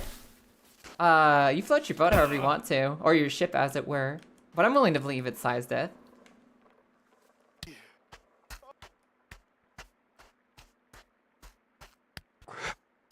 Probably like, when is the hill a mountain? Oh my god, I never even thought about that, but now suddenly I am. What is the cutoff between hill and mountain? What is the cutoff between like pond and lake? What is the cutoff between pond and lake? I don't know. I really don't know. There are answers to these questions. And since I'm not like surveying land, I don't think I need to know. I'm also not a harbor master, so I don't think I need to know which one's a boat and which one's a ship, but I'm so fucking curious. Here's a question. When does a butt translate from peach to cake? When does a butt officially transform from peach into cake? What's the actual measurement threshold at which they break down and become one into the other? And how does a butte fit into the equation? God, fucking buttes. Aren't buttes like a specific, like, shape of hill? Aren't buttes a very specific one? Ow. I guess they have row boats, but not row ships. I love this, like, I can see, like, Sherlock Holmes saying this. I can see Sherlock Holmes curled up in front of a fireplace, like, got his big old smoking pipe, and he's I guess they have row boats, but not row ships. I don't know. I don't know when a butte becomes a mountain. All I know is that I think we all had that experience as a kid of seeing the word butte and being like, why does it say butt on the map? Why does the map say butt? I actually have some family that used to live in Butte, Montana. And I remember seeing and hearing the word butte often as a kid and being like, hey, where does it say butte? There's actually a butte. There's a specific little ridge of hill of mountain of some kind in Colorado called Thunder Butte. And so it just looks like the map says Thunderbutt. Oh, look, it's Thunderbutt. I'm like, little 8-year-old Kai couldn't handle that. Could not handle it. So many questions we need answers for. Pound, pound, pound. Oh, shit. Wait, Nate. Okay. We're good. The main difference from many years ago is that boats didn't have sails. So classically, historically, back in the ancient times, a boat had no masts at all, and a ship had masts. And that's slightly changed over time, but originally that's where the separation came from. Okay, that makes sense. The peach becomes a cake when the peach bakes the cake for you and you have to collect 20 power stars or 70 power stars. Okay, fair. That's a fair transition point. You used to see Butte, Montana, so just like brought down to Butt Mountain, Mountain Butt. You enjoying some apple juice? You got some apple juice? Yo, share? Yo, share? In the eternal battle between apple juice, orange juice, and milk, I'm an orange juice girl. I'm 100% orange juice. Team orange juice is mine. I love citrus. I love citrus very much. Orange juice is fucking the queen of my life. Milk sucks ass and apple juice is pretty good. Okay, ha. Up, up, up, up. I'm so determined. I'm so determined to beat this bet today. I want to get up this stupid ledge. The rest of the climb is going to be so easy. The rest of the climb is going to be so easy once we get past this first ledge. Nothing can be as hard as this. My day's going awesome, Jackie. How are you? And then there's classes of ship that depend on size from there. Fair enough. I hope somewhere in the world there's a butt butte. A butte butt. We've got a butte butt right here. Look at it. Tell me that's not a butte. Tell me that's not a butte. Hi, Mark. What's up? Welcome in. Oh, hi, Mark. Oh, hello. And then there's sail surfing where you're just a sail. You're just paragliding. Yeah, that's true. I'm doing amazing. Listen, I'm so hyped for the weekend. I put out a good YouTube video that's on my channel on YouTube that's really fucking good today. I'm having my best time climbing this mountain. Literally the only way today can get any better is if I beat this stupid ledge. If I beat this ledge I'm stuck on, I have the ultimate weekend ahead of me. And if I don't beat the ledge, I'll make an ultimate weekend anyway, but I mean, that could be better. Nice music. Yeah, we've got song requests on right now, and people have been making some excellent recommendations. People have some kick-ass taste. I'm Kyle, I don't play nice with other animals. Up. Cause I'm a hoe. Thank you for the follow and welcome in. We're big city chillin'. We're climbing the hardest mount in all of Baby Steps. We're climbing the hardest mountain in this godforsaken rage game, and I'm determined to win it. I'm determined. You just missed listening to mashups right now, so yeah. Yeah. Dude, mashups are so good. Mashups are one of the best things that YouTube's ever come up with. First person to be like, oh, these two songs sound really good if you mix them together. Genius. Oh my god, wait a second. Did people do mashups before YouTube was a thing? Like when all we had were like CDs and cassette tapes and stuff like that, back when we were trapped in the ancient times with music distribution. Did people make custom mashups and like give them out to their friends and stuff? Were mashups a thing, or did they not really become a thing until we had the internet to split them out to people? Mostly at DJs, mostly DJs. That makes sense. Like you'd have to have the equipment to mix that stuff together and then present it to others. Uploaded to YouTube? I did. I made part 3 of the Legend of Zelda randomizer videos. I'm really happy with part 1. It was fun. I'm really happy with part 3. Part 3 just came out today and it's really good. Part 2, I don't blame you if you want to skip it. I made it a little too long. I think I've been learning how to make good stream highlights and how to make good videos on YouTube. I have 3 videos out now on my Zelda randomizer. Like, they're basically just short summaries, short highlights of the long streams we did. I think video 1 and 3 are great. I think video 2, I don't blame you if you want to skip it.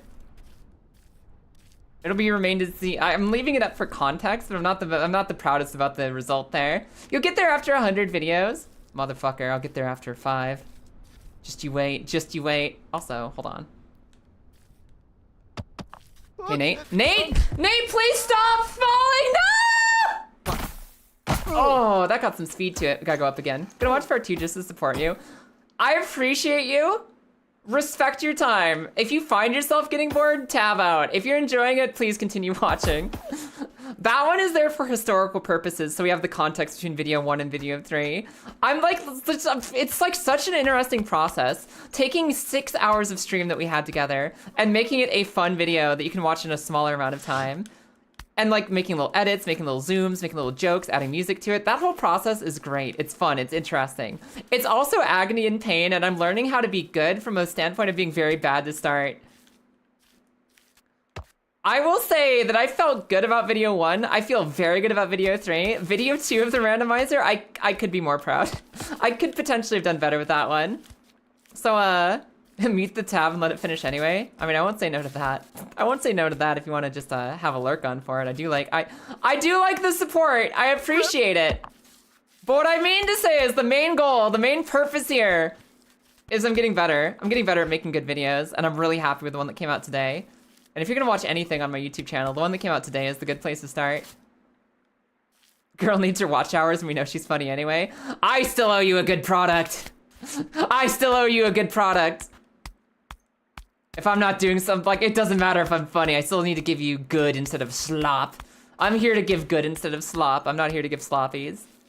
I'm not here to give sloppies. That's not what I'm here for. A lot of mashups now, especially on the new release songs. Yeah. Mashups fuck, man. Mashups are so good.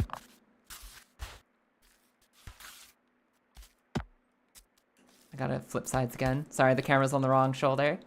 What a part 2 and I'm playing Baldur's Gate 3. Oh, hell yeah. Oh, hell yeah. Listen, it'll surprise the both of us. If you guys sit down and you like watch part 2 of my Ocarina video and you're like, actually, Kaya, this was fun. This was a nice time. Then it'll be you and me both surprised. And I hope that it brings you some joy. The guarantee I have is video 1 and 3. Those are my absolute guarantees of quality. I'm not here to give sloppies. Yeah. I'm here to only give quality. Only quality. I would walk 500 hours. I sure would. I absolutely will walk 500 hours. Yeah, don't be afraid to call me out, you guys. Either call me out or don't call me out and just close out of the video if you're not having fun. Because I'm literally here to make something good and worth your time. I'm not here to fucking coast on, oh, please look at me. Oh, please look at me because I'm nice. Fuck you. No. If you're bored, get out of there. If you're having a great time, please stick with me. I'm having a good time too. Only time will tell. Sounds good.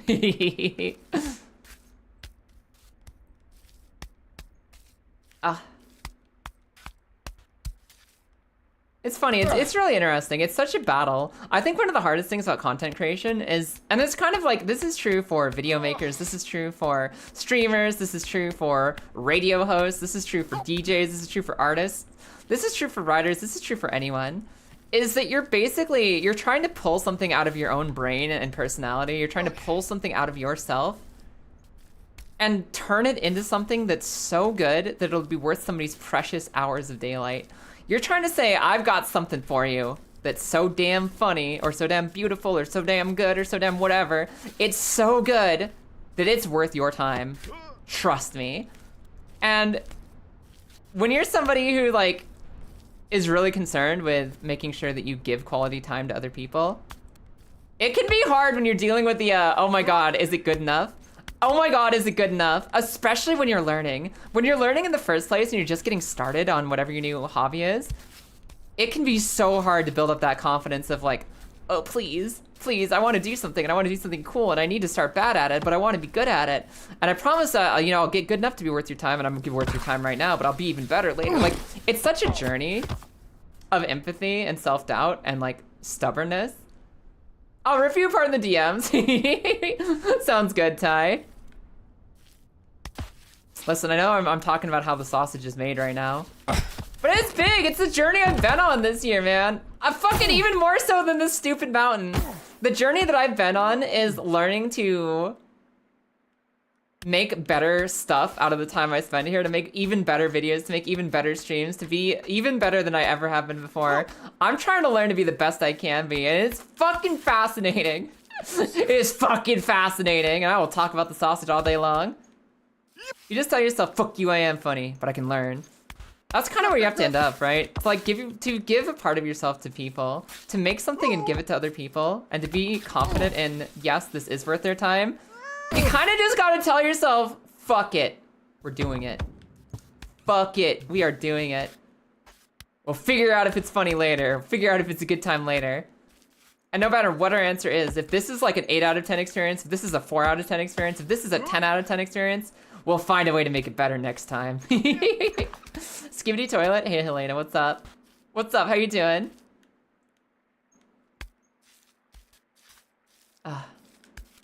You're hoping I'd take even longer to succeed? I'm actually on a time limit today. I've got another 30 minutes. I've got another 30 minutes before I told my lovely wife that I'd go off and go grocery shopping with her. That is an unnegotiable time, you silly gooses. I can't commit any harder than that. I told my wife when I told my wife when I'd be off stream. And it's gonna be in about 28 minutes now. Stream shut down and everything. So we only have so much longer. We only have so much longer. You can't watch my video in the background, otherwise you would know who's speaking. No object permanence? Do I stop existing when you look away from me? Could be anyone. My waff. My waff. I tried to say wife and off at the same time, okay?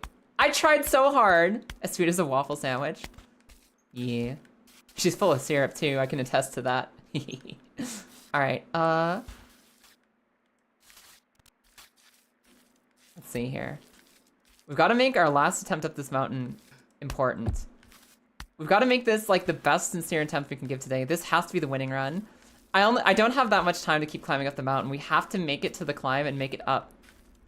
To be true to ourselves, to be true to this bet, to be true to this challenge. I want a stroopwafel. Do you have the ability to go get one? Are you able to go get one? Is that a reality you can make for yourself today? Just reach out and take it. Just go get it. If I like it, I'll comment about ships, boats, or the ocean. Oh, hell yeah. Yo, Cookie, what's your favorite sea animal? For me, it's gotta be like, I like oarfish. I think oarfish are really cool, but I think the ocean sunfish is my favorite. I like the ocean sunfish the most out of sea creatures. Ocean sunfish are perfect and stupid, and I love them. Oarfish are also really neat, but they're not my favorite. Narwhals are also really neat, but they're not my favorite. Manatees are adorable, but they're not my favorite. I had a book growing up. I had this giant science art book. Like, you know, it's one of those photography science books that like your parents try to give you as a kid to get you into science. I had a giant one about manatees called Gentle Giants, and I fucking love that book so much. I just look at the pictures of these big fucking tubby manatees floating through the world so gracefully and slowly and beautifully. Freaking love manatees. Sea turtles? Sea turtles are awesome too. I love sea turtles. They're so fucking cute. Penguin, hello there. How you doing, Stroopwafel? How you doing, little Stroopwafel? Hey. Also, my crown, for anyone who's wondering, it's down in the grass. I know the general area, but I'm getting the step. I'm getting the step. I'm busy getting the step. We'll get the crown later. I've not forgotten the crown, and the crown is not lost to us. We know where it is. We're getting practice on the actual climb. You keep saying oarfish. No, oarfish, or. O-A-R, oarfish, oarfish. You silly fucking. I know you're just making a bit, but you like sharks, but you'd have a hard time saying which shark. I have a lot of favorites, I understand. When I like things, I tend to like a lot of things at once. So I understand you, I get you. Which shark? I don't know, sharks are just cool. Do I have a favorite shark? The whale shark. I don't even know if the whale shark is technically a shark. I don't remember if it's actually classified as a shark or not. But I love whale sharks. They're so fucking cool. They're so fucking cool. The horrorfish? An oarfish! An oarfish! An oarfish! Okay, wait, hold on. I'm neutral on science myself. Oh. That is a very broad statement. That's such a broad statement. I'm neutral on the very concept of science. That is a huge amount of things to be neutral on. There's so many sciences.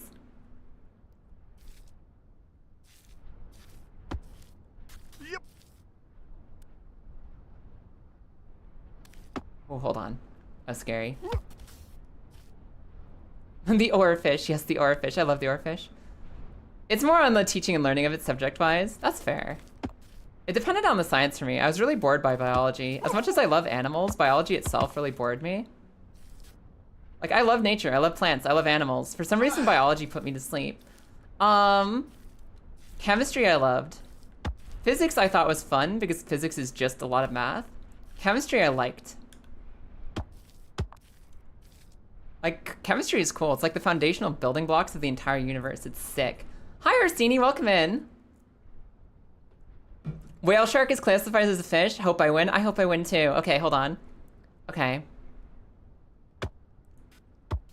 Hold on. Shit. Whoo! That was scary. Okay, that's scary. It's an oarfish? Yes, exactly, Kuro. Kuro Takimi. That's the one. I love saying your name. It's so fun. It's such a good name. Hold on. Okay. All right, we're good. Chemistry is the closest to understanding real magic in this world. Yes. Chemistry fucks. Chemistry's cool. I like chemistry. Biology put me to sleep. Physics was in the middle. Physics was aight. Really depended on the science for whether I liked it or not. I also almost got a minor in anthropology. Anthropology, which is the study of human culture. Psychology is my undergrad degree. I have a psychology degree because I love psychology. I love how do brain work and why.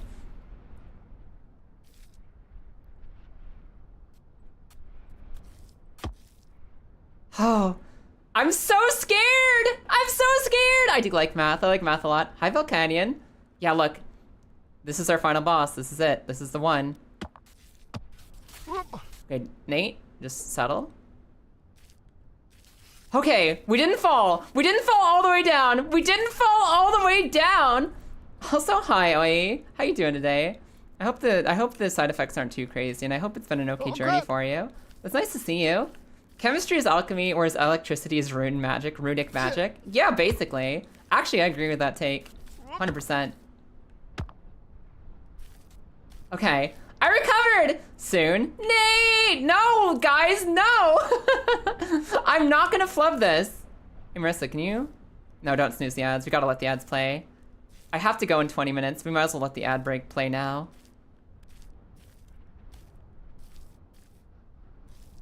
Okay. You almost clicked. I know. I sent you a false alarm. I'm sorry. I wouldn't have blamed you for being trigger happy there. I did tell you the words and then immediately take the words back. This is so scary! This is so scary! You wonder if therapists would do better if they were all kitties?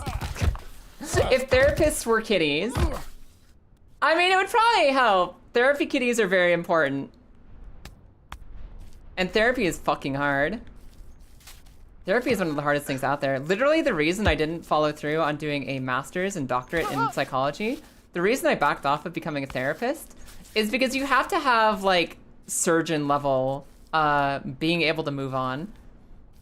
If you're a surgeon, you will eventually fuck up and someone will die on your table. One day it's gonna happen, and you have to be mentally ready for that. I think you gotta be ready for the same thing with therapy. With therapy, if you want to be a therapist for people, you will be able to help people. You will be able to help them organize their thoughts, find their happiness. You'll be able to help them move on with your lives. And there's gonna be people you can't help. There will be at least one person in your career that you cannot help no matter what you do. And you have to be willing to accept that. I didn't even process which ledge I was on. Hold on. And I just decided that that's not me. I can't let somebody go like that. And when that day came, it would be really hard for me to recover mentally. That's the aspect of therapy that I was like, I don't think I'm ready for this. I do want to help people. I'm not ready to lose somebody in therapy and have them give up on themselves. So therapy is awesome. It's something I originally wanted to do a lot to help people, but I wouldn't be ready for the day that somebody couldn't like do it, you know? That's when I think I'd struggle. Ugh. Gotta go back to the cookie jar. Have a great night, Cookie. It was nice to see you.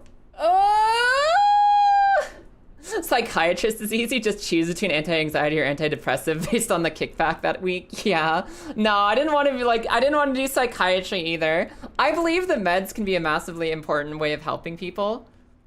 I would rather be a therapist than a psychiatrist, though. Therapists need therapists, yes. Therapists need to look out for each other.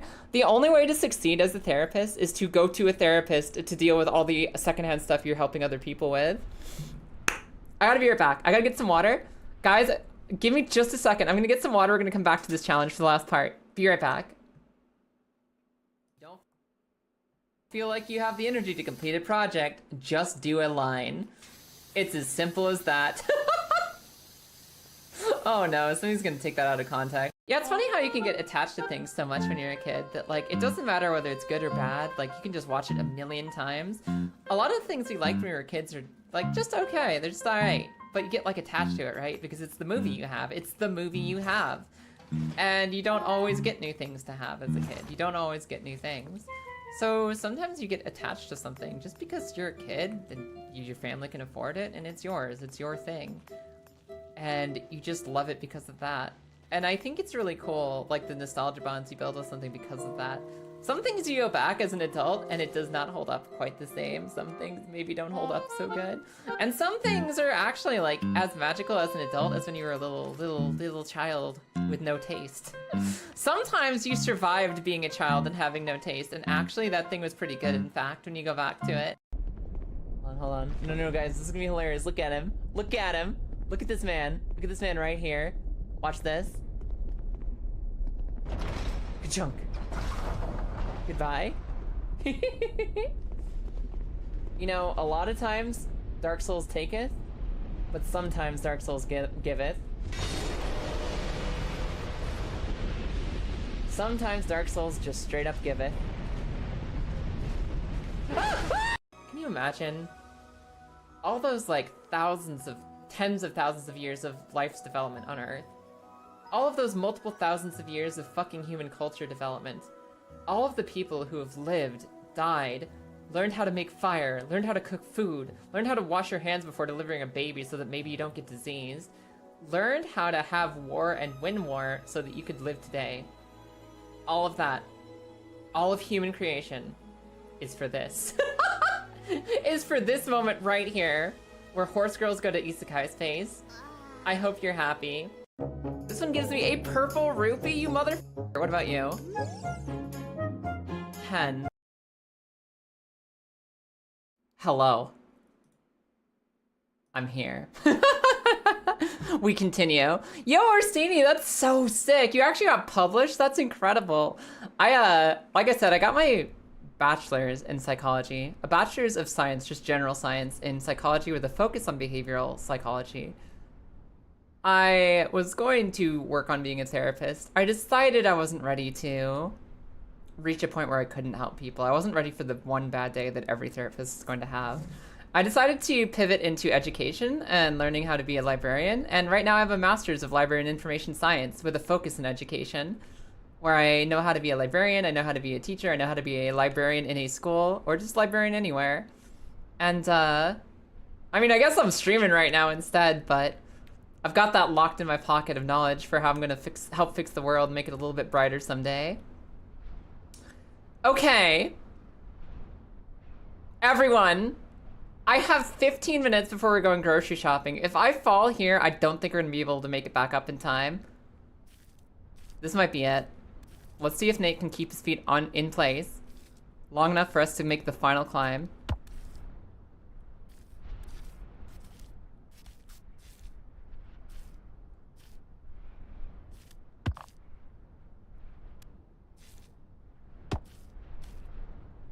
I'm scared. I'm scared. Nate, if you fail now, you'll have to reach out and ask for help. You'll have to ask for help if you fail here, Nate.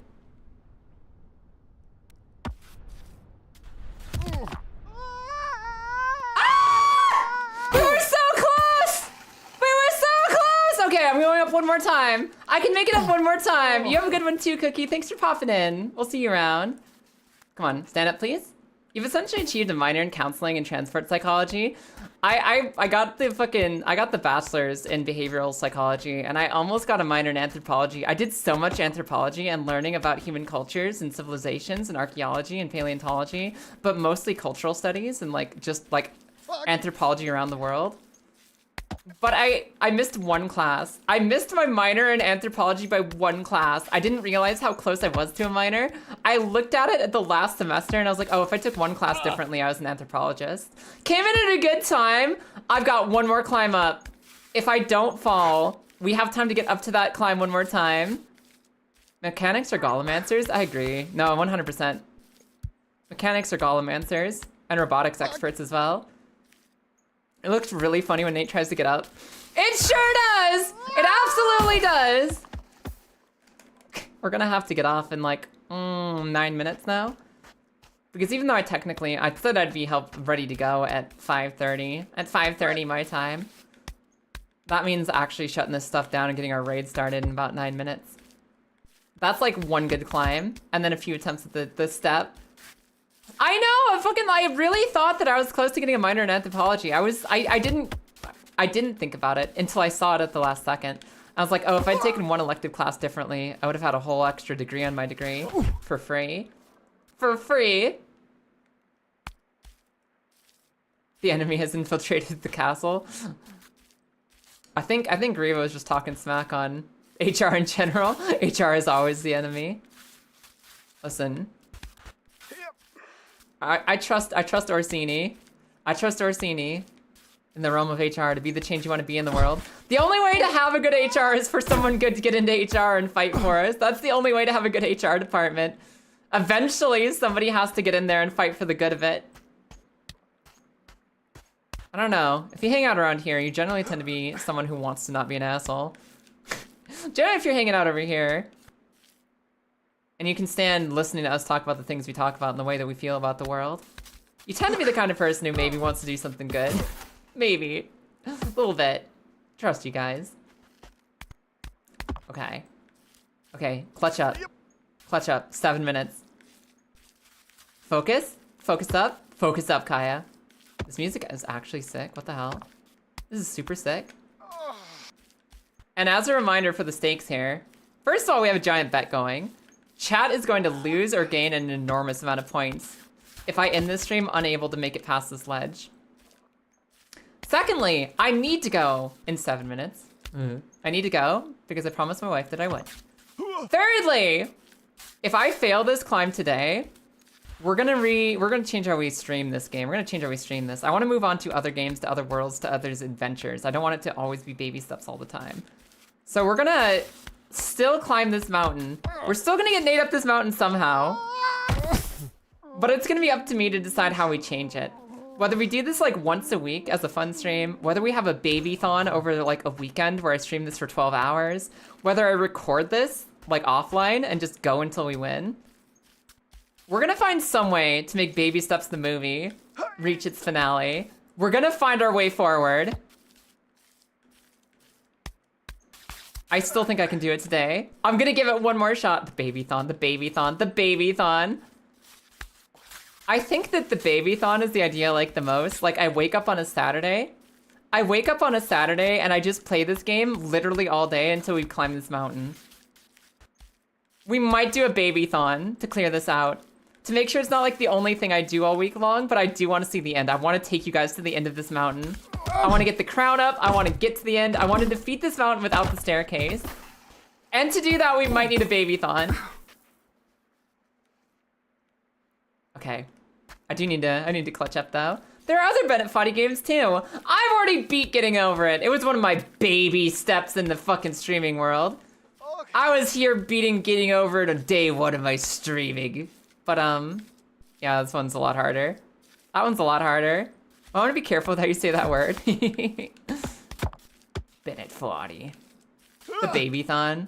Be careful with how you say baby-thon. Careful. Careful.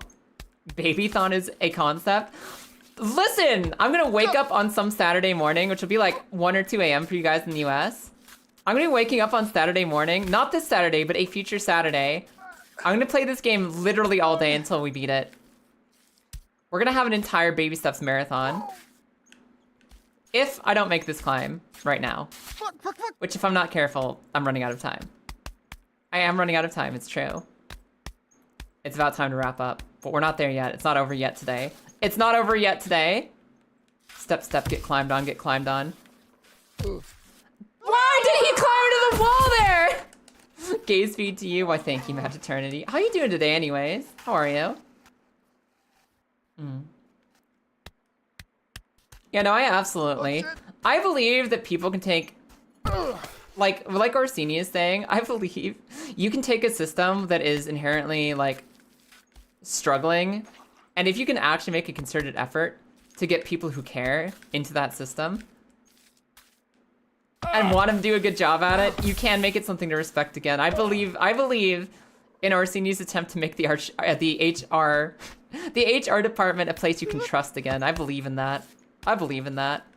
I think anyone with the determination to go into something that's fucked up and like inherently distrusted, and somebody who wants to make that a positive force for change, that actually is trying to help the people who they're looking out for, I respect the fuck out of that. That's heroic. That's a big old stat.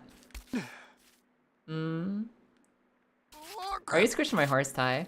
Ty, why are you squishing my horse? You haven't been paid yet. You haven't been paid yet. I have like 3 or 4 minutes. I have like 3 or 4 minutes to get up here. Oh shit. The problem with... Oh no. The problem with KDA pop stars or K-pop demon hunters? K-pop demon hunters. Problem with K-pop demon hunters, Saja boys, is I really don't like those characters. I find them so annoying. I want nothing to do with the fucking Saja boys. Demon hunter Saja boys. They might as well not exist.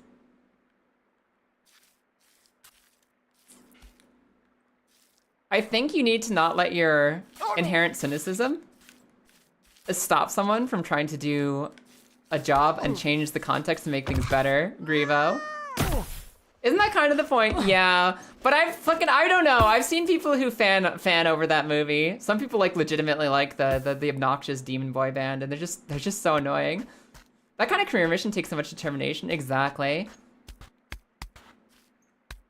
And if somebody's actually determined to be the hero that we need in the corporate hellscape that we live in, I think we should fucking root for that instead of predetermining it's gonna fail from the start.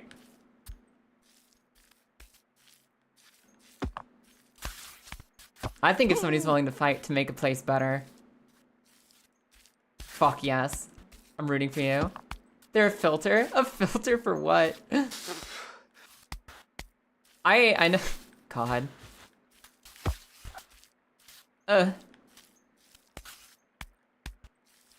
Lee. Hello, Lee. Speaking of being filtered, I'm being filtered by this climb. I'm being filtered by this climb. This is officially our last attempt up. The next fall to any degree. The next fall to any degree is the end. We've got groceries to shop.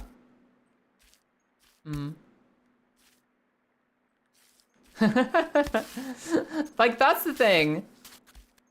I'm on Orsini's side here. If you can fight to make a broken system better, if you can actually fight to make it better, I'm fucking cheering for you. You learn about a person depending on their feelings on the Socha Boys. Fucking obnoxious. I think they're obnoxious as a narrative trope as much as they are, like, as literal, take them at face value characters. I just don't like their presence. I don't like it. Okay. Alright. Okay. Also, with our climb wrapping up here soon, like, succeed or fail, this is the end of stream. Everybody, don't forget, I put out a really good YouTube video today. I actually put out a really good YouTube video today. I'm really happy about it. It's like the first one I'm super excited about. I thought my first one was good. My first, like, actual full-length video was good. My second one, it's okay. My third one, the one that came out today, I'm so fucking hyped. It's a stream highlight from our Ocarina of Time randomizer. It's legitimately so much fun. I put so much love into that video. I hope you guys love it too. I have it up on my YouTube right now. Stream will be ending soon, very soon here, because I've got grocery shopping with the wife. But if you want a little bit more laughter, you want a little bit more smile in your day, you want to see something funny, you want to see something fun, I put together a video. It's good. It's on my YouTube. It's fantastic. Check it out. You? Nah, see, that's the other thing. That's the other thing. Oye. The conversation here is somebody who specifically wants to become the good HR. Someone who wants to be out there fighting for the people. I think that it's very healthy to distrust HR in general at your company, because a lot of them are just there to defend the corporate ass. But if somebody's out there actually trying to be the good form, trying to be the good angel on HR's shoulder, I think that's cool. I respect that. If you don't try, you are part of the problem. Yes, 100%. If you don't try to fix things and you're just being part of the problem, I inherently respect people who try to make a difference in the spaces that they inhabit. I've seen those people get fired. Yeah, that's the part that sucks. Like, and that's exactly why I'm rooting for Orsini in this situation. Like, no matter what stupid fucked up evil that corporate gets up to try to stop you, I respect you for wanting to be the good in the world. Fucking fight that. Fight that. Fight the corporate evil.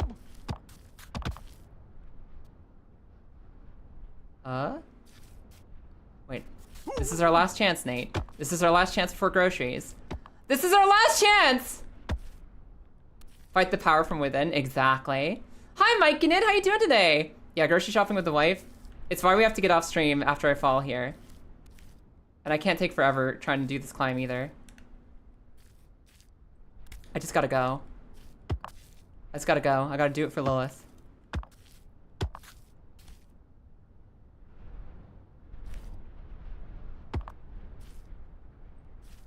Okay.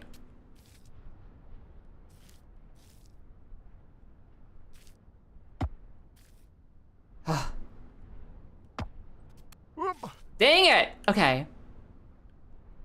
Don't let your justified cynicism be an enemy of the glimmers of good. Yes, exactly. Whoa. Damn it! Ah! We've lost the bet! Damn it! Oh, we were so close! Okay. We're gonna figure it out, okay? We're gonna figure it out. We're gonna stream this once a week, or we're gonna have a baby thought, or we're gonna do something. We're gonna find a way to get up this mountain without streaming it every day, every week for the rest of our lives. We're getting up there. But for today, The bets are over. The clams are being distributed. We're getting out of there. Shut the fuck up, Ty! Everyone, we did not make it in the time allotted to us. Love you, friend. I swear to God, Tiberius. You're still getting a hug when you come out here. That is 705,000 clams going out to Tiberius and 4 others who knew that today we didn't make it up the mountain. We didn't make it up the mountain. I'll find a way to get us through this. I will find a way, and we'll go back to doing other streams too, so it's not just, you know, all this all the time. Penguin, thank you for the gifty to Orsini. Everyone, we may disagree about how we get there, but I think that everyone here believes in fighting for a better world. A world where we can know that we're protecting each other, that we're looking out for each other. A world where we have to stress less about, like, our fucking jobs, our fucking crazy political systems, whether or not we can get married to one another, spend time with our friends, or be safe in our own homes. I know that we're all, no matter how we feel about how we get there, we want to get to a better world. I fucking respect every single one of you. I'm fucking rooting for you, and I know we'll find our way. Even if we, you know, we have some little wibbles on the path. So you know what? Let's fucking do it. And let's have an amazing weekend. Let's start by having an amazing weekend. We're raiding out to somebody. Where are we going? Where are we going? And I'll be back to this stupid baby game later. Where do I want to go? Where do you want to go? You know, I had some thoughts on where to go, and I was not sure where I wanted to start, where I wanted to end. I didn't really have any strong feelings on my raid. And I looked at my followed and recommended channels, and I see Pawfulcakey. Pawfulcakey with the Legend of Zelda Ocarina of Time title. Which Zelda character would you let spit in your mouth? Which character would you let spit in your mouth?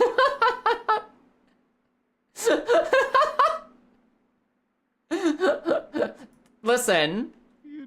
Yeah, it seems like where you would take us. I put out a good Zelda video today. I'm excited. I'm just gonna, like, you know, like, go ahead. You know the raid message today? Answer the title to Pawfulcakey's video. Which Zelda character would you let spit in your mouth? You say whoever you want. Literally, one name, multiple names, any name. Just put a name in there. We're gonna go raid Pawfulcakey. We're just gonna raid Pawfulcakey with that message, everyone. We're just gonna answer the question, okay? That's it. Which Zelda character would you let spit in your mouth? We're gonna go say hi to Pawful. She's doing a Legend of Zelda Ocarina of Time randomizer. I let out a video today I'm proud of on Zelda Legend of Zelda Ocarina of Time randomizer. It's synchronous. It works. I gotta go grocery shopping. I'll see you guys on next Monday. Yes, I'll see you on Monday. Thanks for hanging out today. I'll let you know when the babython is happening. But for right now, bye! Have a good night! Bye!